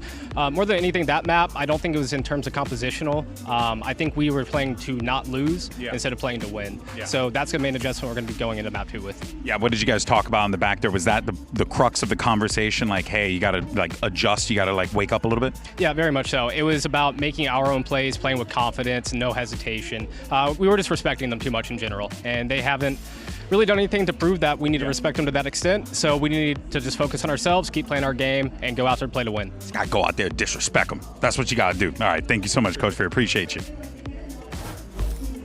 Yep, at the beginning of the show, we were talking about how maybe C9 would be kind of underdeveloped against this team, thinking that Fluxo wouldn't have that much to bring to the table, but they were proving wrong. And now we're going into Breeze, which I think is a little bit scary. It is C9's pick, but Fluxo, they've had so much success on this map in the past. They're really good on their defaults and taking a lot of space.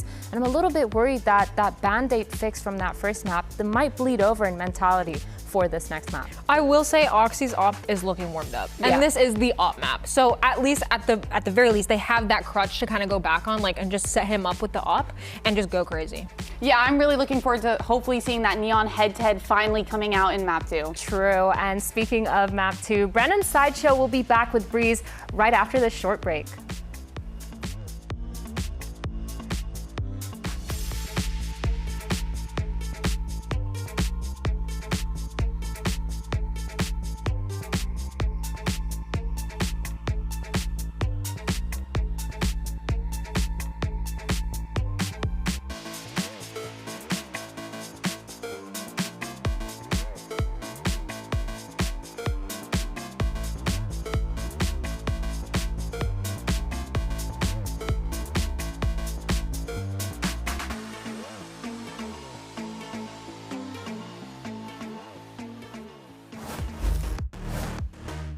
All right, well, welcome back here. We're staring at Cloud9 currently, a map down against Fluxo, and they are currently trying to buck the trend that we've been seeing in Americas, where it hasn't really been the tier 2 teams that have been taking over as much. But currently, Fluxo was something to say about it. Now we're heading into Breeze, which, you know, could argue is actually a pretty good map for them. It was Cloud9's pick here. Yeah, we heard from the coaching staff from SDK that they picked Lotus, Fluxo, because they knew it was also a bad map for C9. So they weren't necessarily picking Lotus because it's absolutely like Fluxo are dominant on it, but it's a good map for them and a bad map for C9. Great map pick. Breeze for C9, they feel confident on it. They just beat 100 Thieves on it.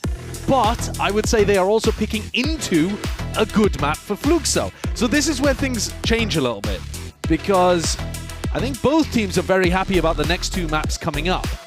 And for C9, that means that they need to overperform, over-deliver. And I think that's going to be another challenge for them. I don't think it's impossible for them to do. We have seen the tier 1 teams. I'm reminded of Crew playing against Bestia, where they got dominated on map 1, but then they managed to turn it around and actually had 2 very one-sided maps. So the map pool can absolutely change the dynamics of these matches. But so far, I think Via's onto something. The coaching staff of C9 saying that they're giving Fluxo a lot of respect. Yeah. And they haven't necessarily earned it just yet. I think, though, with the way that Pala was playing and the fact that he's now on Neon, I thought this was his best role when I was watching their VODs. His Neon is nasty. See how this one gets started then. Fluxo, big walk up into elbow, and that's a big reveal! Oh my! The spacing not quite ideal for that. It's a round over in the blink of an eye. What has happened there? It's Victor and order damage. Absolute disaster. 3 down because of him. That is a disaster, isn't it? And Zanatsu, who was playing Duelist in the previous map, as I said earlier, plays a bunch of Sova for them, and this is one of those. And he's got no chance of cleaning this one up. A 1v4 The net is closing. Yeah, the blood in the water. They know it. And look at that. I mean, talk about a drastic turnaround from the respect that was being shown on Lotus. Cloud9. Yeah. I mean, I think you're right on the money. Via also correct in terms of just Cloud9. They were very passive, weren't they? Giving up a lot of control. Oh man, Vic absolutely dominated with those shots there. Not the case anymore, is it? When Via was saying that in the coach interview, I was reminded of the, I think it was like 3v5 post plan they had or something on B. Yeah. Where they just didn't do anything. Yeah. And I think it's spots like that where they need to be coming up with a play in order to get themselves back into rounds or close out rounds. The most recent VOD that you can watch of Fluxo when they played in the grand finals of Brazilian Challengers, they struggled with the defensive aggression of 2G, the team that they were playing against. If C9 are looking to do stuff like that elbow push that we just saw on the pistol, I think Fluxo might have a bit of difficulty holding on. Elsis, you're going to be swiftly overwhelmed there. Yep, didn't even realize that they've crossed up onto the line and dodging away. See the marshals in play, Oxys. No Scope's going to be doing a job, and even that preempting. Just a dart highlighting. Shots whittling away the opposition here. Meanwhile, Zanatsu is hard baiting his team, just hiding behind the box, hoping that Fireball walks into him. Okay, and he got a one. has. But Tui's is the one with the spike. Yeah, alone. Here's the reload, though. And, yeah, catches Oxy unaware. Still, it's returned, at least. Jack gets the trade-off, and they spotted exactly what Zanatsu's up to. 2v1. He has picked up a Guardian, but Jack, sharp shooting. And that's one of those spots where Jack takes the fight into Zanatsu instead of backing off and waiting to connect and play the 2v1. Looking to disrespect them a little bit, looking to take the fight towards them, catch them on an unexpected timing. It's still a pretty damaging eco round, though, actually. Only 2 players staying alive, only 2 Guardians saved.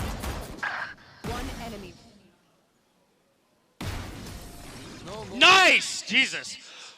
Woo! Woo! If you're stressed coming out of that one when they only had classics, I don't know how you're going to feel at the end of this match. All right, defensive aggression. You were talking about it as being a key win con. That is one hell of a snakebite lineup, and it just really cuts Tui's out of picture. Yeah. No attempt of a follow-up. No, I think Fluxo are going to struggle with this style if it's what C9 are going for. They've reacted well, though. The walk into top mid is crazy. Yep. And they've slipped the net. They've got straight past them. How did they manage this? Go, go, go. They rumble of the footsteps, though. They're squatting. Yeah. They've set up residence. Mm-hmm. Bonus round idea for Cloud9. It did generate the pick, but it's so weird now that pack mentality. They've given up the entirety of A because of it. It's all just on timings now, though. The Fluxo players could easily get timing by the pack of C9 roaming around. I mean, they're going to be calling the A is completely open, surely, at this point. Mazine could be the playmaker. Yep. And there he is. Mazine's going to be closing from behind, just looking for signs of life, and he's seen it there, twisting, turning, and no adjustment of the movement enough to save you now. Fireball Ops, though, still there, clean with a kill. They're still committing into The whole of A is open, You've got guys. all of A. This is what I'm saying about this team's anti-eco protocols. They're driving me nuts. Parla has the whole of A. Please go back to it. 29 seconds left. You got to get a move on. Oh my god. Giving Cloud9 opportunities to get back into this bonus that should not have been theirs. JZA is so lucky to be alive right now with 35 HP. There's still a great chance for C9 to win this round. Parla must be begging, get a move on, guys. Got the guns for it. It's just about how clean they can make it now. Parla holding towards the back of the site. Removing him out of angles, and he might have to adjust towards here. Forwards again. It's the approach, just waiting for those signs of life, and just spots it out. And there it is, fire into the corner. It's Vic going down, fast lane. Faking like he's repositioning, and there it is, eventually spray control, under control. Zelsis at least claiming that one, 2v2 now.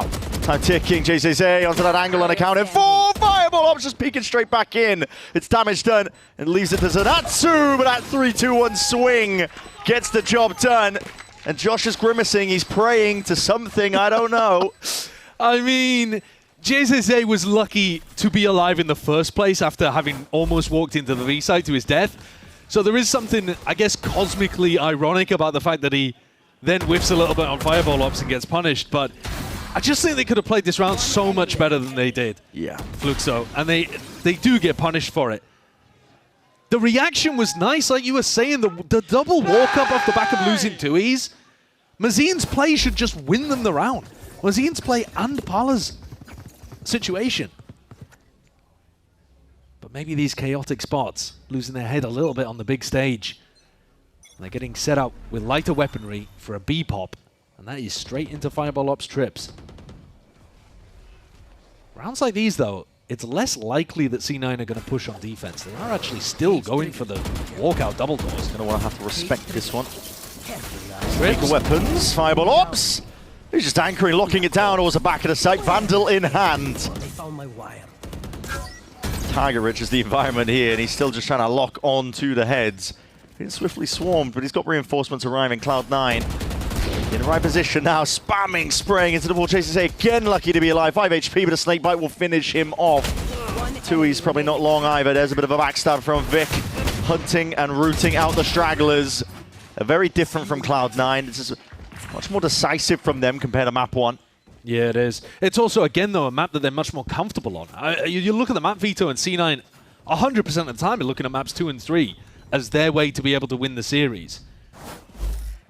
I'm sure they would have liked to be able to pick up Lotus. But it was Breeze and Split that they were looking at mostly. Guns back for Fluxo. But because of all of that early success, C9 have a Harbor ult to work with on Vic, which means that they can play more aggressive. Vic can play on-site anchor positions and use his ult to stop a hit from coming through, whereas normally you'd want to be playing for retake.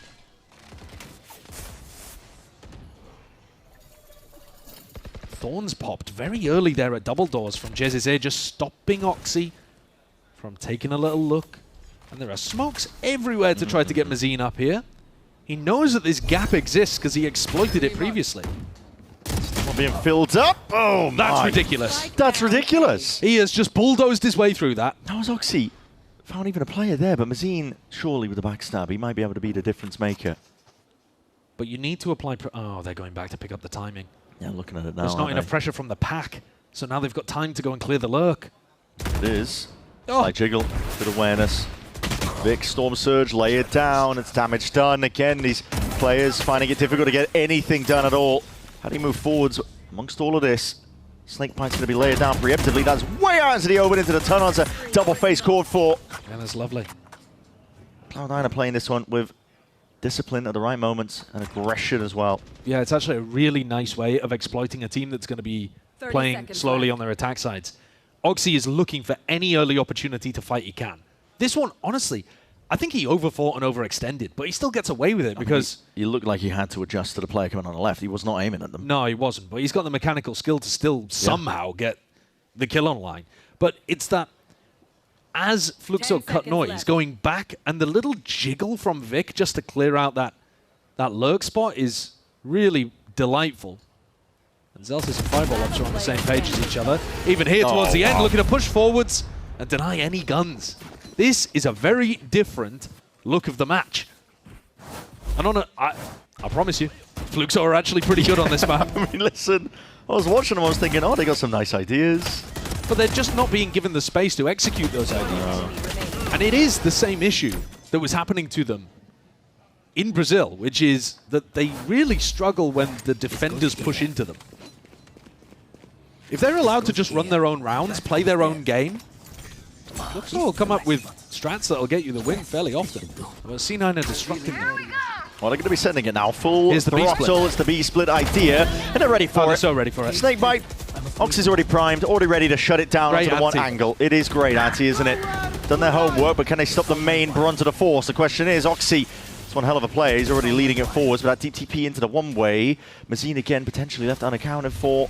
Trying to find his right timing as the smokes are going to be dissipating. That's a reckoning that rolls forwards, and Oxy's just blind firing. He's catching all sorts of players, completely unaware, but it does go both ways here. Adjustment just not there in time, and now Tui's left in that 1v2. Trying to retreat, but they are swinging, hunting and pouncing on a chance to bring down the opposition. And I can hear the cheers from here when they secure the round. Up 6-0. I think Gimme is going to be really, really happy about any potential anti he's done on this one. This strat, where Parla goes solo up through elbow, they do it all the time. Jesus. And they were so ready for it. The snakebite at his feet, 2 players holding it. They recognized what that strat was and shut it down instantly, within the first 3 or 4 seconds of the round. Yeah.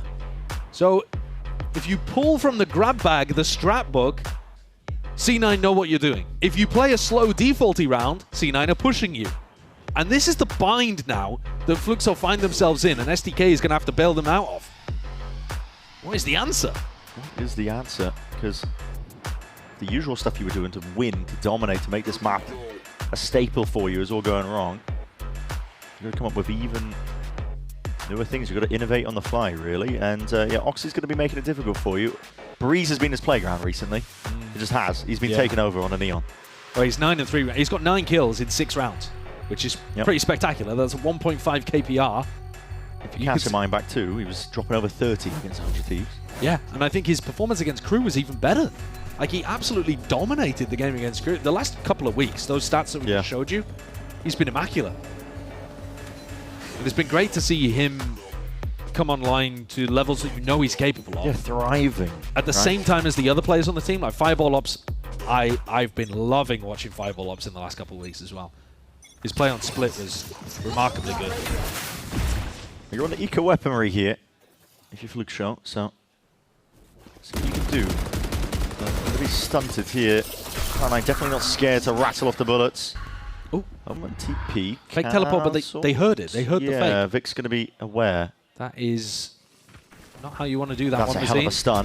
Just sidesteps and miss most of it. It's shoddily done, but it is put together at the end of the day. Cloud9 finding it difficult here, but at least with those weapons, surely should pave the way to success. Rifles in hand, but it has handed it back over to Parla. Now he's here, just trying to dodge and weaves it. Atsu from the side. Jack, it's a cracking shot. Shuts down one of the real danger players, and Atsu is just begging for an opportunity. Damage done potentially to Vic. He's already pressing forwards, but he is being surrounded. Stepping forwards, 1v1. Rattling away with a Sheriff now. So that dart back online and a weapon upgrade picked up. Another tap. Big reveal. Jack's position noted. Peppered, brought down, but Jack! Oh, man. More than ready for the occasion. Zenatsu had a lot of opportunities to try to close that one out. And Jack playing with danger. I thought that was going to be the round where C9's aggression, the disrespect, the thing that Fia wants them to do was eventually going to bite them. Because, of course, aggression is a double-edged sword, especially on anti-ecos like this. If you're going to look to try to take your ones, you are offering opportunities. A little scrappy. It's a little scrappy. You're right. It is a little scrappy. But it's also 7-0. In terms of the round score, it's actually pretty clean. Would not have predicted this off the back of that first map, let me tell you. But as Coach Fia was saying, corrections made, really. And not really talking game plan, more just attitude. Look at the adjustment in terms of the defensive setup as well. Fireball Ops swaps over to A with Oxy's Op. A much more passive approach generally, except that Vic is getting empowered to potentially take a push in elbow. They're going to get chewed up here, aren't they? It does look like it. Just trips if they don't have an answer for him. This lane, looking for the signs of it. Oxy just posted up, operator onto the one side. Shock Dust will rain down, but they've already caught the... yeah, Mazine just called for them to come back to him on B as he dies. Brutal. No FF as well. It's going to be pointing out the players' positions now. 2 down, 3v5. It's almost a save already. It feels like it. I mean, they'll have to give it a go. They're down 7-0, but... Oxy's just absorbing the space off the back of it. It's brutal. They need anything they can get. 30 seconds remaining. Fluxo have just not been able to put anything together in this half. No. Never been allowed to execute their game plan. Completely shut out. And doesn't look like they have any intention of stepping forward onto A. I did say it was looking like a save already, but I thought they'd try to go for it because going down 8-0 in the half You do have a crazy loser's bonus at this point. So yeah, might as well go for it. Imagine if the loser's bonus just got bigger and bigger every round. Just, yep, It compound never interest. Just like, holy, look at this. Getting $5 every time you lose a round. I can buy 2 ops this round. Wait a minute. Wait a minute. Do not let this guy on the dev team. Parla really thought there that there was going to be somebody on the high ground, but you're not playing against a Jet. No. You're not even playing against an Omen. An Omen. Yes, So there's no way for anybody to get up there. Who's he worried about? Why is he holding the high ground angle? Great question. Bizarre. Mm-hmm. 8-0 early. Cloud9. pit layer down, a little bit of tripping as well, gives a bit of extra safety. Okay, this Does one, still look around. keep Surely it it's got to simple. be it, right? Progression smoke, pop A. See it now. Ult's going to be utilized. It's going to be Reckoning rolling forwards, gliding to the side. It's Parley. He does at least claim that one. He's softened up as a result of it. But surely the player's in the right positions now. Thorns is trying to shut them out. Shot through into the wall. It's gone wide. JZA still alive. Stunned up. Wall's going to be fading though. He's going to be careful of a lot going on. Swap around on the weaponry. Oxy wants to get involved now. Answering straight back at them here. Just trying to square. Ram almost hitting that one of a transfer. Just trying to take the timing past it. What a Steel Garden was just overlapped. Fireball Ops also involved. Still a 3v3 though. Make it at 3v2. Fluke Show best chance they've had in a long while. Dart. Played in through the back and Zelsis rapidly approaching now. He knows that when JZA fell, there'll be no wall on the flank. But I think it's very ambitious to try to win the round with the flanking op. Yeah, being watchful. Leaves Jack essentially alone. He's not going to have a lot to work with here. Just spotting. So if he could bait the swing and Parla lightning fast in terms of the shot, but it goes both ways. Jack is straight there. No, my goodness. Oh, Fluxo had to win that one, and they did. In the end, they put the round on the board. But man, if my heart wasn't fluttering watching that. The way Jack was playing it, felt like he was playing it to win. At least though, Fluxo also played it to win. They went for a double swing at the end with a really wide peak from Parla, and that played in the easy 1v1 at the end. Boy, oh boy, though. But Mazine closes it out, but his heart must have been fluttering too. They need an 8-4 here, really, don't they? If there's any hope whatsoever, they need to be able to close out all the rest of these rounds. I'd like to see C9 go aggressive again, and it is Oxy taking a run down elbow as Parla comes through double doors. It's an overdrive now. It's going to be putting a squeeze onto these anchoring A players. Just smokes on smokes, though, and Vic is able to just find that slight pocket to play in. Mazine watching for the mid-aggression. Going for a bit of that pump fake. Zelsa's already taken these players out. The trade is not there intact. It's whiffy business. Fluke Show are straight on top of it. Well, they've been gifted an opportunity there. Fireball Lobs will be sad about that one. That trade not intact. Jack is, okay. He's doing pirouettes with his crosshair. Yep, somehow finding Mazine. He's fast, isn't he? Straight through the wall. Door opens up. Easy to bait that noise, though. He could easily be coming back through double doors. So Tui's and Zanatsu have got to keep a laser focus. What's the cooldown look like on the recon as well? Zanatsu might have it back. Jack still wants to make a go of this one, even though time is ticking rapidly now, and the angles now watch for Tui's. Gets the information. Big reveal. No more swings as Jack has to wait this one out forwards, and as he's swinging from the side, it's a good answer. Zanatsu straight on top of it once more. A2, if you can string together a few more rounds off the back of this one, may be salvageable. Yeah. I mean, they've kept it simple in the last couple of rounds. Bit of A pressure into an A pop. This one a fast A split. If you just play a little bit of movement from Mazine, isn't it? Yeah, it's a bit odd, that one. The faster you play, though, you don't have to run it down off barrier drop. But as long as you're hitting the sights in the first 30 seconds or so, you limit the amount of opportunity C9 have to push you and disrupt your hits. So I like this slightly increased tempo from Fluxo. Same mid default here. Fluxo. It's going to be fake with the Omen ult, trying to bait players into spawn! What is that? What a flurry of kills. They all drop in an instant. Target prioritization off the charts. Oxy was more than ready for it. Mazine trying to make the most of the situation. And Mazine would love to have his ult to be able to recover the spike, but he used it in a funky way. Fake Omen ulting to dodge the drone from Jack. Zanatsu, though, picks up Zelsis and opens at least a little bit of a path to the spike. Oxy's now got to be on a swivel. Cleared up, though, and with elbow accounted for. That's all on the new guy, or at least the new guy to this stage. It's 47 seconds. The spike isn't double doors. It's just unwinnable. Yeah, it's got to be unwinnable. It really looks like it. Unless there's severe missteps by Cloud9. The way they're playing, though, not leaving anything to chance. Fireball Ops is locked onto the line. Hold on. ISO defies. It's already that one dink and damage done. But his players are lined up now. Just 5 HP to work with. Zanatsu, it's nothing much. But he's going to do the best he possibly can. ISO into the 1v1. Oxy, it's a mad retreat. A dash away. 17 seconds left. He knows he can play time in a spot like this. He's also just got full utility. 12 seconds. It's Dire stuff. Zanatsu has just got a full sprint towards it and needs to try and win this fight out. Oxy should be favored in every possible way. No time left at all. And Oxy just knows to run. Time just ran way far too out there. And Oxy, okay, claims his prize in the end. A 9th round for Cloud9.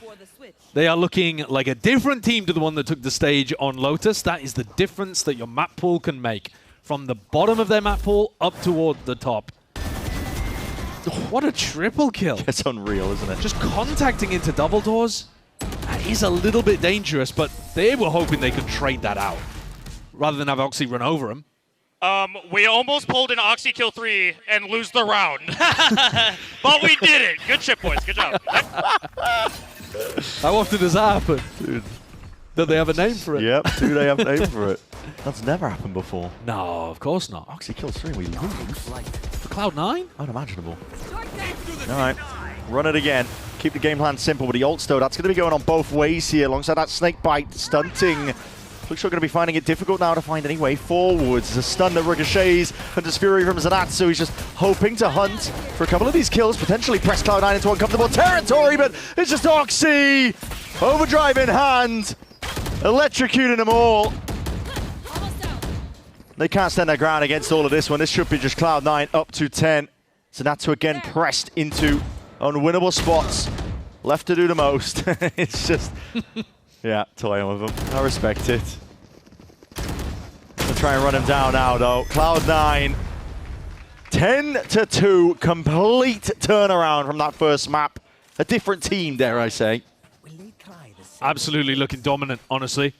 And Oxy, it's his playground. He's no longer the rookie. He is the vet who turns up in important situations, and he is running them over.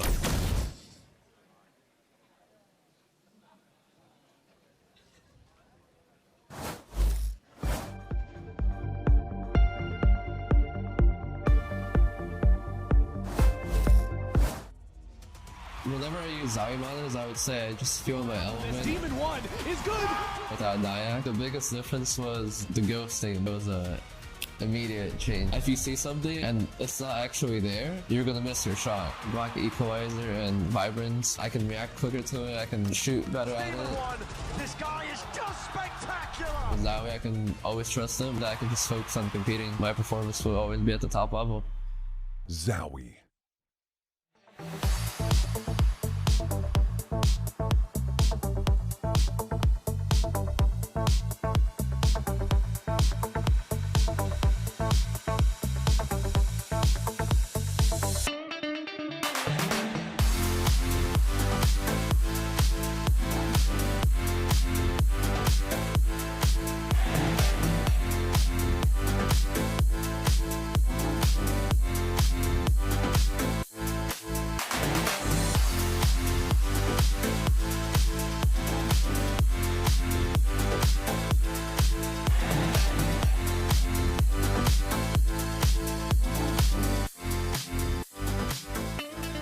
All right, I've been wanting to do this for a long time. Rock, paper, scissors. Let's go. Now, rock, paper, scissors, shoot. Rock, paper, right? scissors, Okay, shoot. all right, I'm great. not like the new All right. kids where it's like on 2. All right, here we go, here we go.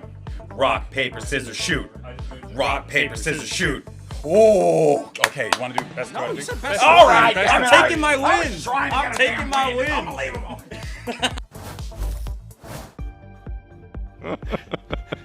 He's taking his wins. I mean, they're definitely on the right track, I think, as well on Breeze.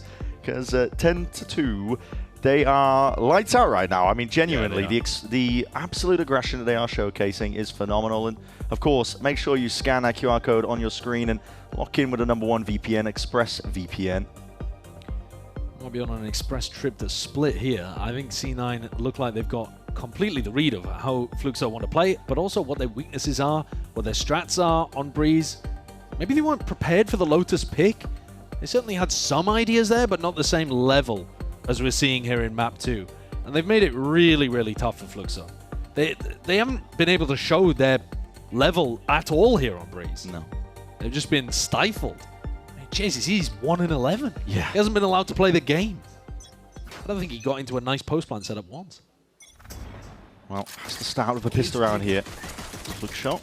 It was the defense half that I was liking some of their ideas for. A bit of aggression here with a paranoia, but how do these players respond to this one? Straight through double doors. There's an instant reaction. Cloud9 leaving no stone unturned. Still, Oxy's going to be dealt with. Picking up in a bit of exchange now, but Vic surely accounted for, but still claims the kill. Zelsis tapping away. Not going to be alive here. Zanatsu is going to be hunting him down and out. He's got the right angle and he's got the right idea of things. Already another kill found. 3v3. Nice push. And the plant is down. Great idea. Luxor potentially in a good spot now. They can claim a couple of more kills towards them, but the bullets just not quite landing in the right places still. Goes both ways. Softened up is the opposition. Jack now in that 1v2 and overwhelmed here. It's lovely work. That's the pistol to try to make something happen here. 10-2 down. You needed it at the very minimum. But it's also going to take so much more. I really like the way, as you were saying, that their defense setups work in terms of that A main aggression. I think it's Zanatsu's play here, actually, that turns things. That ability to go and find the insert in double doors, who would be a nightmare to deal with later on.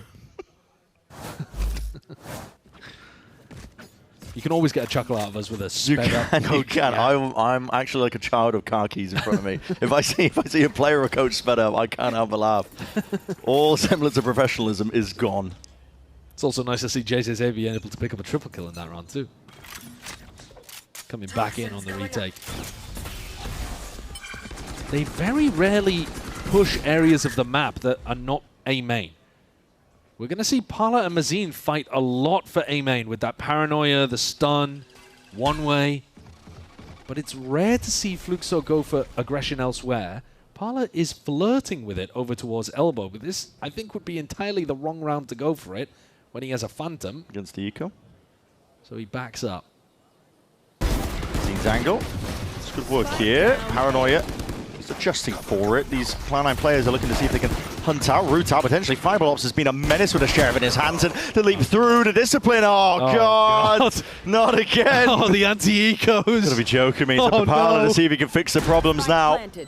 Moving forward steadily. He's walking up now, but that is a drone that spots all from the high ground here. Still. Oh, they're just taking the fights together. Cloud9. Maybe we shouldn't be fighting 1v3. That pack mentality. It's working now, isn't it? They've handed over the weaponry. Josh is on his knees. I can't believe it. JZZ's left in a 1v4. How has this happened? How has this happened? Do you want a real answer? Because they keep taking 1v5 fights when they've got rifles into classic players. Oh, it's a diabolical one. It's a dagger to the heart for Fluxo. But Mazine is just so aggressive. Zanatsu, fair enough, you know, but also he's throwing shock darts facing into all of them. Every single player on Fluxo takes a 1v4 or 1v5 at some point in this round. If you want a round to demonstrate how you don't play anti-ecos, you would take that one. I don't blame the players at the end. They're trying to salvage a dodgy situation. Sure. You could do it together. Yeah, you could do it together. Might be better. Okay. I mean, listen, at the end of the day, they were trying to recover a 10-2 half. Yeah, it probably wasn't going to happen anyway. You know. Well, hold on. You don't like the Duma take? No, it's less of that. All right, there, though. A little bit of an eco push together, and Zelsis himself tries to hold on a bit too much as the solo player. Should have given up that ground. Cloud9 are going to be looking to overwhelm over towards these Bianca players. They're playing at close quarters, though, and that does put them in very uncomfortable territory. Fiberops has already got that level of awareness. Clearance into the corner, and it's good util. Storm Surge blinding up 2Es. Shutting the door out in their faces. Jack does not want to donate a weapon, so he's just going to be backing out and away, but the rest of his team's got their watchful eye up and around. Yeah. Take that, Trip. Yeah. That would be up to 12 for Cloud9. Is Mazine looking to save the Bulldog? Nah, well, I mean, there's no time. There's no time here. What do you want him to do? No clip through the floor? Oh. Get to the B site? Run at people. It's just... I mean, he's on a save, isn't he? So yeah. Looking for him to not be looking to save a Bulldog and no armor. It's true. But he does go down in the end there. They would need 9 rounds in a row here, Fluxo, to recover this and win in 2-0 fashion. It looks very much like we're headed to split. As Oxy puts on another incredible performance on Breeze. 23 kills over these 15 rounds. Absurd. he does just run people over on this map. Yep. It's nice to see. I mean, there's a chipper attitude at Cloud9. It is nice to see. They've had a lot of weeks of doom and gloom. Parla and Mazine again looking to fight over A main with Thorns to cover the A split timing. It's a classic defensive setup for Fluxo. Is Zenatsu a bit of a weakness? C9 look like they want to prod in that direction. Holding for any aggression, but it's pretty unlikely. Fluxo don't normally like to push out through B or elbow. Yeah. It's very passive as the setup, isn't it? Deep drone forwards, trying to post some of these players up here from Cloud9, and spotting a lot of signs of life here. Stun, connecting off to the side. Zenatsu does just slip past. Don't see straight through the wall. Okay, Tui's though, yeah, in that close quarters angle. So able to get that trade online for Cloud9, and this is good space taken up. Parla is immediately going to be absorbing other side of the map, pressing Cloud9 into predictable locations for the rest of the team. No noise made on the backup there, but also Parla not holding the angle. We have to spot these players out though. Fireball ops, yep, top of the cannon won't save you. Oh, nice work from Parla to be able to clean up both of those there. Control, just jiggling away. Spike's going to be reclaimed as Zelsa's in a 1v4. Tough spot really with 23 seconds left, especially with Parla just... That's not intended! What the... Hey, yep, straight off the floor. And, okay, quick cleanup. Can we get an investigation? What was that bounced off? Some kind of cable on the floor? I don't know. I mean, that does happen in weird spots. It does happen in weird spots. That's unfortunate. I don't think he was winning the round, Brent. No, yeah. I think it's unlikely. What makes you say that? You don't have faith in the Zelsis 1v4? It's nothing to do with Zelsis. It's just to do with the 1v4. Okay. Tell him that. I love the way that Zenatsu played that situation. He takes contact against the Neon. Neon walls, you know that you're about to get stunned and slid on. Yeah, wow. What is it, a plank? It's like off like a plank. Or like a... on the floor, a something. grate on the floor? We're going to get a closer look, potentially, but... Look down, Parla. We're trying to figure it out. It's the same defensive setup again. I mean, Fluxo do not change their defensive setups very much. If you walk forward, Celsius, you are going to get paranoid. This is a death sentence. No way. What? He's just 1v1'd the player that was dropping 300 ACS in the previous game, who was holding an angle. And you would have won doubting him in that 1v4. Yeah, my apologies. Yeah. If it wasn't for the snakebite, you would have won. That's what I'm saying. We should replay that round, I think. Wait, actually get this guy out of here. Let's get this guy out of here. Yeah, Cloud9 out, ready to group up. Right there behind him. Cutting away the sound cues here. There's been no shift in the setup. NorFF is going to be revealing that it is just Mazine alone, and it should be nail in a coffin for Breeze, potentially, unless Mazine can do something about it, say something about it. He's already shots rassled off here. He's able to at least deal with the dart and back up. Vic is also very late with the spike, but I don't think it'll matter too much. He just comes in now. He's got a Harbor ult to be able to play with. Should help them convert this 4v4. It's a tough retake for Fluxo. Reckoning, ready and primed. Also going to be expended here just to make sure that they secure this round, get this map done and over with. Nice Stop position. Just in the right place. Yeah, great position to stop that ult. Just like gapping to the side. Tui's was hoping and hunting for it. That drone up onto the high ground is going to be seeing all. Tui's just barrels over. Deals of Oxy handedly, but now it's going to be Fire Ops. Jack as well, just taking a turn and timings taken forwards. Ripping. Look, showed us absolute shreds. No real hope now, no real chance. Jason Zay, the time has run far too short, and we will be going to Breeze, and we will be going to Split, excuse me. It's Breeze that's concluded here, Cloud9 in a dominating fashion. This was the map that they chose, and for good reason, by the look of it. We were talking about Fluxo looking good in maps that we had seen them play in Brazilian Challenges, but a different level when you're playing against C9 on a map that they enjoy playing here. They look very prepped, very ready, and it was another one of those Oxy takeover games too. Lots of opportunities for him to get empowered on a push. Started with an elbow push, and really, Fluxo were just shut out of the game from the very beginning. Completely. We'll see if they can turn things around on Split, but it's a Cloud9 team that are looking renewed, rejuvenated really, heading into this third and final map. What can they do? Are they up to the test? That's what we're going to have answered after this.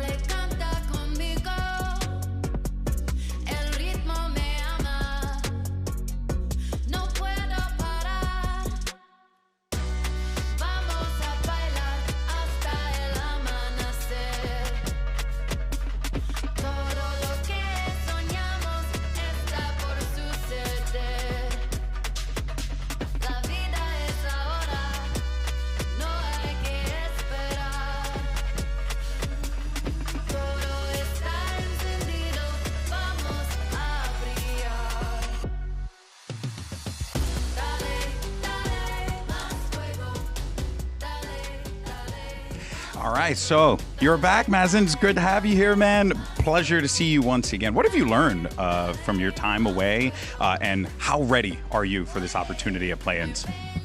Eu acho que o que eu mais aprendi no tempo que eu fiquei fora daqui, na verdade, quando eu tava aqui eu era um IGL muito jovem, então acho que é mais essa experiência como capitão na minha role. E eu sinto que a gente tá muito preparado para esses play-ins e a gente pode conseguir avançar para os playoffs.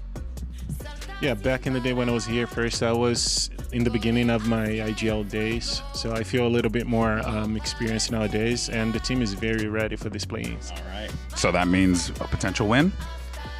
Acredito que sim, que hoje a gente espera a vitória, né, e também fazer grande campeonato.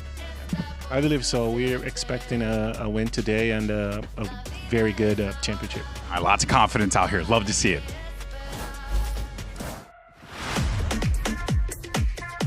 Actually jumps right out thinking it was protected. Oh my God! Oxy doing Oxy things. E tem que dar vantagem numérica, né? É um 5 contra 4. Ei, o Zanotti, ele quebra mais 2.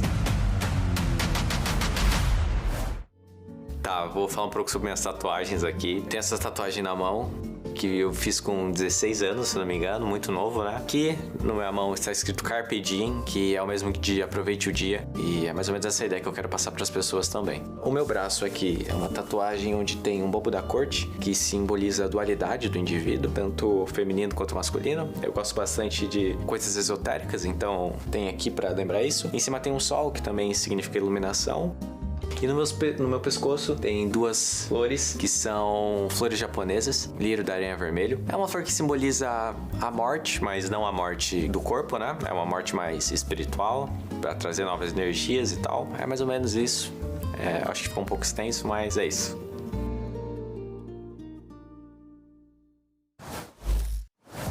Welcome back. Cloud9 speedrun their map pick, bringing this down to the tiebreaker. Let's break it down, guys, because that was kind of a slam, and it feels like, Alexis, I don't think you should be on your phone right now. Oh, I ran out of Red Bull at my house though, so I'm trying to order some more. So like when I get back, I'll have some. Oh, okay, yeah. Okay. We have a match on the line right now, guys. It's 1-1, pretty intense. Okay, tier 2 team could take a win today. I'm gonna lock in. Shout. Yeah, no, I'm gonna lock in. That's a good shout. Yeah, And you make a good point. The chat actually votes Oxy for MVP, which we really relate to because we think that everything that they did successfully on the map was what they couldn't do on Lotus. Yeah. Going into Breeze, they were so much more aggressive. Do you guys think it was just the comps or was it the playstyle as well? I think it's a bit a mix of both because I feel like with that Yoru being your solo duelist, you're very restricted on how you can go about taking those first fights. Whereas obviously on this map, they had free range. All the players look so good, especially when we're looking at players like Fireball Ops and the anchoring that he was able to do. It felt like anytime FlukeShow tried to go for a straight up exec, he was there. He had their number, getting multi-kill after multi-kill and just shutting it down. I feel like on Lotus C9 really looked uncomfortable. I don't know if it was the comp or just their map preference, they're not Lotus team. They looked way more cohesive this time. And obviously it helps when your duelist is top fragging because my favorite strat is duelist go kill as the IGL and I get to chill in the backpack and that's kind of what happened here. Well, fun fact, Oxy actually, his best performing map overall is Breeze. He constantly performs on this map with an average of 1.2 kills per round. The next closest he has is 0.8 on Lotus. So you can tell on this map, he's so comfortable, he's so aggressive, and I think with this Neon, he's really found his place on this team. I mean, the fact that he's almost hitting 400 ACS here is absolutely insane, but I think that that's the kind of story that Breeze has had with Cloud9 is Oxy just being able to drop like almost 30 kills every single time. But even outside of that, we're going back to those basic comps, the comps that they were starting to thrive and starting to find their footing in, the comps where they're allowed to kind of have their own play style with each role that we see, and it just looks so fluid throughout. I want to say something about the FlukeShow comp because I actually like the Vice on Breeze. The problem is it's really strong when you can get in that post plant because then you can cycle, okay, putting Harbor Wall up, that's first, Omen Smokes next, then the Vice Thorns, it's really hard for them to retake, but because they weren't able to get in that position and like get the bomb down that often, it's really hard to get any value out of the Vice. Yeah, and I think it was really nice because it was Oxy going and killing, but Fireball was also following up. Like he was there to get a pretty good amount. But let's actually follow up on the maps, because this next map coming in is Split. This is a little bit more interesting because we're talking about how C9 are so good with their team fights. Their defensive half was so good as well, and they're starting on the defense half for this map. Do you think that's going to play a big part into the momentum, Alex? Alex. Could you could use that nickname for me. It works. Yeah, I mean, that's true. Lexi. Red Bull Lexi. Okay, sorry. Hey, hey Red Bull. I will say, I think they had a lot of momentum on Breeze. Like, they looked really good. I think if they can not get eco'd, it would be great for them.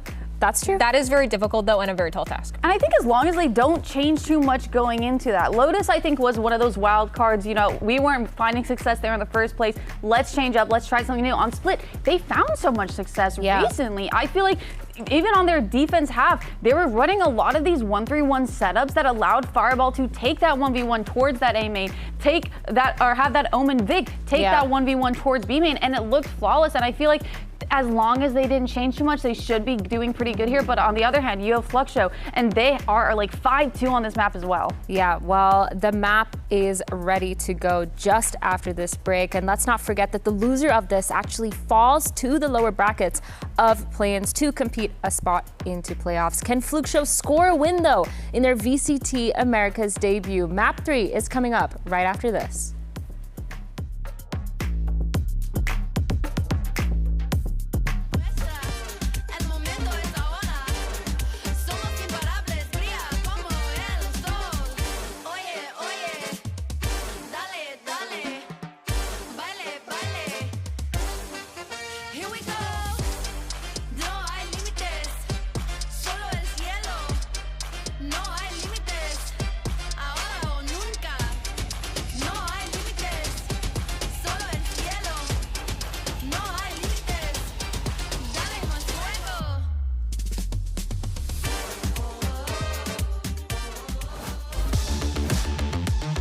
Let's get to it then. Split on the cards between these two teams, and Cloud9 have just ran all over them, genuinely. I mean, we've been talking to death about it. We've already seen it. Oxy go kill. It was a great success. Everybody loved it. Yep. And we get to see if it continues, really, or if whether Fluxo can put a stop to it.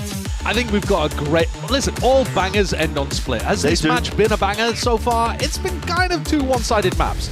But I'm hoping that we get a real clash of styles here. You've got double duelist on one side from Fluxo, very aggressive opportunities. Parla and Sanatsu do these big dives up mid really quickly to try to put pressure on the defending Vipers. And then on Cloud9's side, they've got a kind of a double Sentinel comp where Zelsis and Fireball Ops can lock down areas of the map. I mean, Vic will do that sometimes as well. But then on the attack side, they've got the double lurk idea. So really, really different approaches to your attack side. A very explosive comp on one end, and then when the side swap, a very lurky approach. And I think that'll give us some really cool looks as to the different styles of these teams and how they pilot them. See which one has the better grip as well. Cloud9 have recently powered their way to a win against 100 Thieves on Split. That was really impressive. It was very impressive. There was a lot of very significant prep work you could tell that they put into that map. Yeah. They get it to them. So they have been turning a new leaf, really, Cloud9. Week on week improving here, and the challenge may continue. We're getting into it now, the stylistic differences of the compositions we're talking about, and the old guard returning, really. A lot of these Brazilian players joining up, regrouping once more for another go of things here into VCT on the stage. This is their time to shine. They just have to grasp it here and now. It's the double duelist that I got my eyes on. It's Parla, and it's the newcomer Zanatsu, because the explosive way that they were able to win on Lotus was by popping into those C sites and catching people off guard. Can the anchors of C9 hold on here on Split? I think it can be a little bit easier. There are smaller choke points that they're going to have to go through. This is going to be a fake on the pistol. Mazine loves faking. A lot of the time his Sky utility is used on the opposite side of the map to where his team are intending to go. Just looking to insert Zanatsu up forwards. Cam, though, is going to be able to spot that it is just Zanatsu. Oh, look, they're rotating immediately. Yeah, they've immediately realized it's like fake they know pressure. It's a fake. Builds off into spawn, though, some of them, and now they see it, the explosion forwards, but Jack ready to respond, and we're going to see it now with a util flying forwards, stun as well as the rest of the team. Cloud9, again, the continuation of that pack mentality, just grouped up, following where the action is. That's immaculate stuff. The recognition that that was a fake so early on. I mean, maxing. Yeah. Going and grabbing the orb in the middle of this. The cam from Fireball Ops is a really good answer, but also just understanding the tendencies of your opponent. That they do like to fake a lot with their Sky util. And the Sky, Mazine, the leader, he's now stood here with an impossible task on his shoulders. Try to win a 1v5 to recover a pistol round. It's revealed his hands. Have to hope a couple of these stray shots go his way, but swiftly dealt with. Just with the ghosts in hand here. Pistol round early here for Cloud9. And at the beginning of this stage, C9 could not find a pistol to save their lives. They really couldn't. It was an actual impossibility for them to win on the pistol. In this game, they've only lost a single one of them. And they very quickly turned that one back around. So great starts to these halves in general from C9. And a great opening here, showcasing some good prep, good defensive setups, really good quick reactions. And all bangers end on split. All bangers also have a Pausa Technica. Of course, yeah, they have to. That's how it goes. It's obligated, I think. Yeah, as you can see on the stage, it's looks like one of the players. Yeah, it's a mild audio issue. On the Flux Show side of the stage. Zelsis looked like he was thinking really hard there. I could see the cogs turn. Yeah, was he about to stand up and fix it, the problem? Is that what you're implying? I don't know. I'm really not sure. Yeah. Get to the action soon enough, though, as soon as we resolve this one. Yeah, there's pressure on both of these teams, but I think Fluxo in particular, after you have such a great start on your map pick, you're feeling like you're on top of the world, and then that adrenaline crash as just none of your ideas are working on map 2 can be pretty tough to pick yourself back up from. It's a reality check, isn't it? Yeah. All right, audio issue resolved. Heading back into the game. Yeah, there you go. Very quick. Sweet, we like that. Seamless. Seamless. A couple things to note in terms of Fluxo's attack side if you haven't seen it before. JZZ is very committed to these A-lurks. Pala and Zenatsu have this fast double dash up mid. But on this eco, they're just hoping, by the look of it, that they can bait Oxy into going for something aggressive here. Maybe they can play for an ult orb? Yeah, some level of information given to Jack. Doesn't paint out the whole picture. Fluxo are not keen to really engage. Fireball Ops has changed his cam position. And it can actually see over the top of some portion of this wall. There's only JZZ spotted there by the dog, so it doesn't give away the game.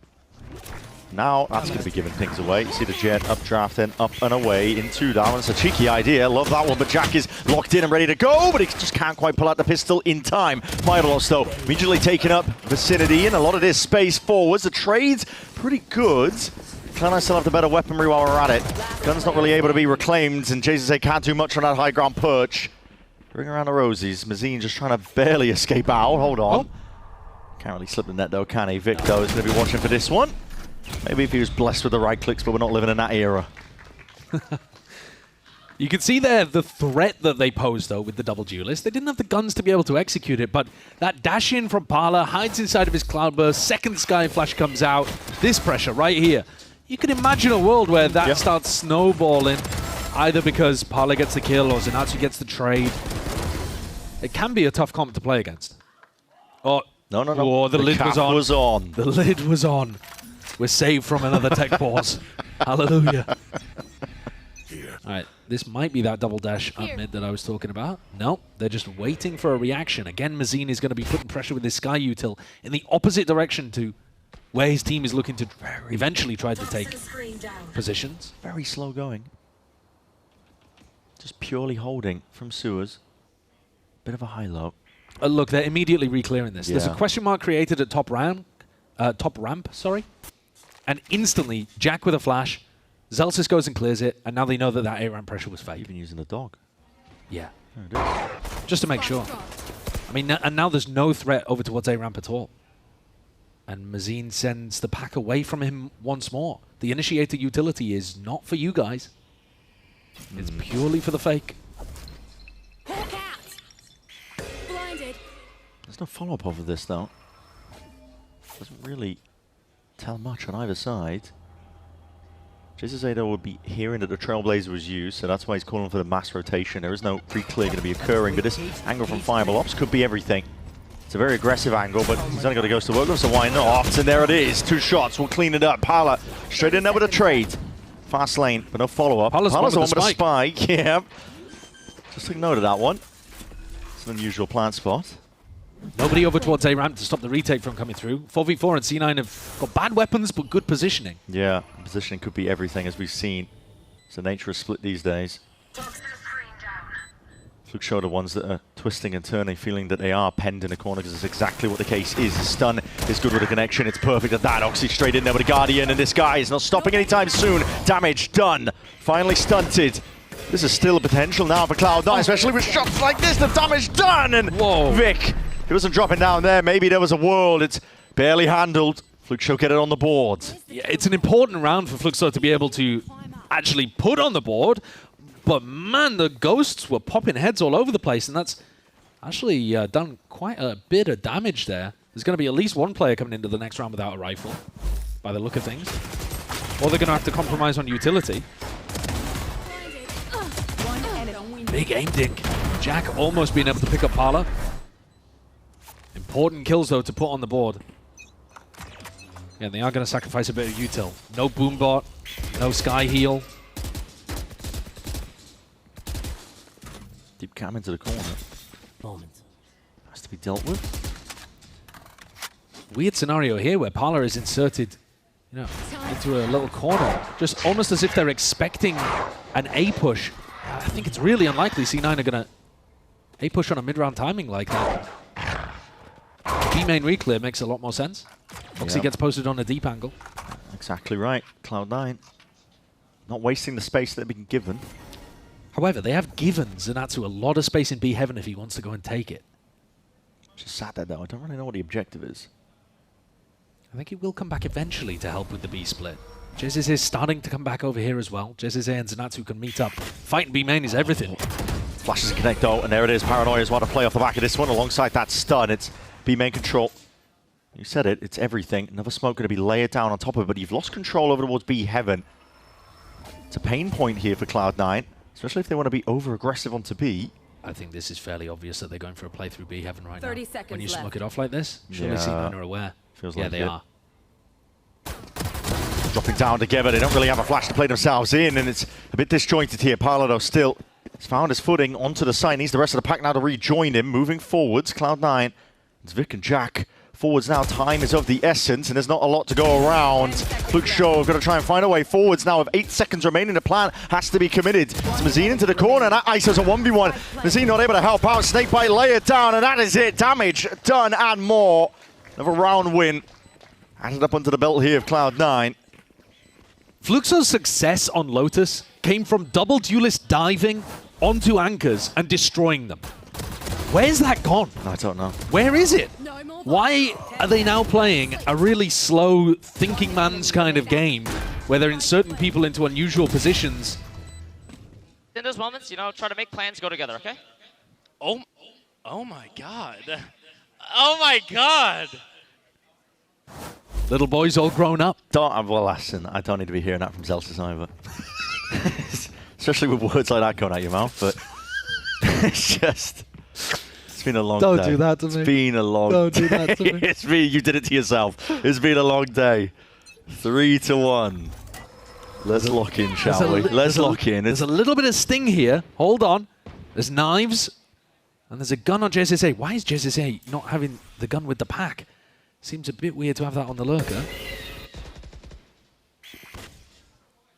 Again, Mazine using Sky Util that's not to set up his duelists. It feels like they've lost the plot a little bit. I don't get it, man. It feels like they've lost the plot. They feel very reluctant to just let Parla and Zenatsu off the leash. You can afford to take a few more risks here, though, like you were saying, the Blade Storm. Danger here. Give Zenatsu the gun and just let him go. Yeah. Just send it a little bit. Seekers are going to be used at that minute mark. Clear up a lot of this one here. They're all going to be broken in through mid, apart from one there. There we go. Okay. 50 seconds. They've taken mid, but they don't have anything else. Yeah. They love going for 1-3-1 defaults. That is how Fluxo often play. But they're going to come back into a B-pop. Zelsis hasn't used a snake bite. Still Fireball Ops with everything to work with. JZZ, you have JZZ fuel. You have fuel. He's A lurking as his team goes for a B exec. It's bizarre. It's bizarre. Power's going to be shut down straight out of the eye. Clay Pigeon shooting out through the back of the side. It's the overdrive forcing the issue. And what a shot there, Tui's. It's a cracking one. Puts Oxy to rest almost immediately now. We're going to see that Cosmic Divide to split up the site. Ooh, that flash was bad. Went into the smoke. JZZ might have a chance here. 13 seconds left. Tui's now picking up that upgrade. Jack is being hard pressed now. Trailblazer is also going to be broken, just dodging and weaving here, taking a lot of damage though, and there it is, a round on the board. Hard fought for Fluxo, but it's a shot from Tui's. That one Sheriff shot to shut down Oxy when he's in the middle of his ult is everything in this round. Absolutely everything. I'm not a big fan of the way that they set themselves up for success. I think they made it harder than it needed to be. They had their only rifle was on an A lurk as they hit a B exec. It's crazy stuff. But somehow, that trophy-lifting caliber comes out of Tui's again. Hits the shot that he needs to be able to get them across the line.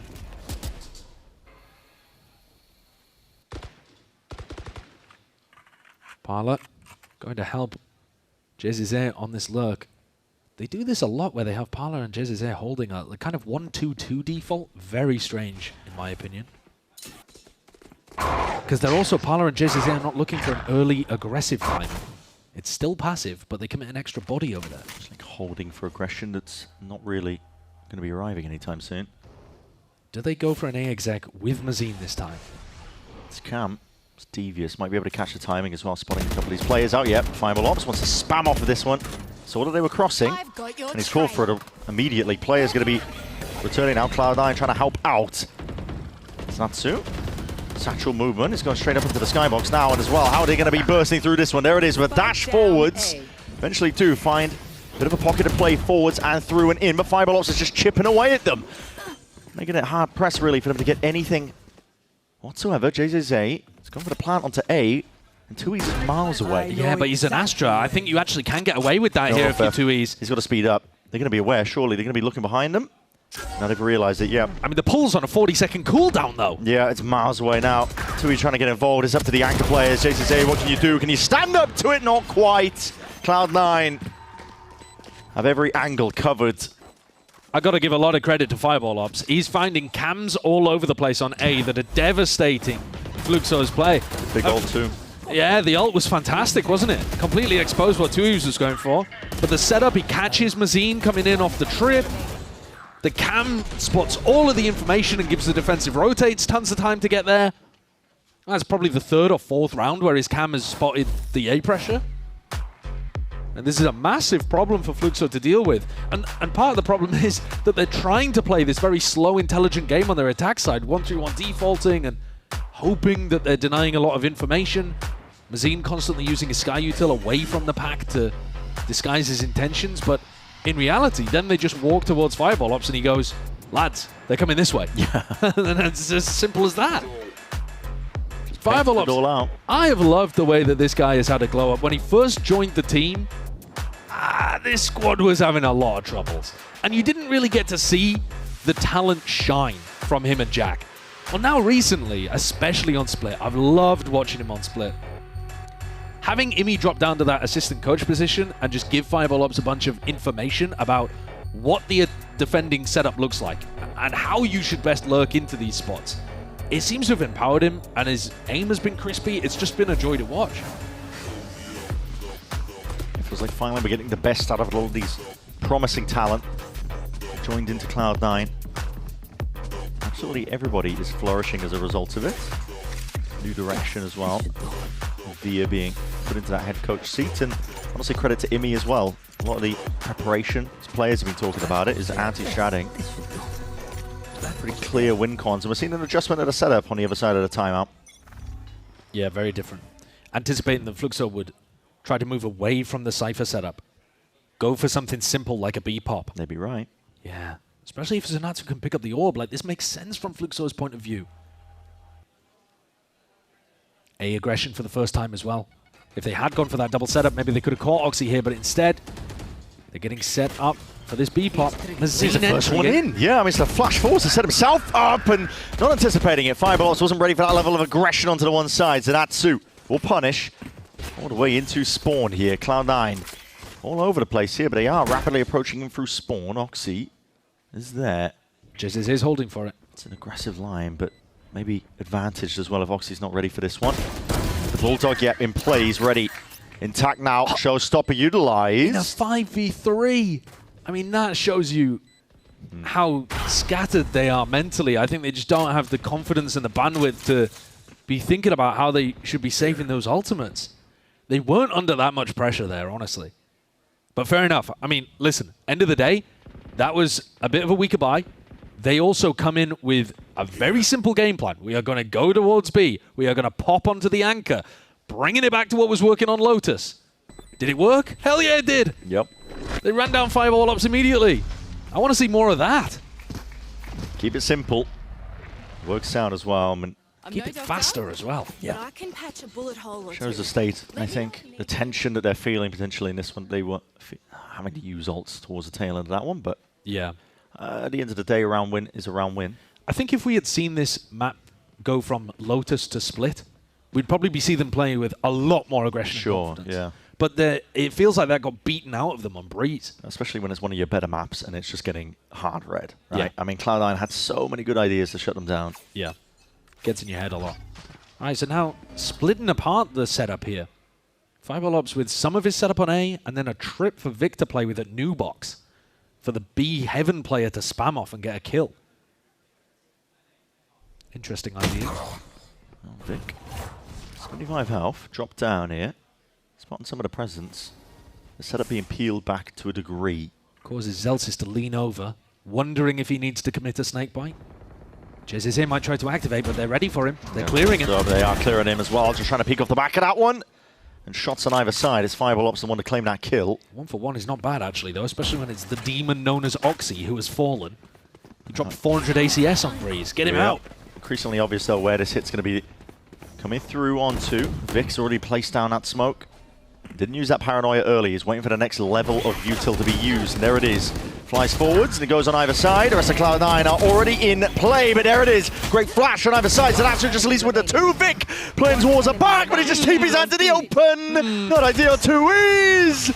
Can't capitalize in time. It's Jack that saves the day.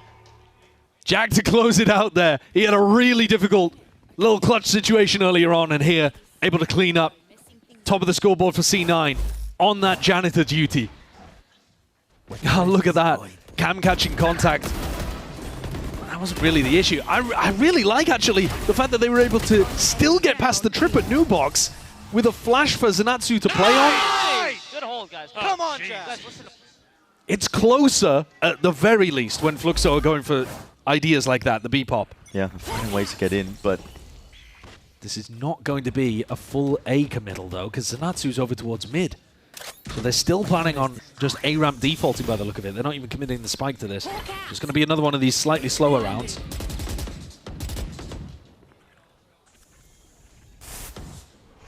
Gearing up. Slow walking as much as they possibly can up to ramp, but this is not the time for it. I mean, listen, Oxy's already on it. Just as he's being cleared as well. C9 have been extremely proactive at clearing those A-ramp positions. Hard rotating. Yeah, they've got a read that is going to end B. Like, anytime there's fake A-ramp pressure, it's a B finish. And they just know. Zanatsu's got to be the playmaker here up through B Heaven. Yeah. This is the gap that C9 is leaving. It's a significant one. No one's watching Heaven this entire time. Zanatsu, it's a prime opportunity potentially to jump on it, but Oxy just turns his attention towards it and snaps to it.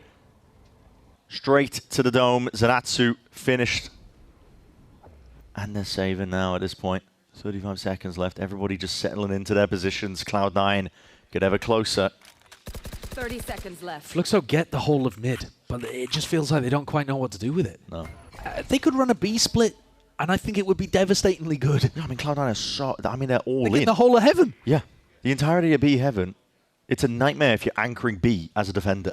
Yeah. If you lose control of that specs. I think Zelsis has to be really cautious playing against this comp in general in mid. Like, mid is not an area that you can particularly defend. If you think about how Vipers would normally want to defend it with the orb and, you know, playing around that, both duelists can jump on boxes and see above your orb. They can run you down with some fast flash and dash play in mid.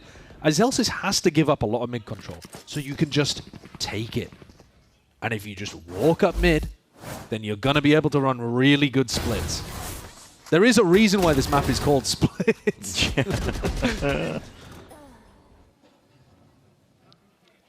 Nightmare for STK. Yeah, STK contemplating. Oh, haven't seen one of those before. Second guessing. Maybe heard something in the comms that he liked. You know, he was gonna call for just B hits, and then here's his team say it anyway. Fireball Ops fell to one of these explosive B pops before. Can they find him once again? Again, he's going to be challenged. He's going to be watchful here, but he sees all that util moving forwards now. He's got at least the trips to help out. Big reveal. Oxy's all the way forwards again, running straight towards them, and he's just ripping them apart. It's 2 kills. Rest of Cloud9 trying to flood him, but JZC with a difference maker this time. Spelling it all the way out. That's a pit that's going to be dropped down. Gives him a bit of cover now into the 2v2. Tui's though only on 5 HP. And that snake bite, that's going to be finding it. With the pit up, perhaps there's going to be a chance. Sidestepping. Dodging past the Trailblazer. The dog's going to find it by process of elimination. They know where JZC is now, I think. Surely, but still obfuscated for now. Another tap to see if they can pull JZC out into the open. He doesn't have that snake bite! Snap it to the side. He's done what he can. He really has. It's Celsius, though, that has it under control. You can see the way that C9 are adapting and learning over time. They've been caught a couple of moments in rounds earlier by that double blast pack and the flash play out through new box. You normally expect double duelist teams to go straight down the gut, but Fluxo have been doing a lot more of this new box push.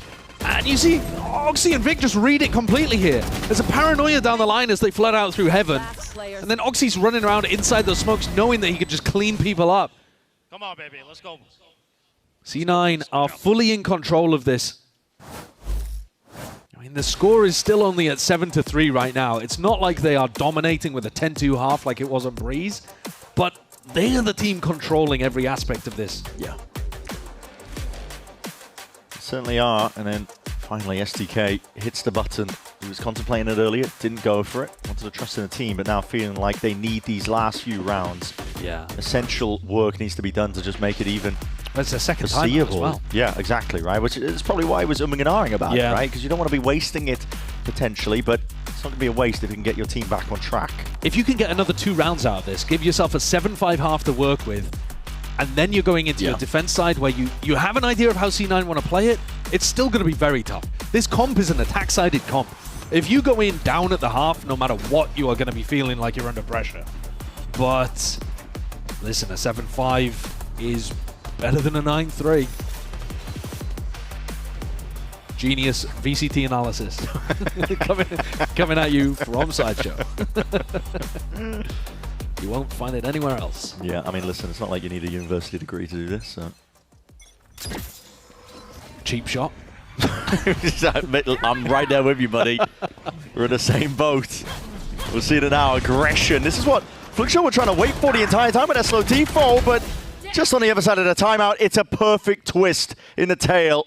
It's being woven out here by Cloud9. Unanticipated. They've been passive almost the entire time, waiting for the fight to come to them. Yep. And now they turn up the tempo. And they were just holding that in their back pocket until the second tag timeout was used. It's a great thing to go for. It disrupts it. It's pretty much like what was happening on Breeze. There is a massive gap here for Mazin to go forwards, but he's going to be so tentative. There could be players around any one of these corners. But if he can find a gap, maybe JZZ can come back to him. Maybe they can pull out some brilliance like JZZ's 4K in the previous round. He's got every piece of his util to work with. There's a chance. There is a chance. You've been given this much space and this much respect. The problem is the guy with the spike is also the guy that feels like he has to make the play. JZZ needs to get into a more aggressive position. Get involved. That's a spike drop down. Get involved, bro. There's 22 seconds left. Well, it's a save now. Yeah. Definitely will be. Decision is made. That's not what you want to see. Nah, it's very frustrating from Mazin's point of view when, you know, he's secured the whole of the B site and he feels like he could be in an opportunity to make a play, but he can't do everything. No. I got to say, though, we've got to speak positives. Cloud9 be coming out with some absolute worldy of reactions outside of the timeouts. Yeah. The two maps that they feel comfortable on in this pool, Breeze and Split, they've just been cooking. Yeah. In the fast tempo play here, just went the entire game. Pulsar just been expecting it, waiting, holding these very slow defaults, 2-2-1s, whatever you want to call it. And then they immediately turn it up. I'd love to see Fluxo themselves do something fast. They have a very fast mid-take. I've seen them do it. But not in this game. 1-3-1. Hold on. Hold on. Hold on. Potentially. They team flashed. It's an updraft. It's a disaster. Don't start. It's early days. No one's died yet. Mid control's going to be theirs. If Oxy goes down, he just wins a fight out. JZZ. That just... It's going to be easing up the pressure now from that A lurk angle. No longer a problem. Up through B heaven. It's all to play for now. Victor onto this high ground. That is it. Lovely is the entry. Zenatsu. Straight side stepping most of it now. Trailblazer as well. Going to be dodged and juked. Look at Oxy on the flank. He's so fast. He's already taken up residency. B main control is his. And listen, Fluxo are none the wiser. They are not aware at all. 2 drop down, facing the wrong way. All that pressure. Cloud9. Create a perfect pocket to play around. Oxy quick to jump on it now. And it's a plan that has to be committed. Zenatsu needs to pick. If he can find a kill, he has the ult. That's just a wall though. Cosmic Divide slips past though, and he's found an angle, potentially the workaround. Ult, now online, showstopper.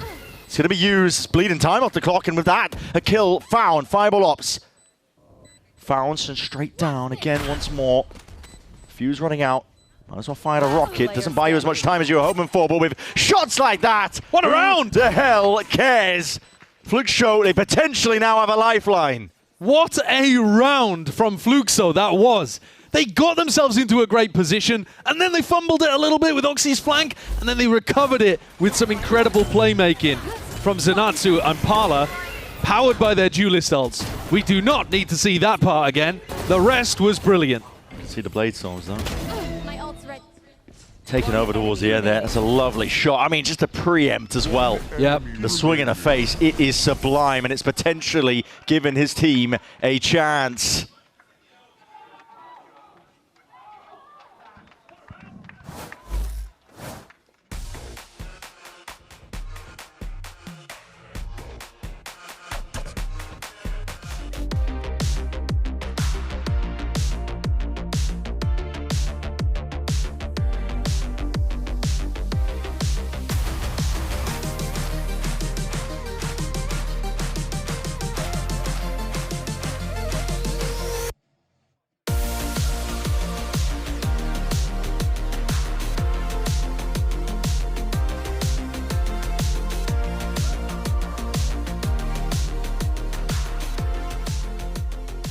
All right, so Oxy, I was watching from home and couldn't believe my eyes when I saw C9 pull off an incredible win. And I mean, listen, I know you guys are great, but 100 Thieves is an excellent team. They've been playing great all stage long. What was that reaction? And how'd you guys feel when you walked off that stage after beating what was arguably like the best team in your group? I will say, after the G2 game, we were a little shaky, but I'm not gonna lie, we caught our stride and we were very confident after the 100 Thieves win, so yeah, very happy now. Okay, so look at that, so happy, so thrilled, so full of joy in life. Love to see it. Look at this happiness. Enjoy.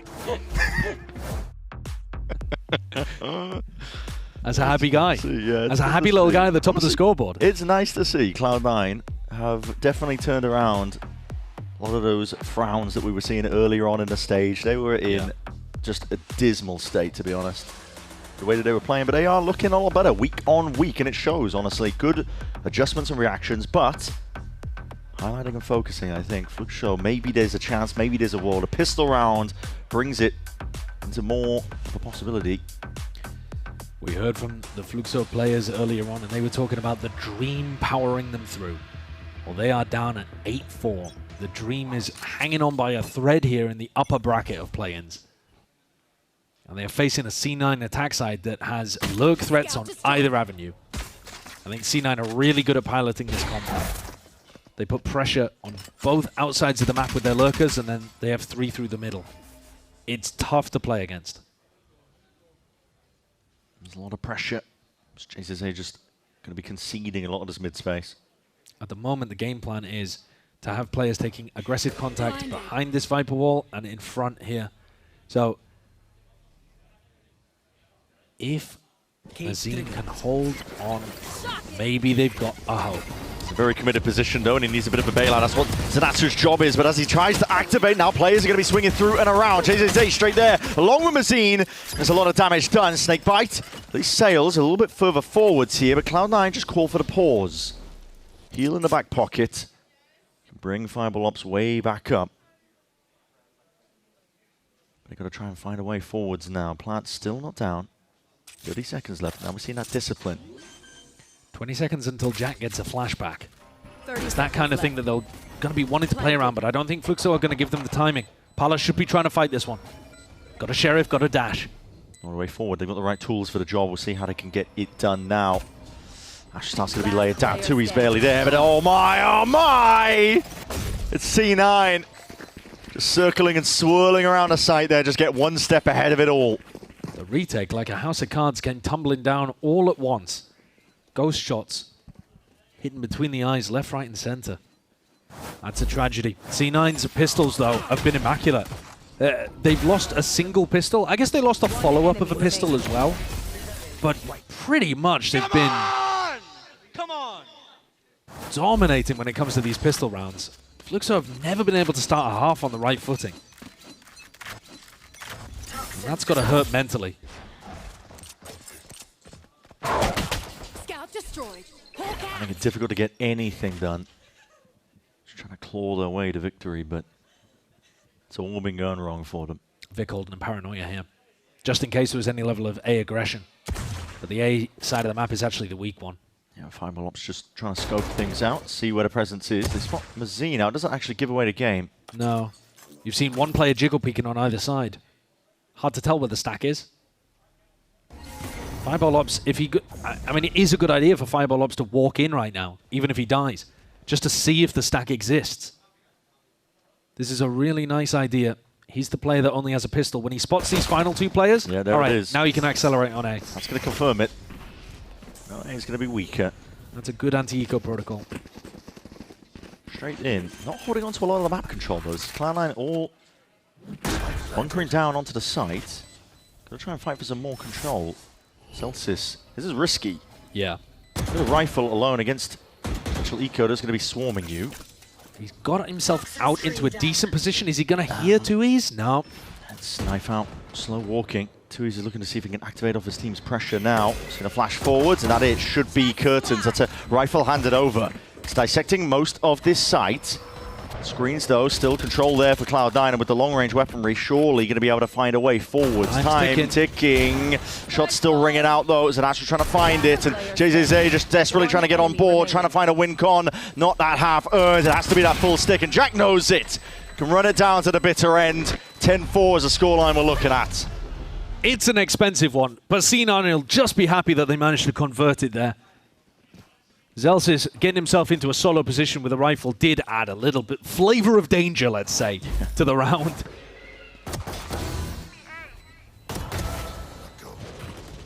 And it should give Fluxo an opportunity to come into this next one with a huge eco advantage. Nice, boys! All right, it don't matter how we do it, it's that we did it. It's an important mantra. Yeah, well, knocked them down to the Stingers. Looks sure we'll be taking every single advantage and win they can get, really, at this point. Fireball Lobs has just walked straight past Mazin and Parla here. Dog, can he Trailblazers dodge missed it? him. Oh, Missed him. What? Just missed him completely with the timing now, and this is just Cloud9 taking over all the way through mid. Just swarming a lot. Oh, hey, up, what's going on? Parla second guessing himself. Hello, what are you doing there? Doing a spit take. Yeah, he's like, you're not on my team. Finally rooting him out, though. Still, this is a dangerous situation to be in. VCT has to be conceded here in the footsteps too. He was hoping for that lucky connection. Yeah, he can't die here, though. They're going to have to try to play the 3v4 retake. It's going to be very tough. C9 have put themselves in a nice position to win this round. I'm sure they're not. I think Vic might have just slipped the timing as well. There's no way that Mazine thinks he's there. They're not joined up. Oh, look at that. What a devious timing that Vic has just found past Mazine and Parla. Smoke's going to be dropped down now, but it's going to be Vic as the insurance policy. High ground angle. Zelsis playing up top. He's going to be dodging a lot of this util, and there it is. A flash and a swing coordinated well here. Time again ticking away.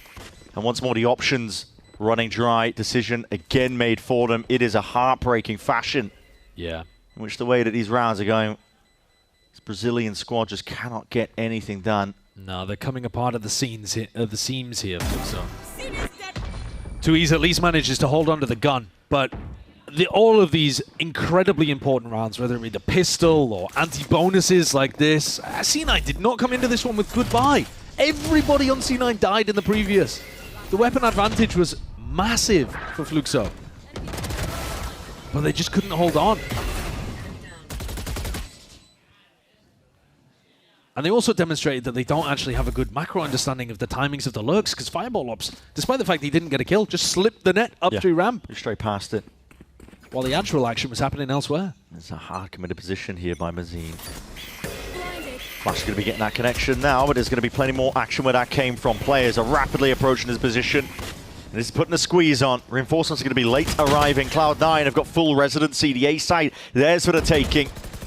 Should be that 12th round. A smoke, cause for concern, but cleared up nevertheless. Vic's the extra layer here too, another threat. Yeah, forward onto the angle. It's going to be cleared. It's one way to do it. JCA puts his body on the line. At least going to be traded out.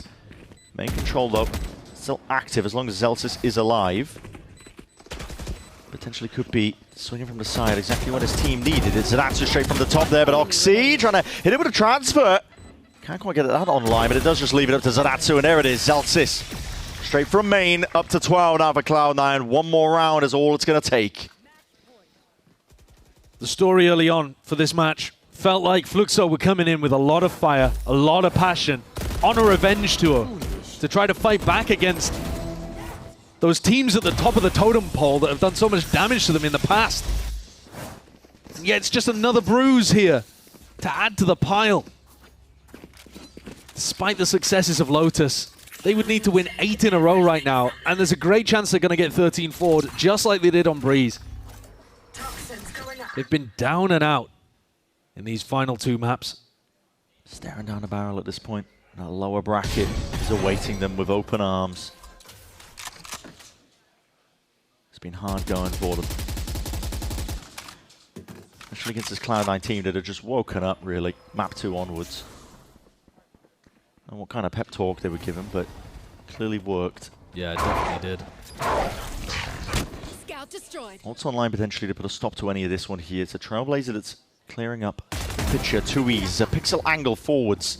Start lay it down, but there's a pullback. See if he can bait another fight out, and definitely feeling like he needs to take the risks. Leading into that individuality. He's doing a lot of damage in the process. They need a hero play from someone like that. The most successful guy on the squad historically. Parla forwards, he's next up. Teammate at his back. Jack and Fireball just drifting in, seeing what they can get, and it's good movement. I mean, he hasn't taken any damage in the process. Avoided most of it now, and an Oro Fett is going to be pointing out these players' positions. 30 seconds Surely left. this can't go wrong. I mean, listen. Taking over control of this one, 25 seconds left. And Oro Fett pointing it out. It is on Mazine now.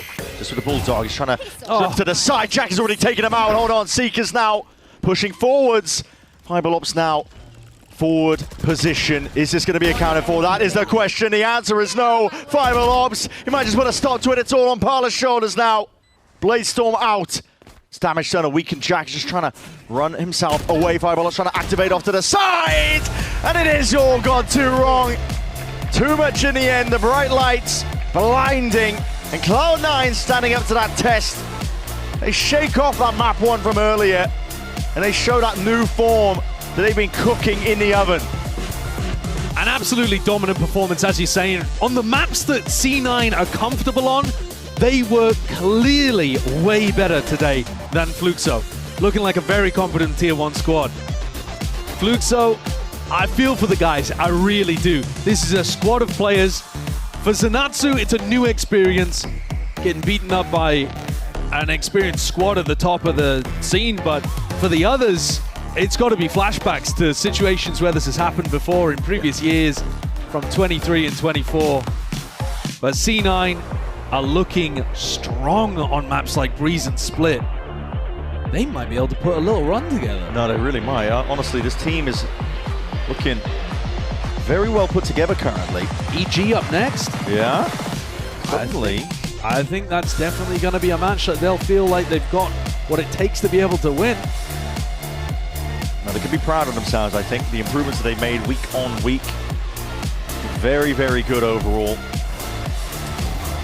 The way that this stage was structured, it's about the long haul. It teams is. like this. Yeah. Yeah, they sucked at the beginning of this stage. But it didn't matter necessarily as long as they got better. Yeah, as long as they got to the point where they could actually do something when it came to these elimination matches, or at least games in the bracket stage. Long-term mentality is needed, really, especially with a change in the format, like you're saying. As long as you don't lose grip of it, realize that there's still chances. Cloud9 are proving it, really, at this point. I think week on week, they are looking better and better, taking it one step and one game at a time. As it turns out, this is Americas, not EMEA. And That's so crazy. the Tier 1 teams seem to be doing a lot better here than they were in EMEA. Yeah, definitely so. Well, with all that being said, we're going to send it down to the floor. GB is standing by to the one and only Oxy for our Verizon post-match interview, so please take it away. Thank you so much, gentlemen. Appreciate you so much. Guys, give it up for C9. Give it up for Oxy. Show some love to the brother. All right, man. Excellent job done there. Look, map one, little spotty there. I don't know. We were a little shaky. It's okay though. It's okay. We're just getting back into the, You got back into it over time, you know. Veer mentioned though that you guys were like looking to solve some problems with that particular composition. Is that like the mentality of the team that you guys are having right now, where it's like, it feels like you guys are all clicking, but now you're on to that next step of like, how do we like fix these things? I mean, to be honest, not really. I feel like we were solving like a lot of things like in the server before, so now we get in the game. We don't have to think about anything. Yeah. And we're just kind of just playing and doing what we do. So. Yeah, no, that's perfectly fine now. Of course, there is that, you guys threw out the Yoru there. Is there still going to be some potential surprises down there? Maybe down the line, but you gotta give me something, unbelievable. But look, talk to me about your personal form though, because you've been on fire, man. An absolute lightning rod for this team. They've relied on you many times. I heard we won where Zelsus was like, Oxy got 3, we still almost lost a round, but hey, we won. There's a very clear dependency on you because you deliver. What do you attribute that to? Is that just like your hard work? Is that the team? What is that? I mean, to be honest, I attribute it to ranked because I play ranked all day, every day after the gyms. So like, I attribute to that, and also the team. The team makes it really easy for me to just play the game. So. Yeah, no, it's perfectly fine. All right, Oxy, I know, brother, you got to go to the bathroom right now. So go, run, get out of here, guys. Give it up for Oxy as he goes and runs to the bathroom. Let's go ahead and give him some motivation, and we'll go ahead and send it back over to the crew for match point. Thank you all so much. Welcome to Match Point. We're actually here with, oh my God. That actually scared me. Do you know how long into that actually got me. That's not funny. I literally just built that. Yeah, she did. She actually spent like 30 minutes on that. We're here with Zelsus and Fireball Ops. You guys, you are looking really good. That first map was a little scary, but it's fine because we came back. When it comes to in-game, you guys are looking so much better. What were some of the hard talks that you guys had to get to this point? You want to take it away, Mr. IGL? I like the way. I think it was just a lot of like how we all see the game. Like I think philosophy-wise, we all agree on how to play the game, but I think we were leaning too far one way rather than like in the middle. Yeah. And I think at the start of this roster, it was too far perfect way, and then after what? After it was like the loud game before where G2, I'd say. it was before or after G2. It was like after G2, we went too far. Yeah, it was the loud game. We pushed a little too far in we went too far like the ranked way, and then after I see. after that it was like, okay, well, we can find a balance here, and that's just kind of what we've been doing. All right, awesome. Well, we're actually going to play a little game here, a little dice rolling game. You guys are going to roll the dice and answer the question that's on it. So Fireball, you go first, because We're at the... Oh, I threw it a little too far. Oh, no. What does that say? What How does it does say? your Let's team see. bond together? No, that's that. Wait, whoa. Oh, it's sorry. not. I forgot how dice work. Who is your biggest inspiration? Who's my biggest inspiration? Oh, that's cute. Oh, my. Jordan. Oh, stop it. Oh, no, we need a real answer. He was a big inspiration for me, but I will Not say... anymore, though. Nah, my biggest I've one... seen what you are now. Nah, my biggest one is probably Nax. Oh, I love that. That's I've been watching for a while, and we play the same role, so yeah. I model a lot of my game after him, I think. So. Oh, that's awesome. You're better. Just know that. Jordan, you got this. Go ahead. All right. Make sure get some Like, get some of this flip? spin. Well, not that. Okay. Dude, why are you making me get up? I was gonna say No problem. What does that say? Okay, let's see. Who have you bonded with the most on your team? Oh my gosh. I do a lot of bonding with everyone. What does that mean? Okay. Who have I bonded the most with? I mean, I think me and Oxy have gone through the most this year together, so I'm That's gonna fair. say him. But I think overall I've bonded close with like everyone. I'd say like I just like being close to my teammates. They're like my family, so. I feel like Francis is your little baby. Yeah, too. Francis is like my little baby. 100%. All right, let's do one more roll each. Jordan, go again. Okay. I'm gonna try. Oh, that's this crazy. way. Who's your? Okay. No, reroll. Yeah, Run it back. we gotta Run it back. What is your favorite way to unwind? Ooh. Why are you laughing? That's a good. Wait, Why are you laughing? Yeah, why is it? Why are you laughing? What's going on over there? It's your dice. It's your dice. I would say probably going to the gym. I know that's not really like to unwind. What? Hanging out with Jordan. Oh, you guys. Do you have like So going to the gym. Okay, chill Going to the over gym. here really quick. Do you have like a guilty pleasure way to unwind? I feel like gym is like a very basic answer. Okay. What? That's a good question. I'm talking like, okay, I like to watch Love is Blind, like something. Oh, okay. Not Love is like, Blind is a Love is guilty Blind? pleasure. I think Yes. so, yeah. I go Mama through a tub happy. of butter pecan. Wait, ice cream. that's Really? That's my guilty That's a pleasure. good one. Yeah. That's a good Guilty answer. pleasure? I like that. I don't know if I have one. Probably just ordering some really bad food with the boys and just chilling out. That's fair. That's a good one. All right, Jordan, you got right. us. Last one. Ooh, Oh. what is that? Where do you see yourself in 5 years? Oh. I was gonna throw out retired, but I'm going. No, don't do that. Don't do that. I'm going until I'm 40. Where do I see myself in 5 years? I don't know. Maybe still playing. Maybe own an org. I don't know. Oh, okay. Something in esports. What's your org name? Give it to us. You have one? I mean, I have one, but I Yeah, can't say. no. Oh, actually, you don't can't leak. say. Someone's Okay, gonna hold take on. it. Yes, Yeah, yeah, yeah. Someone will take it. Let's just say I'll take over an org. Oh, all right. I Well, think Jack is here. I don't. Jack, if you're watching, I'm sorry, but Cloud9 is mine. all right. Well, we're at the end of day 2. Cloud9 is now belonging to Zelsis. So let's take a look at the bracket. Obviously, you guys have moved forward. You're going to be facing against EG. We're going to be back tomorrow with 2 more matches, MIBR versus Crew Visa and Sentinels versus Envy. How do you guys feel about these 2 matches? MIBR's taking it. MIBR, and then Yeah, you believe? I'm gonna say. Actually, Envy been looking nice, but They I'm. have. What is he gonna say? I can't not go for All something. right, we'll go Sentinels. We'll go Sentinels. Okay, well, I think that's Envy's big. winning. Okay, what about C9 versus EG? Oh, C9. Oh, C9. C9. C9, of course. All right, Quick well, answer. thank you guys so much. Thank you, Congratulations once again. Thank you for watching. And here is the Samsung OLED Fast Replay. 2G, they've had such a turbulent journey to get to the stage today, but this team, they're not holding anything back and they're ready to prove themselves on the stage. Shy dancing with the devil for a mini 1v3 on market steps. What a play from Shy. FR's able to connect. He's been slow, but is able to turn it into one. And Gobera connects onto a second. And how about Gobera? Let's go!